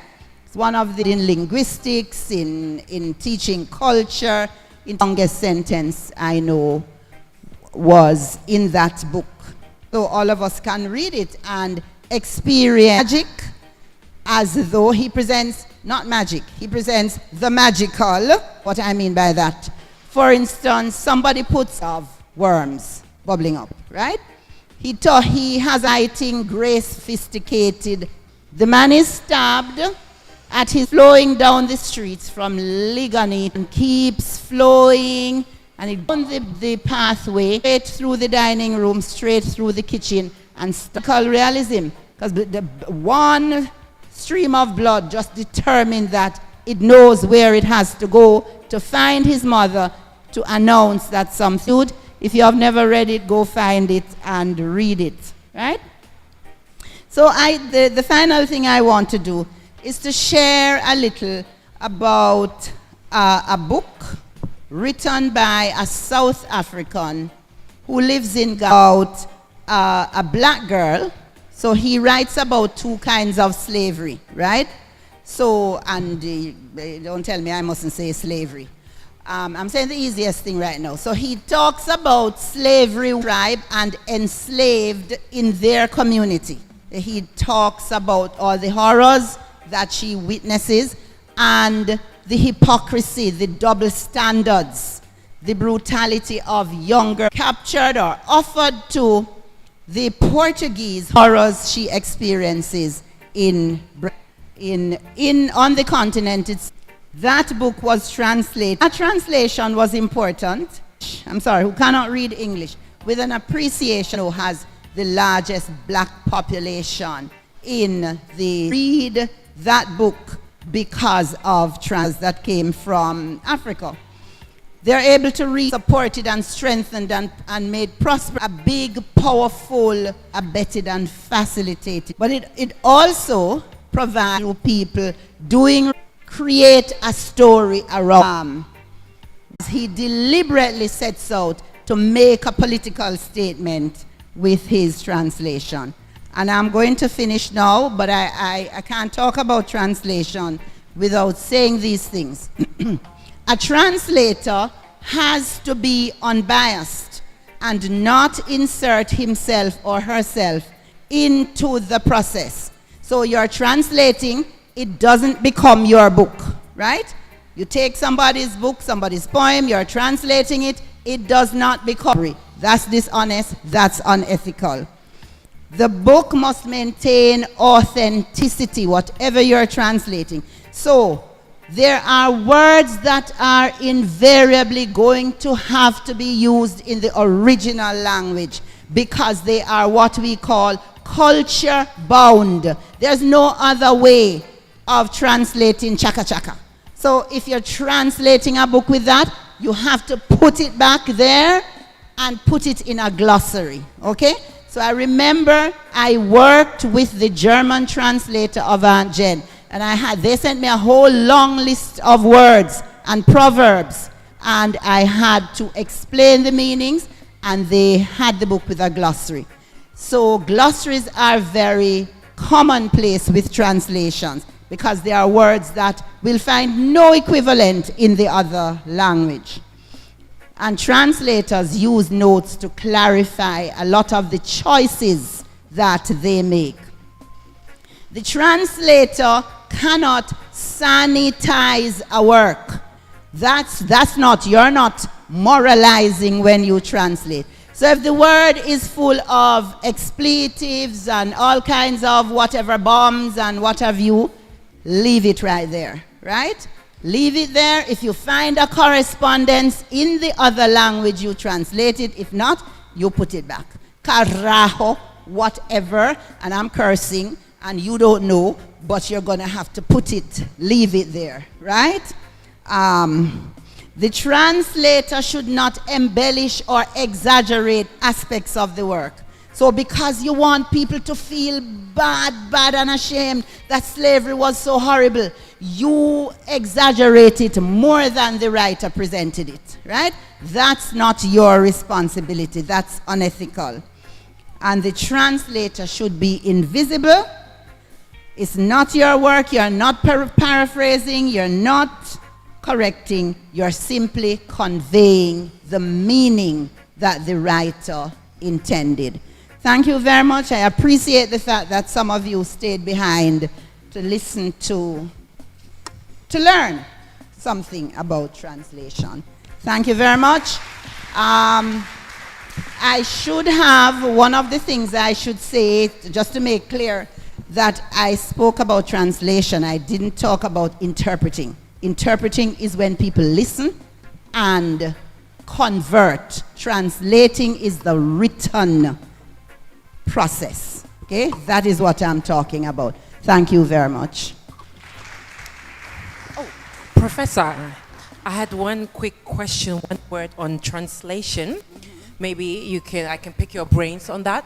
When you mentioned about you just convey meaning, how do you feel about the different cultural perspectives that are missing with translators that do not come from a particularly cultural background?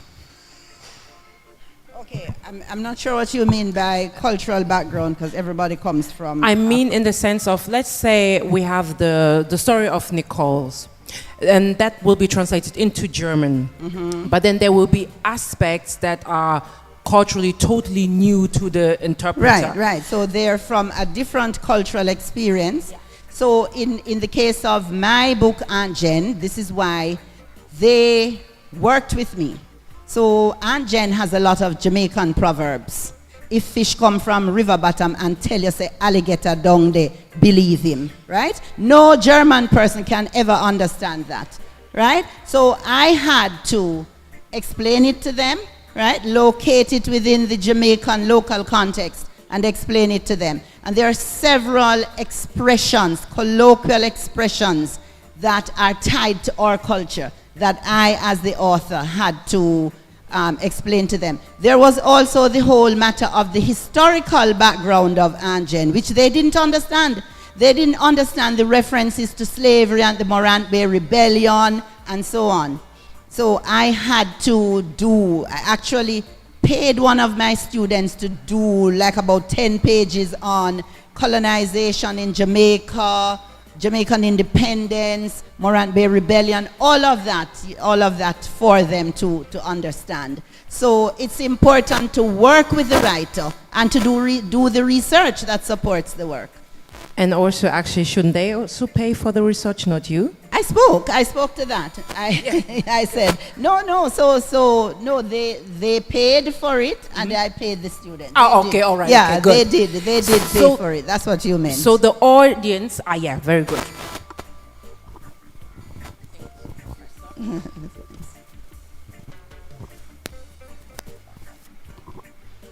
Hi, good evening, everyone. Thank you for that great presentation, but I just wanted to ask a quick question. As you spoke about preserving certain things like nuance as we transition between languages, something that came to mind academically is the practice of back translation, which really stands to preserve facts and preserve data when you're looking at an academic piece. But in terms of literary pieces, you know, what do you think is the value of back translation? That is, let someone do it, translate it to the next language, and let someone else try to translate it back to see if we manage to preserve certain registers, certain tones, certain unique features of that language and that literary piece that otherwise would have been lost between, you know, languages in that gap. So you call it back translation. It's really review. Translation is a process. So because I'm hurrying, I couldn't get into all the details, right? But translation is a process.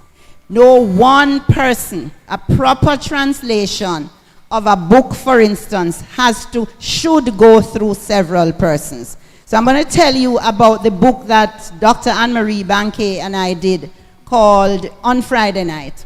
So we translated that book. Then we sent it to an editor who is a Spanish to English editor, and she went through it. And then we sent it to a Latin American specialist, Professor Patrick Bryan, who is fluent in Spanish, who has all the cultural coverage, and he did a thorough back translation, as you call it. He did a thorough review. Now, my Afro-Mexico book was painful. I was sorry for the people who did it, because the UE Press had a Chilean translator translate it first from English to Spanish, and then they sent it to an English to Spanish person, and then they sent it to another person who was from Spain who did it. It went through so many processes. It has to. That is how and at every stage somebody will challenge something and say, no, this is too far from, this is not authentic enough, because you want authenticity with the translation. So thank you for that question. Thank you so much, Professor Ramsey. Right, you're welcome. Thank you, everyone.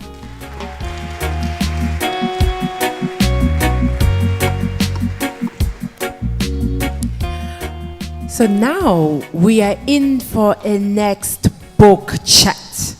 And this book chat is moderated by a person that needs no introduction, no lesser than, let me say everything that I have to say. Now I just had my lunch, so I'm very powerful in my speech. So, starting back. So, the creative mastermind behind this Jamaica Book Festival, the founder and director, the visionary, the ambassador of literature, Welcome, please, Latoya West Blackwood. Woo!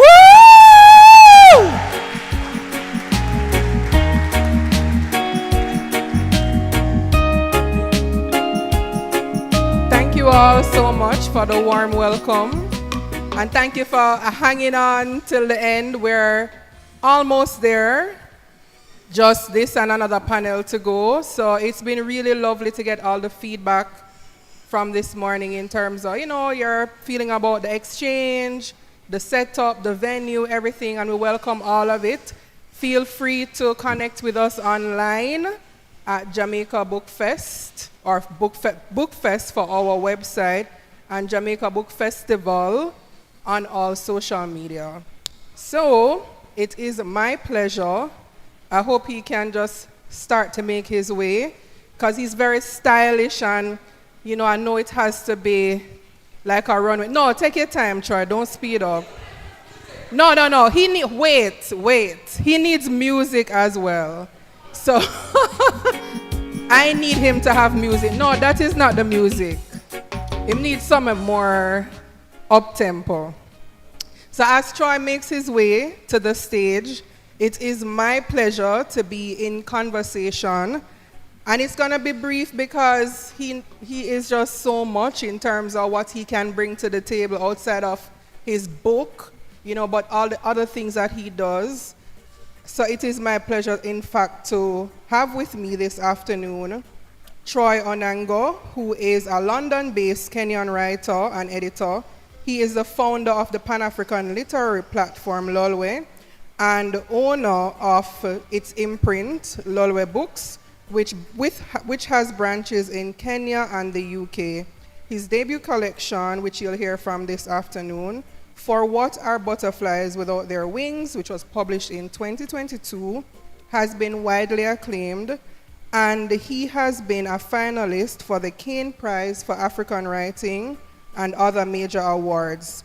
He's a graduate of the University of Nairobi, the University of East Anglia, and SOAS, London.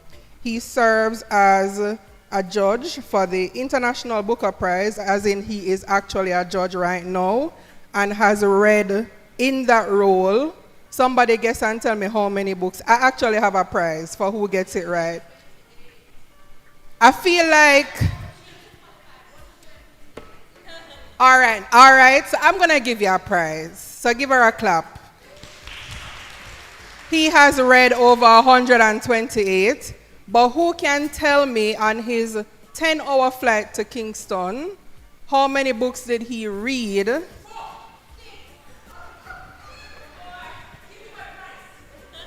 Sorry, I need some responses. 6, 4. So at the back, you win a prize as well.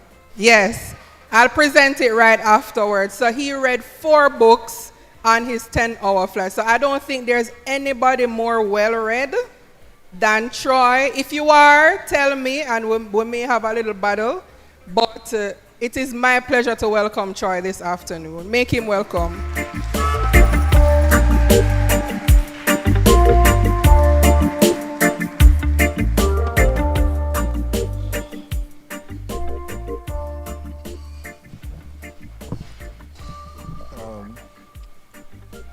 I'll be reading from my short story, For What Are Butterflies Without Their Wings.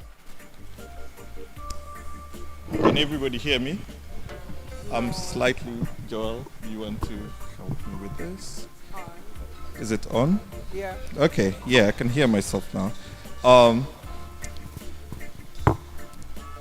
It was she, the one whom everyone called Gal, as if she didn't have a name of her own, who first came and told me we had lost you. That's what she actually said, lost. So simple, yet grave in its nature as to throw one off balance. April. The heavy rains were here, and the people of Kano were already fleeing from the deluge. From our house on the hilltop, I could see the vast swaths of flooded land that were rice farms. Do you remember, on Thursday afternoon, when I glanced at the dirty cotton cloud puffs hanging from the sky, and told you to stop preparing your fishing net to go into the lake, Rajula Wodmariko, son of my mother. This was your retort.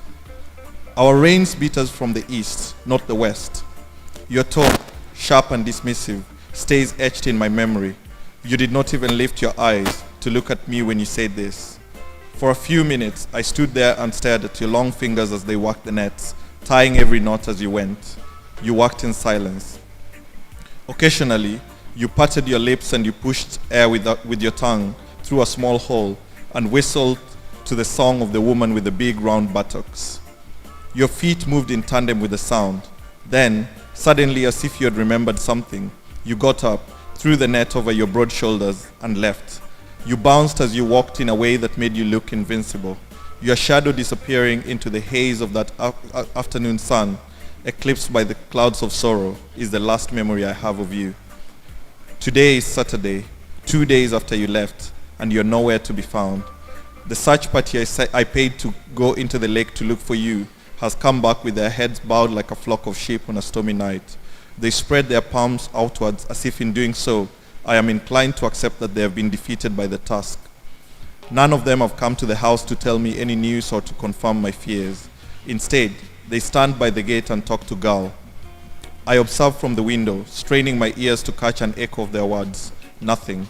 Gal turns away from them, her back now facing the men, lurches forward and starts to walk towards the house. Gusts of fine dust rise from the ground where she steps, clinging to the hem of her floral dress. She half runs, half floats. Her strides, small and quick, make her seem wobbly. It's as if she's about to fall. Now, Gal stands before me and tells me we have lost you. A quiver in her voice, a guitar string about to snap into two. She repeats every word of it as if I didn't hear her the first time.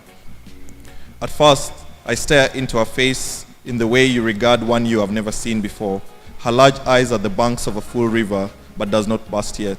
She fidgets and twirls the promise ring on her finger that you gave her when she was 13. Mother forced you to. Her lips tremble, and the chattering of her teeth is loud enough to hear from where I sit. She is uncertain in the way she casts her eyes down toward my feet. I stare at the whitewashed walls in front of me that has a railing with faded photographs of mother, father, you, and me. Smiles, teeth flash, jagged pieces of a porcelain vase. My fingernails claw onto the edge of the thin mattress of what used to be mother's bed. We have lost you? How can it be so? People lose things, money, cell phones, house keys. But you are a whole person. How could it be that Gal says we have lost you? You who stood 7 feet above the ground and could be seen from yards away. You who stood out in the crowd like the woman who once wore a Technicolor coat to a funeral. It wasn't possible to lose you, not in the tenacious gusts of the evening winds that blew hard against our faces as we descended down the hills with firewood neatly balanced on our heads, not in the roaring waters of the Sondumiriu River. No, Rajula Wodmariko, son of my mother, the lake is too small to swallow you. Thank you.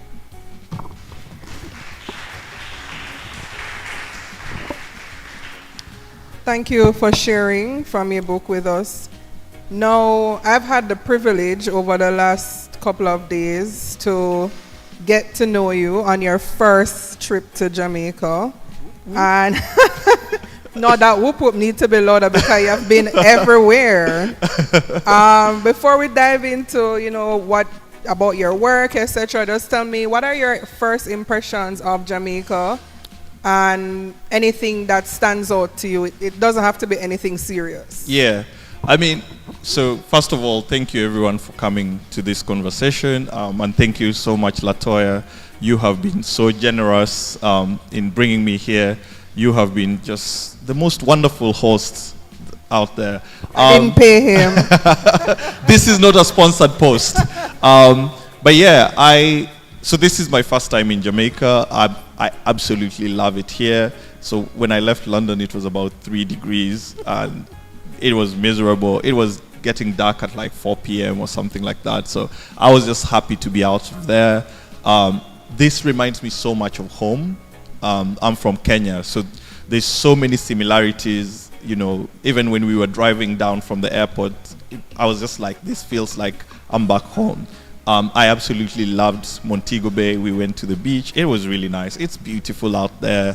When we start fighting the hotels, let me know so that I can come and claim land. But yeah, it's been a wonderful experience. I've absolutely loved every minute of it. So thank you so much. Yeah, thank you for agreeing to come in the middle of all that you're doing. Thank you. And so going back to your reading just now, we were talking about you have a collection of short stories, but because people hear the word short stories, it almost seems as if they feel like, it's less difficult than writing a full novel. Tell me about that. What's your take on that? So, I've written a novel. It hasn't been published yet. It will be out soon. And I've written poetry. And I think the short story form is the most difficult one because you're trying to capture a whole world, the world of a novel within maybe 3,000 to 5,000 words. So you kind of have to go in with the brevity of poetry and yet the expanse of a novel. Right. And it's very hard because then every sentence has to earn its place on the page. So I can't afford to be wasteful in a short story. Every sentence has to advance the plot. Every sentence has to be something meaningful. Every metaphor I use has to earn its place on the page. So if I say a character is going for a walk, right? Yeah. In a novel, it can just be something superfluous. It doesn't have to amount to anything.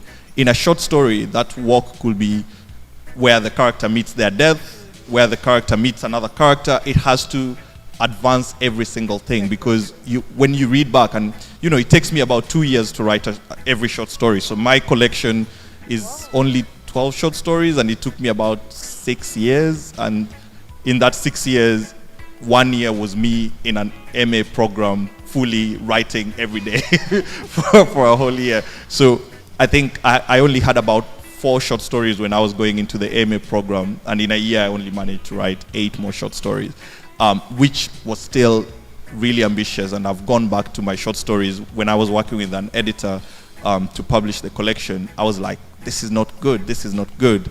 And so I love the short story form because it's also something you can read in bite size. You can be in a bus, you can be on the train, and you just have to read one short story, and it feels like you've read an entire novel. So it's my favorite form of all the forms or literary forms out there. Yeah.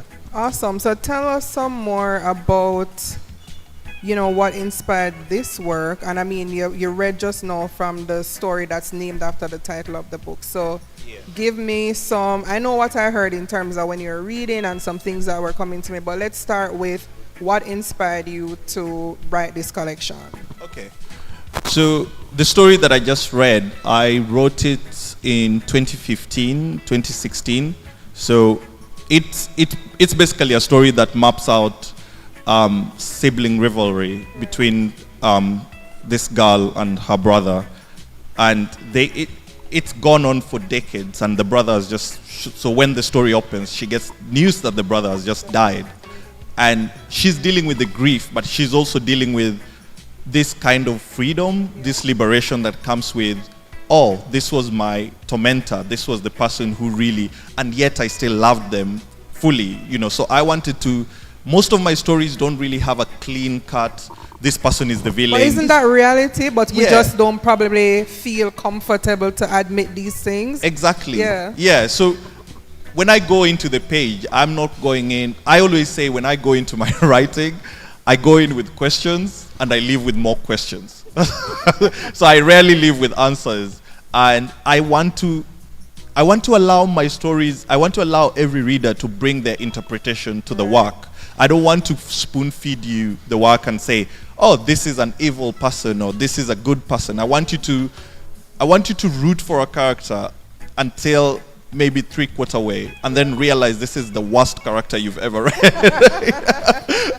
Or I want you to be like, oh my God, this is someone, there's a short story here called Little Daju, and it's basically this man who is very violent towards the girlfriend. And when it starts with him lying in his pool of blood. And we go back into Little Daju's childhood. And, we think, oh my God, this person beats women, this is such a horrible person. But then we go back into little Daju's, childhood, and we realize he grew up in such a violent home that to him, this violence is just an extension of showing love. So he doesn't really understand the complexity of, oh, I shouldn't do this. He thinks, oh, he literally beats up the girlfriend and then hands her an engagement ring. And most of us grew up around that kind of violence, right? Where it was just it just happened, So for some of us, until you become an adult, then you start unlearning and you start unpacking the kind of violences that you grew up around. You just think, oh, this is how people communicate, or this is how people, if, for example, as a parent, you don't communicate with your child, you're always beating them, they never really understand what's wrong. So to them, the brain is kind of like, oh, if I want something done, I need to raise my voice, I need to shout, But if you sit down with your child and you explain to them, okay, this is something you did, it's wrong, you shouldn't do this again, if you do it, these are the consequences. Then even if you beat them, they kind of understand that, oh, there's actually a logical process to this. And yet most of us weren't given the grace, especially as children, of that. So little Daju grows up in that world, and there's a reason I was very intentional about keeping his name even as an adult as Little Daju, because he's trapped in that being little. His body has grown, but his mind is still a child. He's scared, but he doesn't know how to say, oh, I'm scared, because he's also growing up in a cis heteropatriarchal society, right, which is telling him you can't express these emotions. If you say this, you're weak. If you cry, you're weak. If you do this, you're weak. And so to me, it was just like, how do I use the short story form to and capture without all of being that, preachy, to talk about the cyclical nature of violence, where the person is both victim and perpetrator. Yeah, why do I feel like a story and the next reading change is coming on? Because we had agreed on origami, but I'm now fascinated. So that's totally up to you. Yeah. But before I invite you to read another excerpt for us, I also note, before we met in person, I followed your work with your journal. Yeah. And it's been a very powerful platform for Black writers in particular. Yeah. So tell me a little bit more about that in terms of, your intentionality as I read it with creating that platform. Because, you have your own claim to fame, but you seem very invested in, creating a platform for others. Yeah. So I come from a background where I believe in taking people with you as you climb up, whatever that means, however you want to define it. I always say, as artists, you have to decide what success looks like to you. So what success looks like to me might not be what success looks like to you. You might say, oh, I want to be published in the New Yorker. Some of us don't care about that, Or you can say, oh, I want to be published in America. Some people only want to be published and read in Jamaica. Some people only want to publish and be read in the Caribbean. And we often project those ambitions. So if I say, oh, I want to move to New York and get published by Penguin and blah, blah, blah. If someone says, oh, I only want to be read in Jamaica, we tend to project that as failure. We tend to say, oh, you're not ambitious enough. We say, you are not dreaming big enough, right? And I wanted to show people that you can live anywhere on the African continent and in the Caribbean and still be published in a literary journal that is just as prestigious as the Granters and the Paris Reviews and all of that. I think often in our literatures, we've centered the West so much and we've given them so much power. And clap louder, clap louder. Thank you. And we tell them that, oh, if you don't validate what we write, then it's not with meaning. It's not as meaningful as, so if someone is published by Faber and then the book lands in bookstores in Kingston, then everybody is rushing to get it, right? Yeah. Whereas if someone is published by a local publisher here, people will really be like, oh, but is it really good? It could literally be the same writer, Perfect. We've had instances where a writer gets published within the African continent or, back home, and they say, and nobody pays attention to the work. And then a publisher in the West picks up the same book, doesn't even do any edits, just maybe throws on a cover and an endorsement by another writer and says, this is now retailing for £16.99, and everybody is buying that version. And yet the £5.99 edition that has been floating around, nobody gives attention. So when I was setting... What do you think? I mean, you have touched on some of the mindsets behind that, but one of the things in this exchange is that we're looking to change that. Tell me one thing that you think we can do now to kind of reverse that. I mean, it's about people's habits, right? And people's habits are informed by so many things. Unfortunately, as black people, as people of color, as black and Asian minority, whichever term you want to use, we are an oppressed group, right? We've tried to move towards liberation, but there's always still that, and Ngugi talks about decolonizing the mind, right? We've evolved in so many ways, and we've moved away from slavery and colonialism, and I'm using air quotes in this, right? Because we still have neo-colonialism, we still have people from Senegal trying to go to Spain by swimming through, and risking their lives and selling their, they get there and they do menial jobs, and we are all in Europe trying to do minimum wage jobs and all of that. So I use that we've moved on from slavery and colonialism very carefully. So to me, it's always a question of how do we get people to recognize that the power that we think resides in the West actually resides in us? How do we create spaces where... Oh. Sorry, You're resonating. I've literally zoned out everyone. I'm just having a conversation with Latoya. So every time there's a sound from the audience, I'm like, oh, okay, there's people here. Maybe I should face this way so that... Yes, we're here. We're here. So to me, it's often the question of, Toni Morrison said, I stood at the border, stood at the edge, and made it the center and let everyone else move to me, right? And that's what we need to do. We need to get to a point where we look at, for example, the Indian publishing market. Amazing. Which at some point they were like, oh, we don't need the West to validate us. We're just going to publish our books. And, a book like Tomb of Sand by Gitanjali Sri had sold 1 million copies in India before anyone had translated it. And then it was translated into English, and it won the International Booker Prize. And everyone was like, oh, okay, cool. The West is finally catching up with this book that we've been reading. As a matter of fact, so having done Chennai in January, it was amazing. Like, exactly. I love that you use that example, because to be honest, I was ignorant of that. There were like 5 book festivals between the time I got there to when I was leaving, and you're talking about millions of people. Exactly. Yeah. And when you go to an Indian literary festival, this is like the smallest panel session they can have. It's like there will be. I remember they told me, oh, 2,500 people registered for your session. I was like, what do you mean? Are they going to show up, or is it just bots?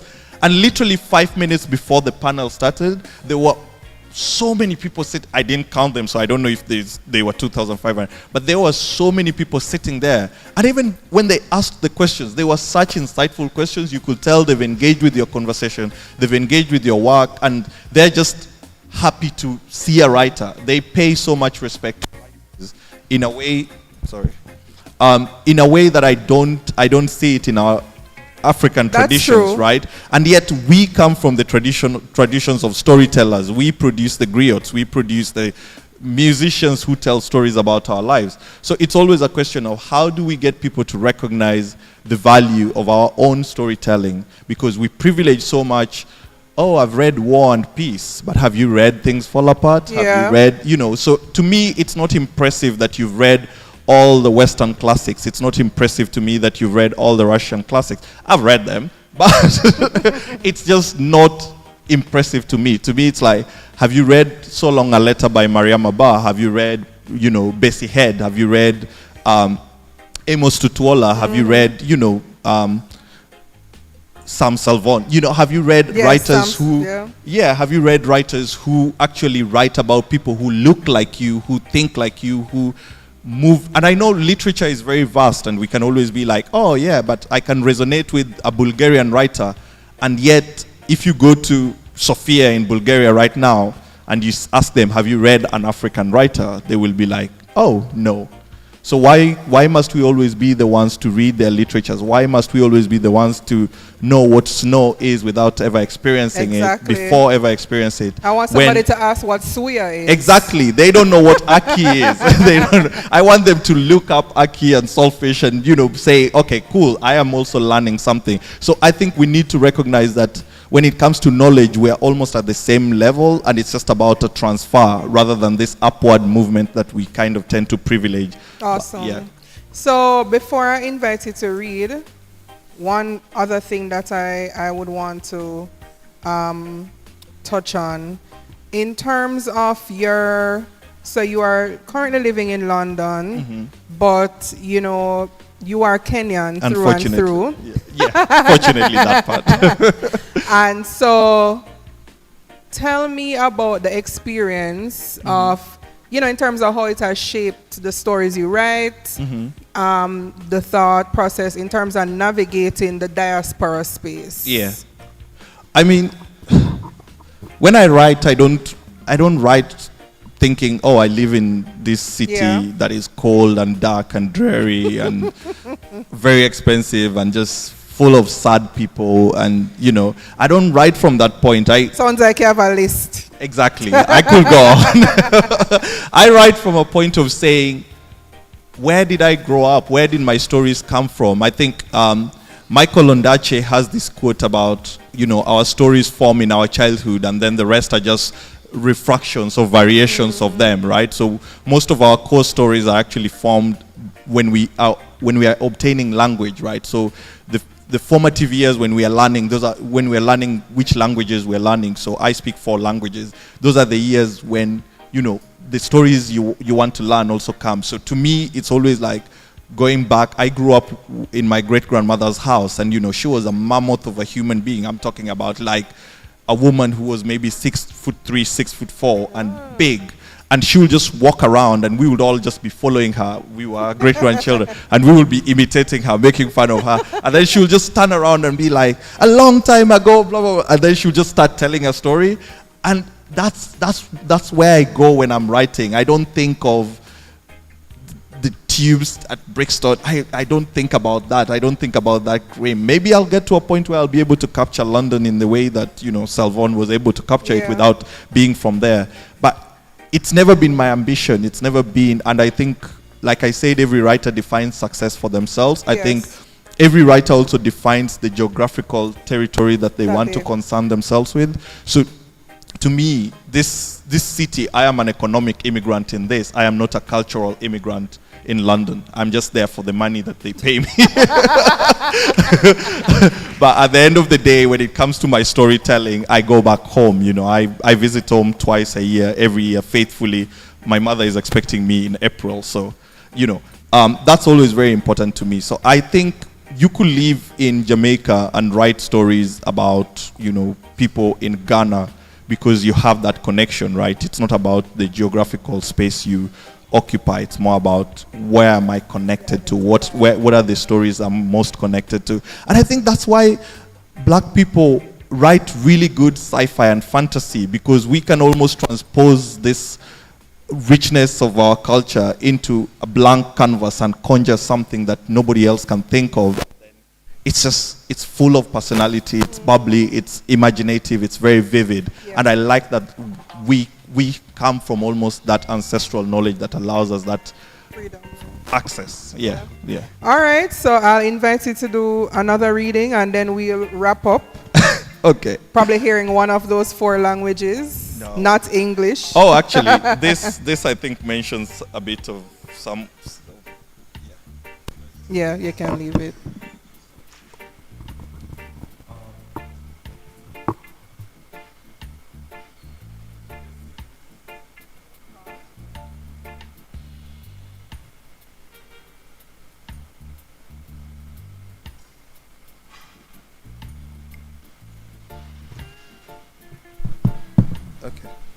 So this is origami.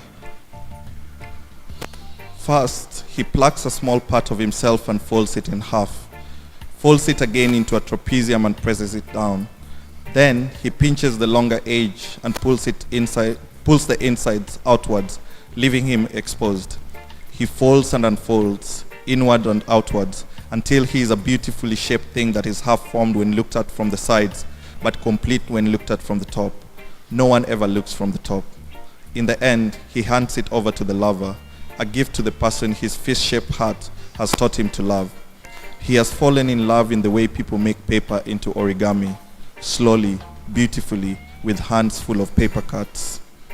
He watches the lover fiddle with it, fingering it curiously, turning it over upside down in an attempt to figure out what exactly it is. And he lies there, waiting for something. But once again, the lover has forgotten to give something in return. He props himself up on the bed, tucks his hand under his head like a pillow, and watches the ceiling with his shadows from the fluorescent light bulb. He wonders what specifically it is that he likes about the person whom he cannot, whatever he tries, get to love him back in equal measure, if anything of that sort exists. Perhaps it is that the lover is beautiful, with turmeric-colored skin, or maybe because they speak Lingala with a French suffused accent, or is it the other way around, or that they have shown him affection in ways no one has before. They are both silent. There are songs in his heart he cannot remember, like the keys to a lost door. Let's go dancing, he suggests, even though he prefers to stay at home and watch pirated movies on his old Toshiba computer. He is 35, almost 36, and had lost any hope of finding a suitable partner when the lover came into his life via monochromatic semi-nude photo posted on Instagram with the caption, "Live your best life, love," followed by a dozen emojis, and then an Instagram message he does not remember. He has learned to bend and fold himself into shapes that fit the needs of the lover, still young and brim with life. The lover agrees to the idea of dancing with delight. And jumps off the bed, straight into the bathroom. He lies there, listening to the water from the shower head, and he imagines the droplets of water falling on the lover's body, imagines them clinging to the lover's skin, and he is filled with sudden lust, and then there is a stirring in his loins. He ignores it. He listens to other sounds. The Seventh-day Adventist choir on his neighbor's radio, 3 doors down. Upstairs, there is a couple making love. Harder, right there, you will kill me with too much sweetness. There's a child screaming outside, "I want my mother," and he wonders why there's always a child screaming outside at night. Surely, it is 10 p.m. and all children should be asleep. A car hoots in the distance, and a dog responds with a vicious bark. Another howls, in a prolonged, weak cry that sounds like the wail of a bereaved widow. He gets off the bed and walks towards the kitchen, stopping to pick up yellow and green scraps of paper that he uses to make a duck. He does not go to the kitchen. Instead, he tries the door of the bathroom and finds it locked. He stands by the door and plays with the duck. When the lover comes out of the bathroom, he is waiting by the door, and they kiss, his eager tongue darting into the open mouth of the lover, and he says, "I love you more than anything, don't you know?" The lover nods without saying anything.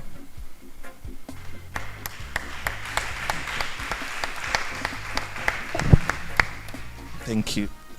Yeah, we could go deep in that story, because especially the end. Yeah, it's especially the end. It's one of those stories. Every time someone reads it, or every time I open my Instagram DMs, there's always a reaction to it, where someone has DM'd me and they're like, "Bro, origami, like what the hell is that?" You know, because it's also a story that explores sexual dynamics, sexual power dynamics, without really revealing the gender of the other lover, right? So we know the narrator is male, but we never know who the other person, what gender they occupy. And when I was writing it, I remember the initial draft had a very clear idea of who the other person was, and they existed in the text, and I was like, this sounds wrong. I've never seen something as critical as, sexual assault being investigated with the power dynamic that gender creates removed, right? So I was like, how do I push the boundaries of something like this? And the answer was there all along. I remember just being like, I need to tell people this story without revealing the gender. And it's created so many conversations because some people read it from the lens of a male-male relationship, and some people read it fully from a male-female relationship. So I remember I was invited to a book club, and I was listening to them speak, and I was just like, I'm not going to say anything. And they just kept going on and on about... And they didn't kick you out? No, they didn't kick me out because like I said, I don't impose my interpretation of my stories on the readers. I always want the reader to bring in their baggage, bring in your trauma, bring in everything into my work and read it and then say, this is what I think, right? So there's so many stories of mine. There's a short story of mine in the collection called Black is the Color of Absence. And every reviewer from Kenya gets it right. Every reviewer from outside Kenya gets it completely wrong. And yet it's the same story. So it's one of those things where I think that's the beauty of writing. You get this blank canvas and you say, these are the themes I want to deal with. These are the characters I want to talk, this is the plot and everything. But what are the Easter eggs? What can I hide? What can I remove? And that's always very fascinating to me because I just like to play with the mind of the reader. I want the reader to also put in the work. So I don't want someone to say, oh yeah, I completely got everything. Right. I want you to say, yeah, I completely got everything, and then go back to the story, read it, and realize you got nothing. On that note, it's been such a pleasure. We could go on talking forever. Thank you so much. And, I think I want to close by just how impressed I am again by, all that you have accomplished and continue to do with such authenticity. Thank you. The last thing I'll ask, and it's just because you touched on the languages, we here are still battling with accepting our mother tongue, right? Yeah. In 2026. But it's commonplace on the continent for people to speak 3, 4, and upward languages. So as we close, what's your take on, coming out of this exchange, perhaps, what's the feeling in terms of a take-up in Kiswahili or whatever for Jamaican stories or Caribbean stories? I mean, so I speak English. I believe I speak English, right? And when I first came here, I was hanging out with a group of friends, and obviously I tried to be as invisible as possible in terms of because as a writer, not in that way, but as a writer, you want to be able to listen. Yeah, you want to be able to listen to people. You want to be able to just. All my stories come from listening. I know obviously it's hard, but I will try and just sit in one place. And if people, a good example is if someone is trying to say something to me, and they cannot find the equivalent of the word in English, I will always tell them, just say it in whichever language you speak, even if I don't get it. And I will always pick it up from the context. So I was with a group of friends my second night here, and we'd gone out dancing, and they met another group of friends, and they started just speaking. And I remember sitting there and I was like, this is a completely different language. This is its own thing with its own constructions, with its own legitimacy. Why are they waiting for the West to put a stamp on it and say this is a language or this is not a language, right? Because to me, the constructions are just completely out of the English lexicon and the English, whatever that boring language is. And I am reminded of Achebe saying, this English language, we will do unimaginable things with it, right? And I think that's what people from Africa and people from the Caribbean islands have been able to do. They've been able to take that colonizer language and just do unimaginable things to it in a way that creates a new language. Because if we are thinking of English as a Germanic, Latin, French language, and it's like a Frankenstein of a language, exactly. Why are we then saying that other languages that have come through that process are less legitimate than that? So in Kenya, we have something called Sheng, and this was like an emergent urban language. And one of the most beautiful things the government did was, as soon as it started growing in popularity, the government created an institution around it. right? So the government was like, we're going to find researchers, we're going to create a lexicon for it, it has moved beyond that, and yet you can now teach it because, there's like an approved syllabus for it. You can make films with it, you can submit those films to like the Oscars, whereas they still tell people from, the Caribbean that, oh, you can't submit your films to the Oscar because it's technically English. You can't submit in the foreign language category because it's technically English. And I think it's upon our governments to actually say, we're going to put a team of academics, linguists, and everybody to research around, say, patois, and how does it vary from Trinidadian patois? How does it vary? And then create, because that's literally how we got Swahili. Swahili is an amalgamation of Bantu, Arabic, and Portuguese, and we just codified it, and now 200-300 years later, it's recognized as a language. Yeah. So I think that's what needs to happen. So yeah, well, just a note that at the university here they have done a lot of work in terms of Jamaican, but it's just fascinating to, as I said, see the differences between our spaces. But on that note, we have to wrap. I know you didn't want us to stop, but we have to. I'm so sorry. Thank you. To go to our final session for the day. So thank you, Troy. Give him a round of applause. Thank you. Thank you, everyone.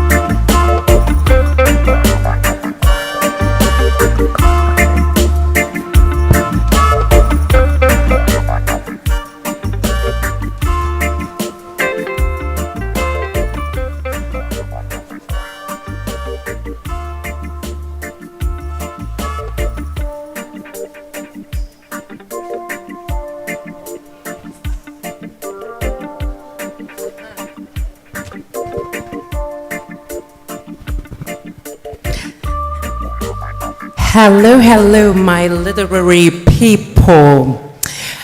We are now coming to our closing session with one last stellar, award-winning, New York best-selling author.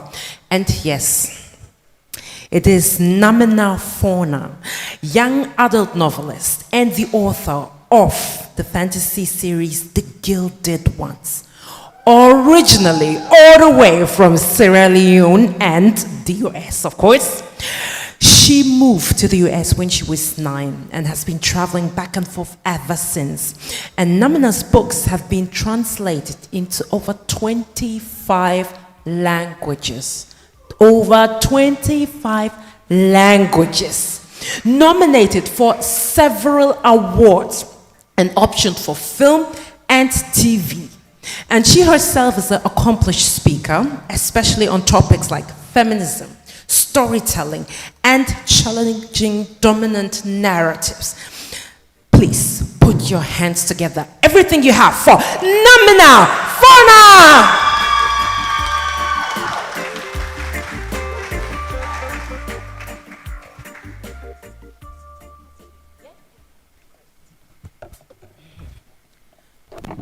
Before we start, we will do a microphone check. Yeah, I always want to do this because I'm like, is this on? Is this thing on? See how it is working flawlessly, but I bet you Once I've conjured my great question and she's about to answer, this is how it is. But you are here, you are special, and everything is working according to that. First of all, welcome. Is this your first time here in Jamaica?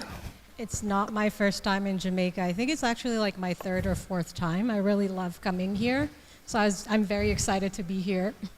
4 times? Wow. How does it feel now to come in a context where you are actually here to discuss about your work and have the chance as well to exchange with people, writers from the Caribbean, from Jamaica in particular? I think this is really special for me because I'm from Sierra Leone, which is in West Africa. And I don't know, does anybody know about the special connection that Sierra Leone shares with West Africa? With Jamaica, anybody? So, well, first I'll do this. Una kusheo minimna namina, aso gladi for de aso for siuna for mituna. Una they understand me why they talk like so? We they understand. Una they understand? Wonder why that is?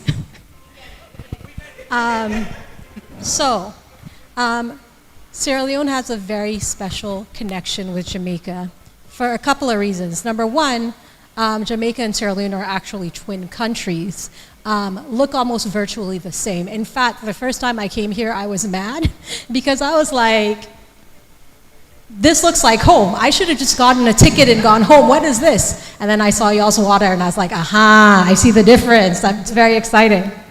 But outside of that, Sierra Leone actually, some of the ancestors in Sierra Leone are actually Jamaicans. The capital city of Sierra Leone, Freetown, was founded in part by 600 Maroons who were sent there after, I believe it was like the Second Maroon War. And so they helped found the capital city of Freetown. And matter of fact, there's still in Sierra Leone a place called Maroon Town. So for me, coming here is always special because not only does this look similar to my home, we also share common DNA. So yeah, that's why I'm excited to be here. I like whenever you tell me this story because it is the African Caribbean Literary Exchange, and these are the moments where we get to hear about it. And well, you arrived now. A lot of people were excited to meet you, to see you. So there are a lot of people who know your work, the Gilded Ones.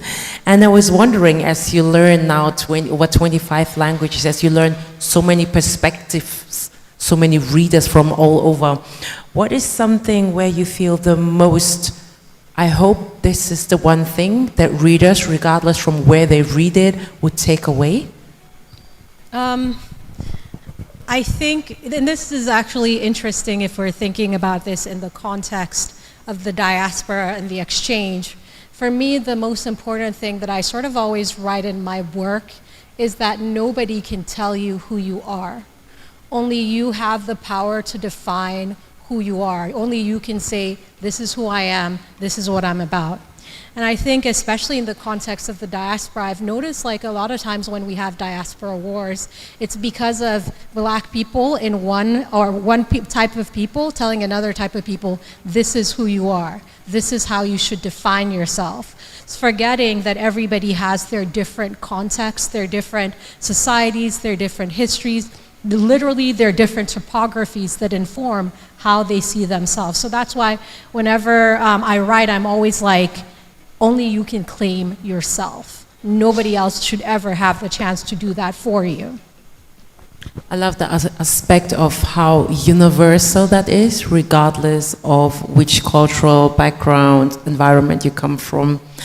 What is also something that I love, the combination of, yeah, it is fantasy, which gives, all of us a bit of a way of, be easier in our thinking. And however, it starts also in pre-colonial African worlds and mythologies. Why was that important? Or maybe you can tell us a little bit on why you chose this element to weave your story. All right, so I'll start with the fantasy aspect. So I grew up in Sierra Leone at the start of the Sierra Leonean Civil War. And I was a kid, I didn't really understand what was happening. All I understood was that people were disappearing and that everything was tense all the time. And so to sort of distract myself from what was going on, I would read, and I would read constantly and obnoxiously. You could not grab a book out of my hands. And most of the time, almost 99% of the time, I would read fantasy. And the reason why I would read fantasy is because in fantasy, except if you're reading like Game of Thrones, you're almost always guaranteed a happy ending. The thing about fantasy is that there's always a hero who, against all odds, changes their world in a way that makes it better, and they also become better. And also, fantasy helps you to examine those difficult things that it's hard for you to face through or remove because it's not real. So that's why for me as a writer, I always gravitate towards fantasy. And in terms of why pre-colonial African civilizations, well, so when I moved to America, well, start off with, like, my father was an amateur historian. He'd always come to me, he'd be like, Namina, did you know that the walls of Benin were 4 times the size of the Great Wall of China, and they could circle England, the entire island, 26 times, and they were the largest earthworks in the pre-mechanical age. Namina, did you know there were Amazons in Dahomey, which is the country that is now Benin? And did you know, and he would just like, and he would go off on his tangents, right? He would go off into like this African history. I'd be like, yeah, sure. Keep in mind, I left Sierra Leone when I was 9, so as a kid, I didn't really care. So then I moved to America, and a funny thing happened. In America, number one, I became black. Now, I was always black, but like in Sierra Leone, the first thing you are is your tribe, right? Like I'm Timni, and then also to a lesser extent, I'm Fula, and I'm also Yoruba. You know, that's first identification. And then if you're really pressed, I'm Sierra Leonean. But when I moved to America, all of a sudden, there was a new descriptor that was put on me, which was black. And the thing about being black in America is that it came attached with a very heavy luggage. And this luggage said, in a very, like this luggage as the outsiders defined it, not as black people in America defined themselves, but as other people defined it. Black meant that you did not have a grand history. Everything came from slavery. You are lower class, you are not meant for better. That is sort of the undercurrent that is attached to what being black means in America, at least as far as the other people define us as black people. And the other thing that happened is that because being black means that your history starts at slavery, all your other history gets taken away. So when I was in America, I slowly forgot all the things and all the history that I learned. I forgot my Sierra Leonean history. I forgot the history that my father taught me until I went to Spelman College. And I'll never forget, at Spelman, there's a class that every single Spelmanite must take. It's called African Diaspora in the World. And in African Diaspora in the World, you have to learn the history that American textbooks do not teach you, because the American history curriculum has a purpose. The purpose is to squeeze blackness and to squeeze black people down into a monolith that does not have this glorious past or a glorious future. That's why there's all these fights in America always happening over history, over books, over this. It's because there's a point of view of what we're taught in American history.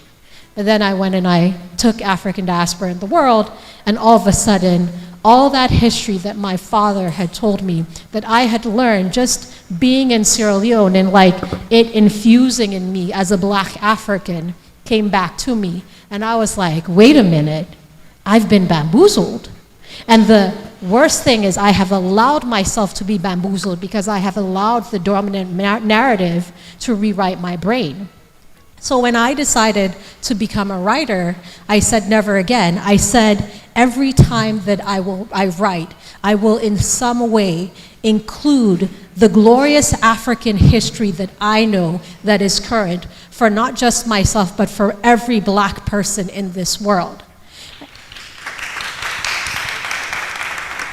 And so that's why even like if my books, The Gilded Ones, the whole trilogy is of course about feminism and the patriarchy and all these things, but in every book of mine that you read, you will always get this history because it infuses the text. It's there under the surface. Every time you read one of my books, you will see that we are glorious, that we have this beautiful history, that we were warriors, we were kings, we were also farmers, we were historians, we were librarians, we were all of these things. And that's why I write in this context that I do.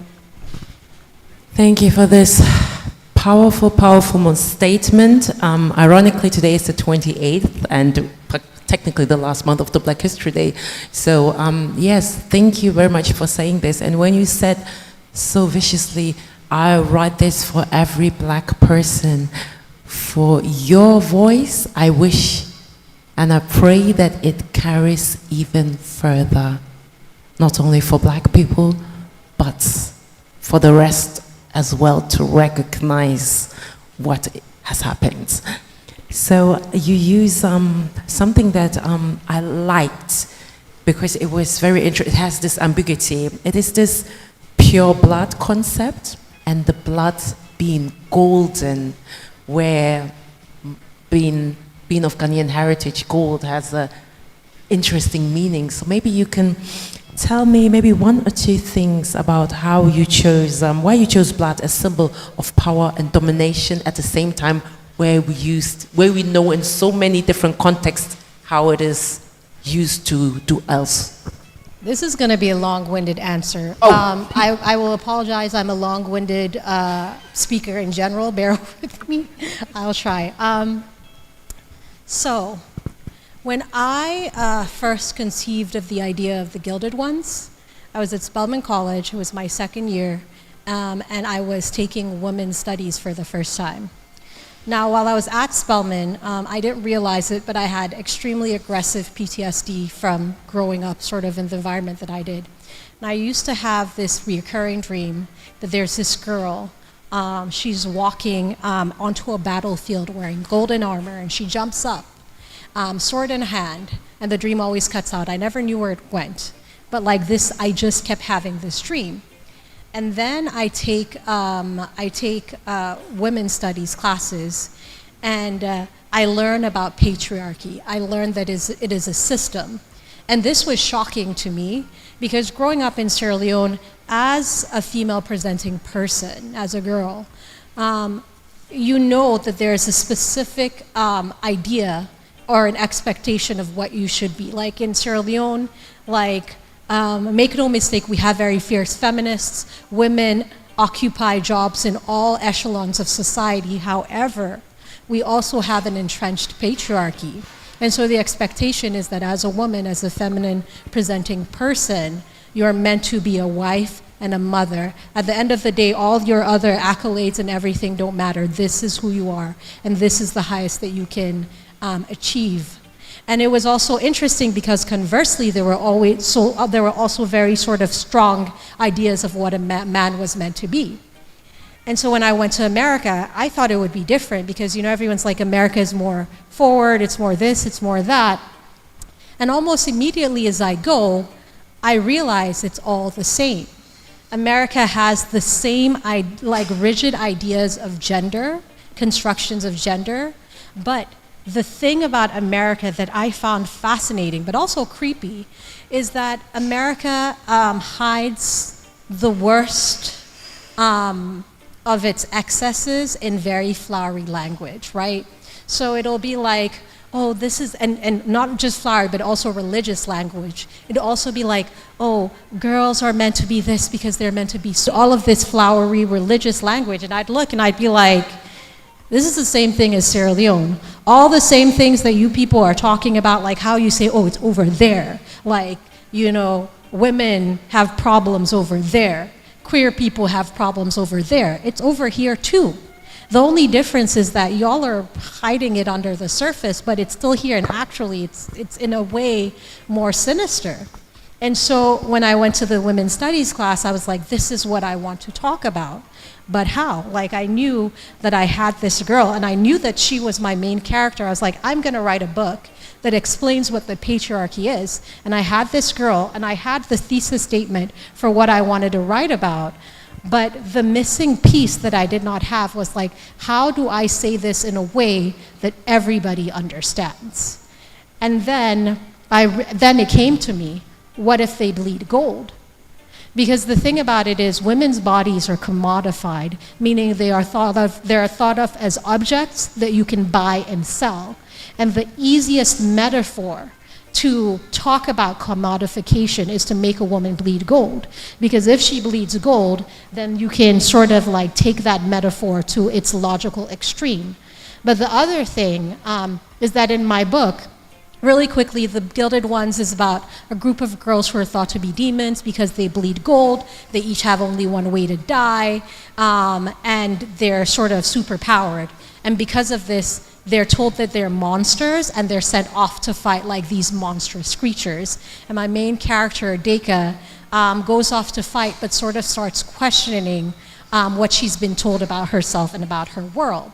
And so the other side of this was that, yes, gold is something that can be used to commodify you, but it's also something powerful. It's also something wonderful. And so I wanted to play on that dynamic, and that's why I chose the gold metaphor. See, very long-winded answer.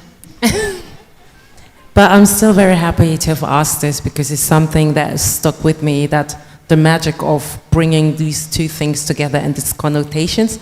Thank you for sharing. Wow. Actually, we are technically at the end. We are. I know, time flies. If you are willing, I would allow maybe the audience to ask maybe one or calm down. If you would allow, I would ask the audience, and if you don't, I would just say no. I will just say this really quickly. So as you know, I had an ancestor. I got a new ancestor yesterday, and that was difficult. I've been crying all night. And so now that I'm here, I'm very happy to be here with you guys, and actually this is sort of lifting my spirits. So please ask as many questions as you can and distract me. Aww. So yeah. All right, Madame.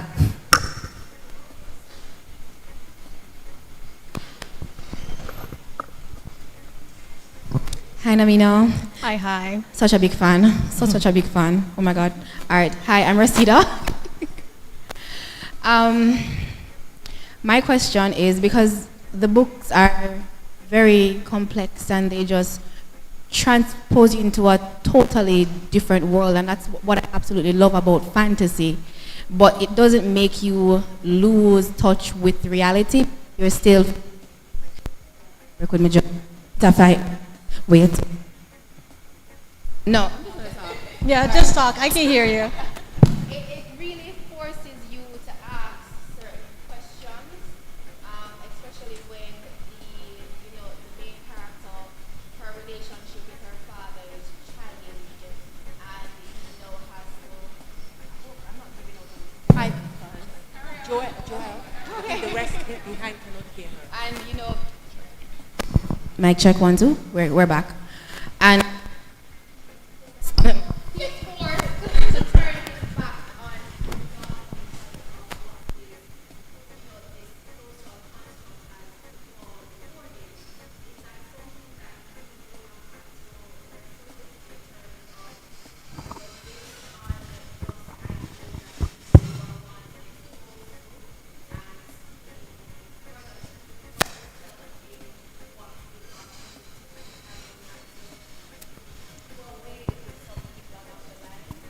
So I'm going to repeat her question really quickly for the people who didn't hear.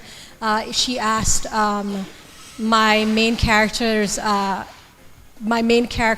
relationship with her father is a difficult one once she discovers what she is, and she's asking if this relationship is something that I pull in real life, my own experiences. So I'll start. In America, there was like this huge case where this British father, whose daughter was visiting him from England, shot her accidentally. I found that fascinating because, number one of the questions people always ask me when I was writing this book is this about Africa? Is this like about the patriarchy in Africa? And I'm like, well, first of all, it's here too in America. Like, you know, this happens here.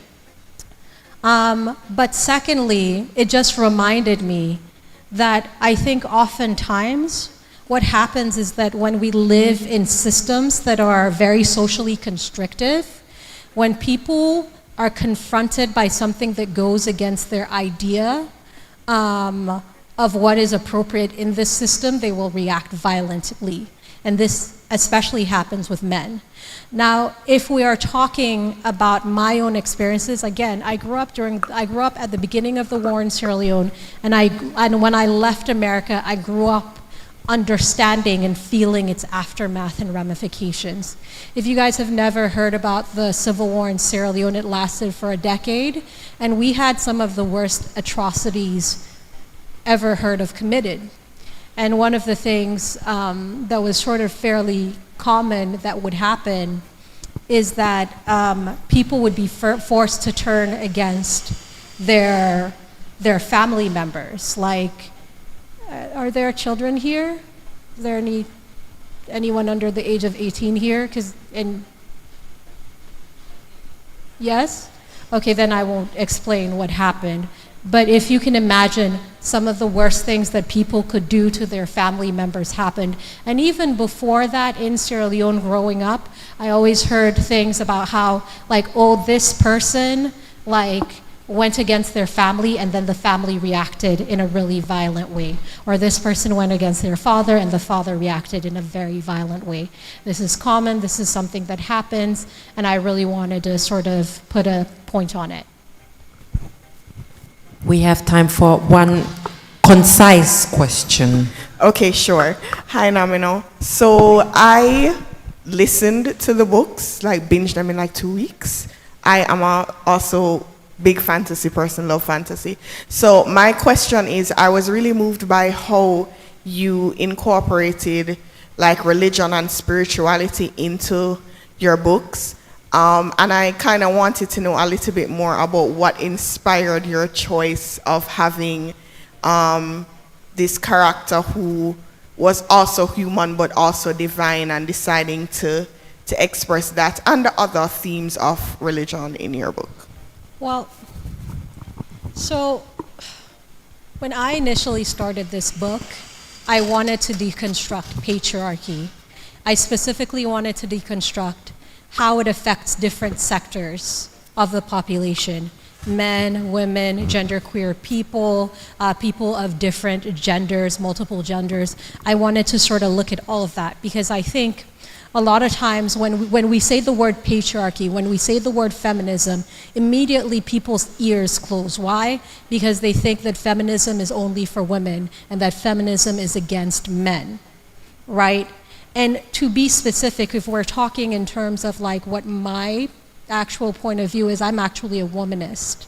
And one of the things that womanism incorporates is the idea of spirituality and it being inextricable from feminism, from being a woman, from being a person in this world.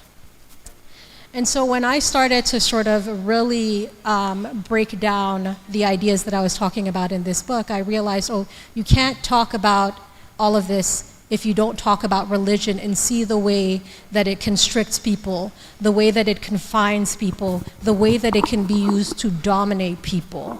But also, and especially Abraham, I can't, help me pronounce Abrahamic. Why can't I don't use this difficult English words. I told you this Abrahamic, before. help me here. Is that how you pronounce it? Religions, right? Because also, like as a black person and as an African, for me, these are the religions of our colonizers, you know. And so, as I was sort of exploring and breaking down these ideas, I really started to look at African spirituality, and specifically the spirituality of the Timnis, which is my main tribe. Now, the Timnis believe that there is one God called Kurumasaba, and that there are many other minor gods beneath them, but they're all the same thing. God, all of us, we're all part of the same thing. And that, for me, was an idea that I resonated with, because initially, like, I was like a hardcore atheist from age 4. Like, I read the Bible, I read Greek mythology, I read Egyptian mythology, I looked at all of them, I was like, are these not the same thing? And I never had faith. And then as I went through the process of writing this book, something strange started to happen. I started to develop a spirituality, and I started to develop faith, because for the first time, it was a faith that I could see that looked like me. And so for me, that was sort of like the wonderful side effect of this book. I don't know if that answered the question, but there you go.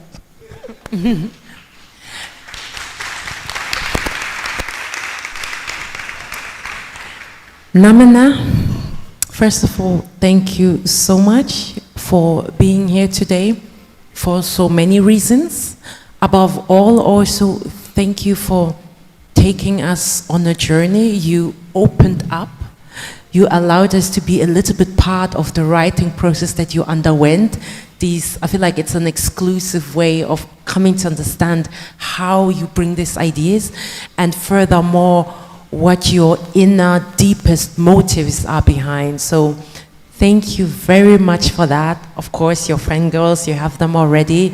But I also hope that in all your process, in all your writing, in all what is coming next, that this strength, this resilience, and this hope carries on within you, so that you can write for as many people as possible and give them this light, this hope, and this, first of all, this, how shall I say, this assurance that only they can tell who they are. Thank you so much. Thank you, guys.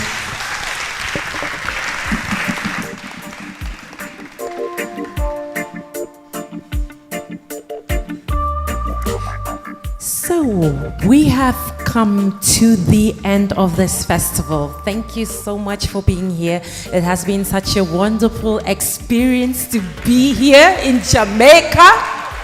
I will definitely come back.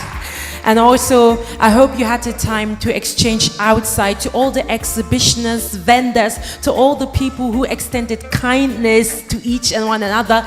Thank you. Keep on sharing the love for books and inspiration. And the last word of goodbye is, where's my twin?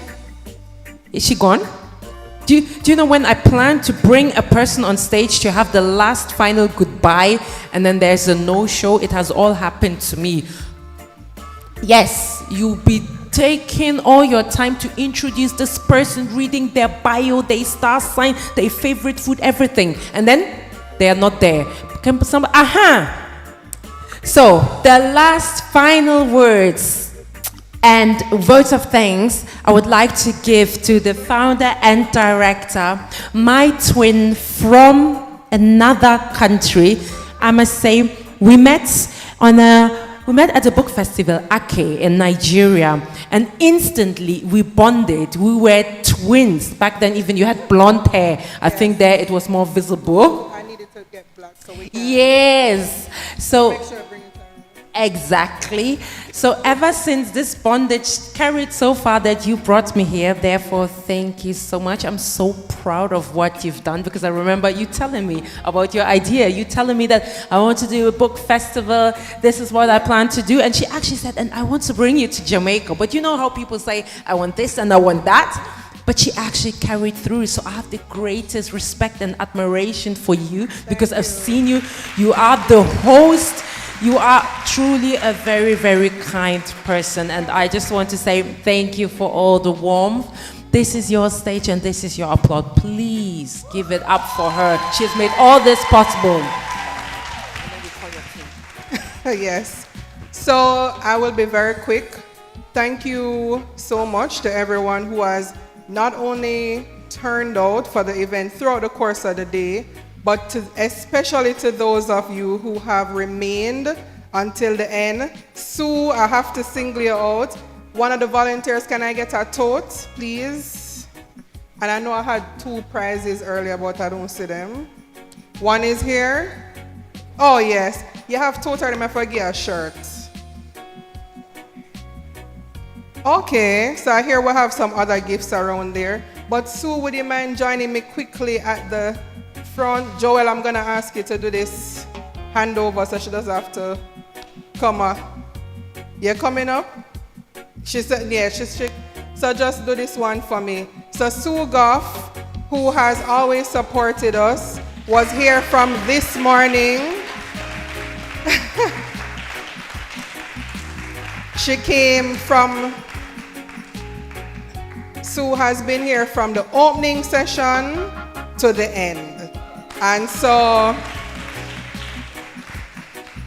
very grateful for the support from all of you. Thank you so much.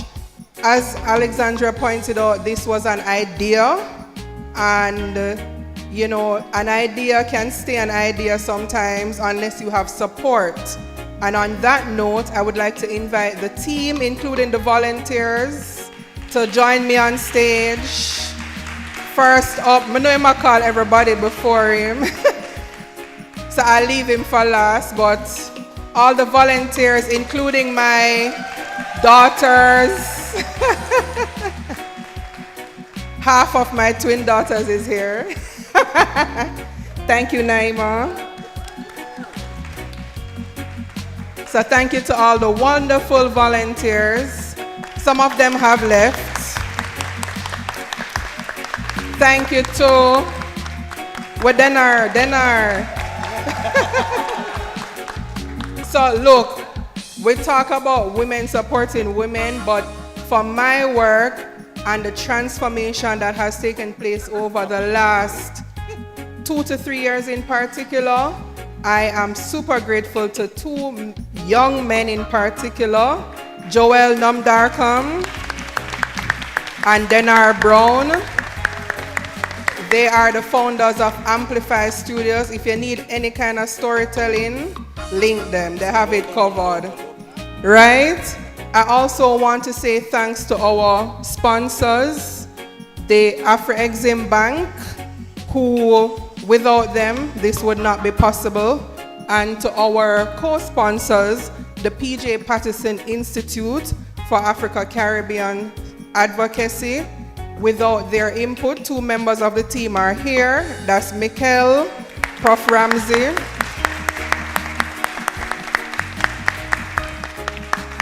Without their partnership, you know, so it takes partnership to move from idea to reality.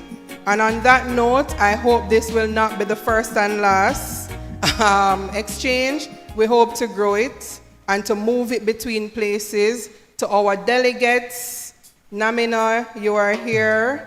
And I won't go into the story, but she really went above and beyond to turn up for us today. Thank you so much. Thank you so much.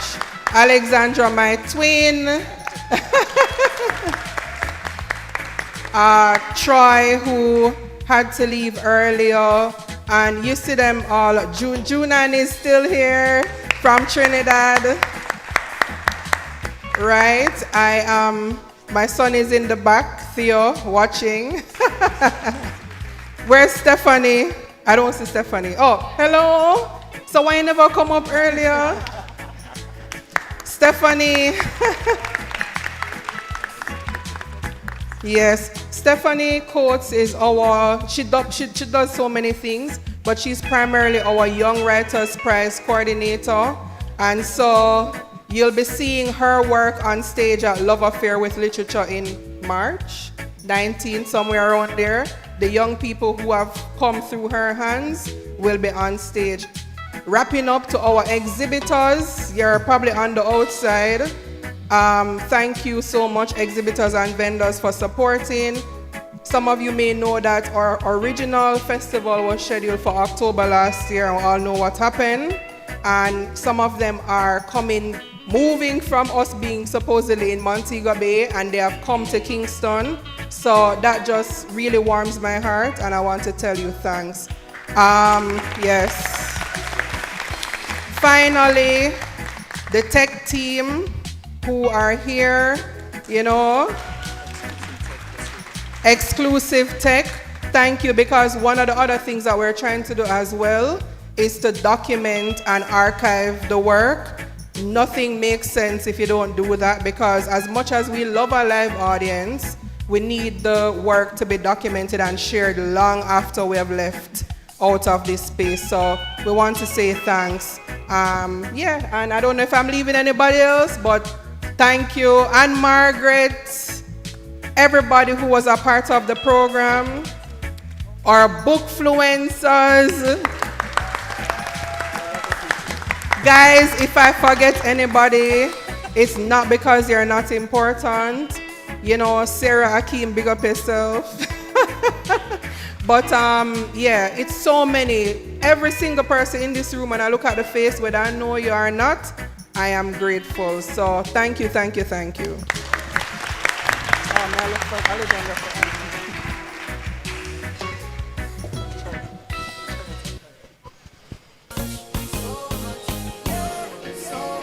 So tell me, can you feel it? So much, so much, to make that visit. So much, Senegal, can you feel it? So much, yeah, so much love to share. Pure blackness, oneness, so rare. So much love to care. Let them know they missing out. Mama Africa has so much love to share. Sweet blackness, oneness, be there. So much love to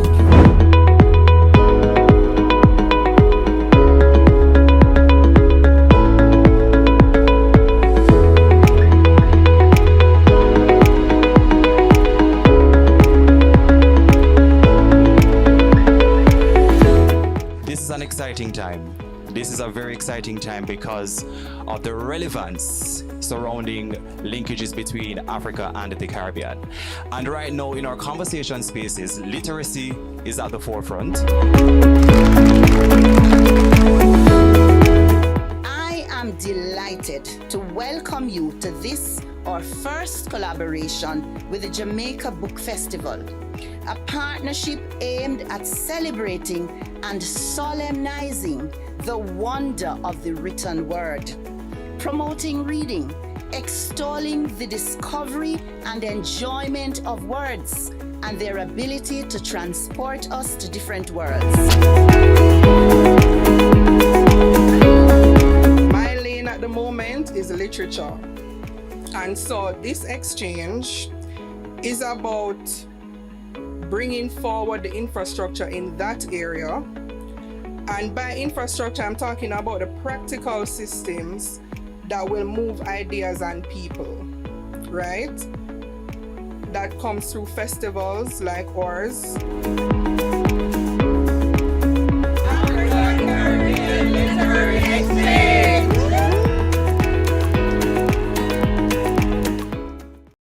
It's so dark and brown. She lifts me right off the ground.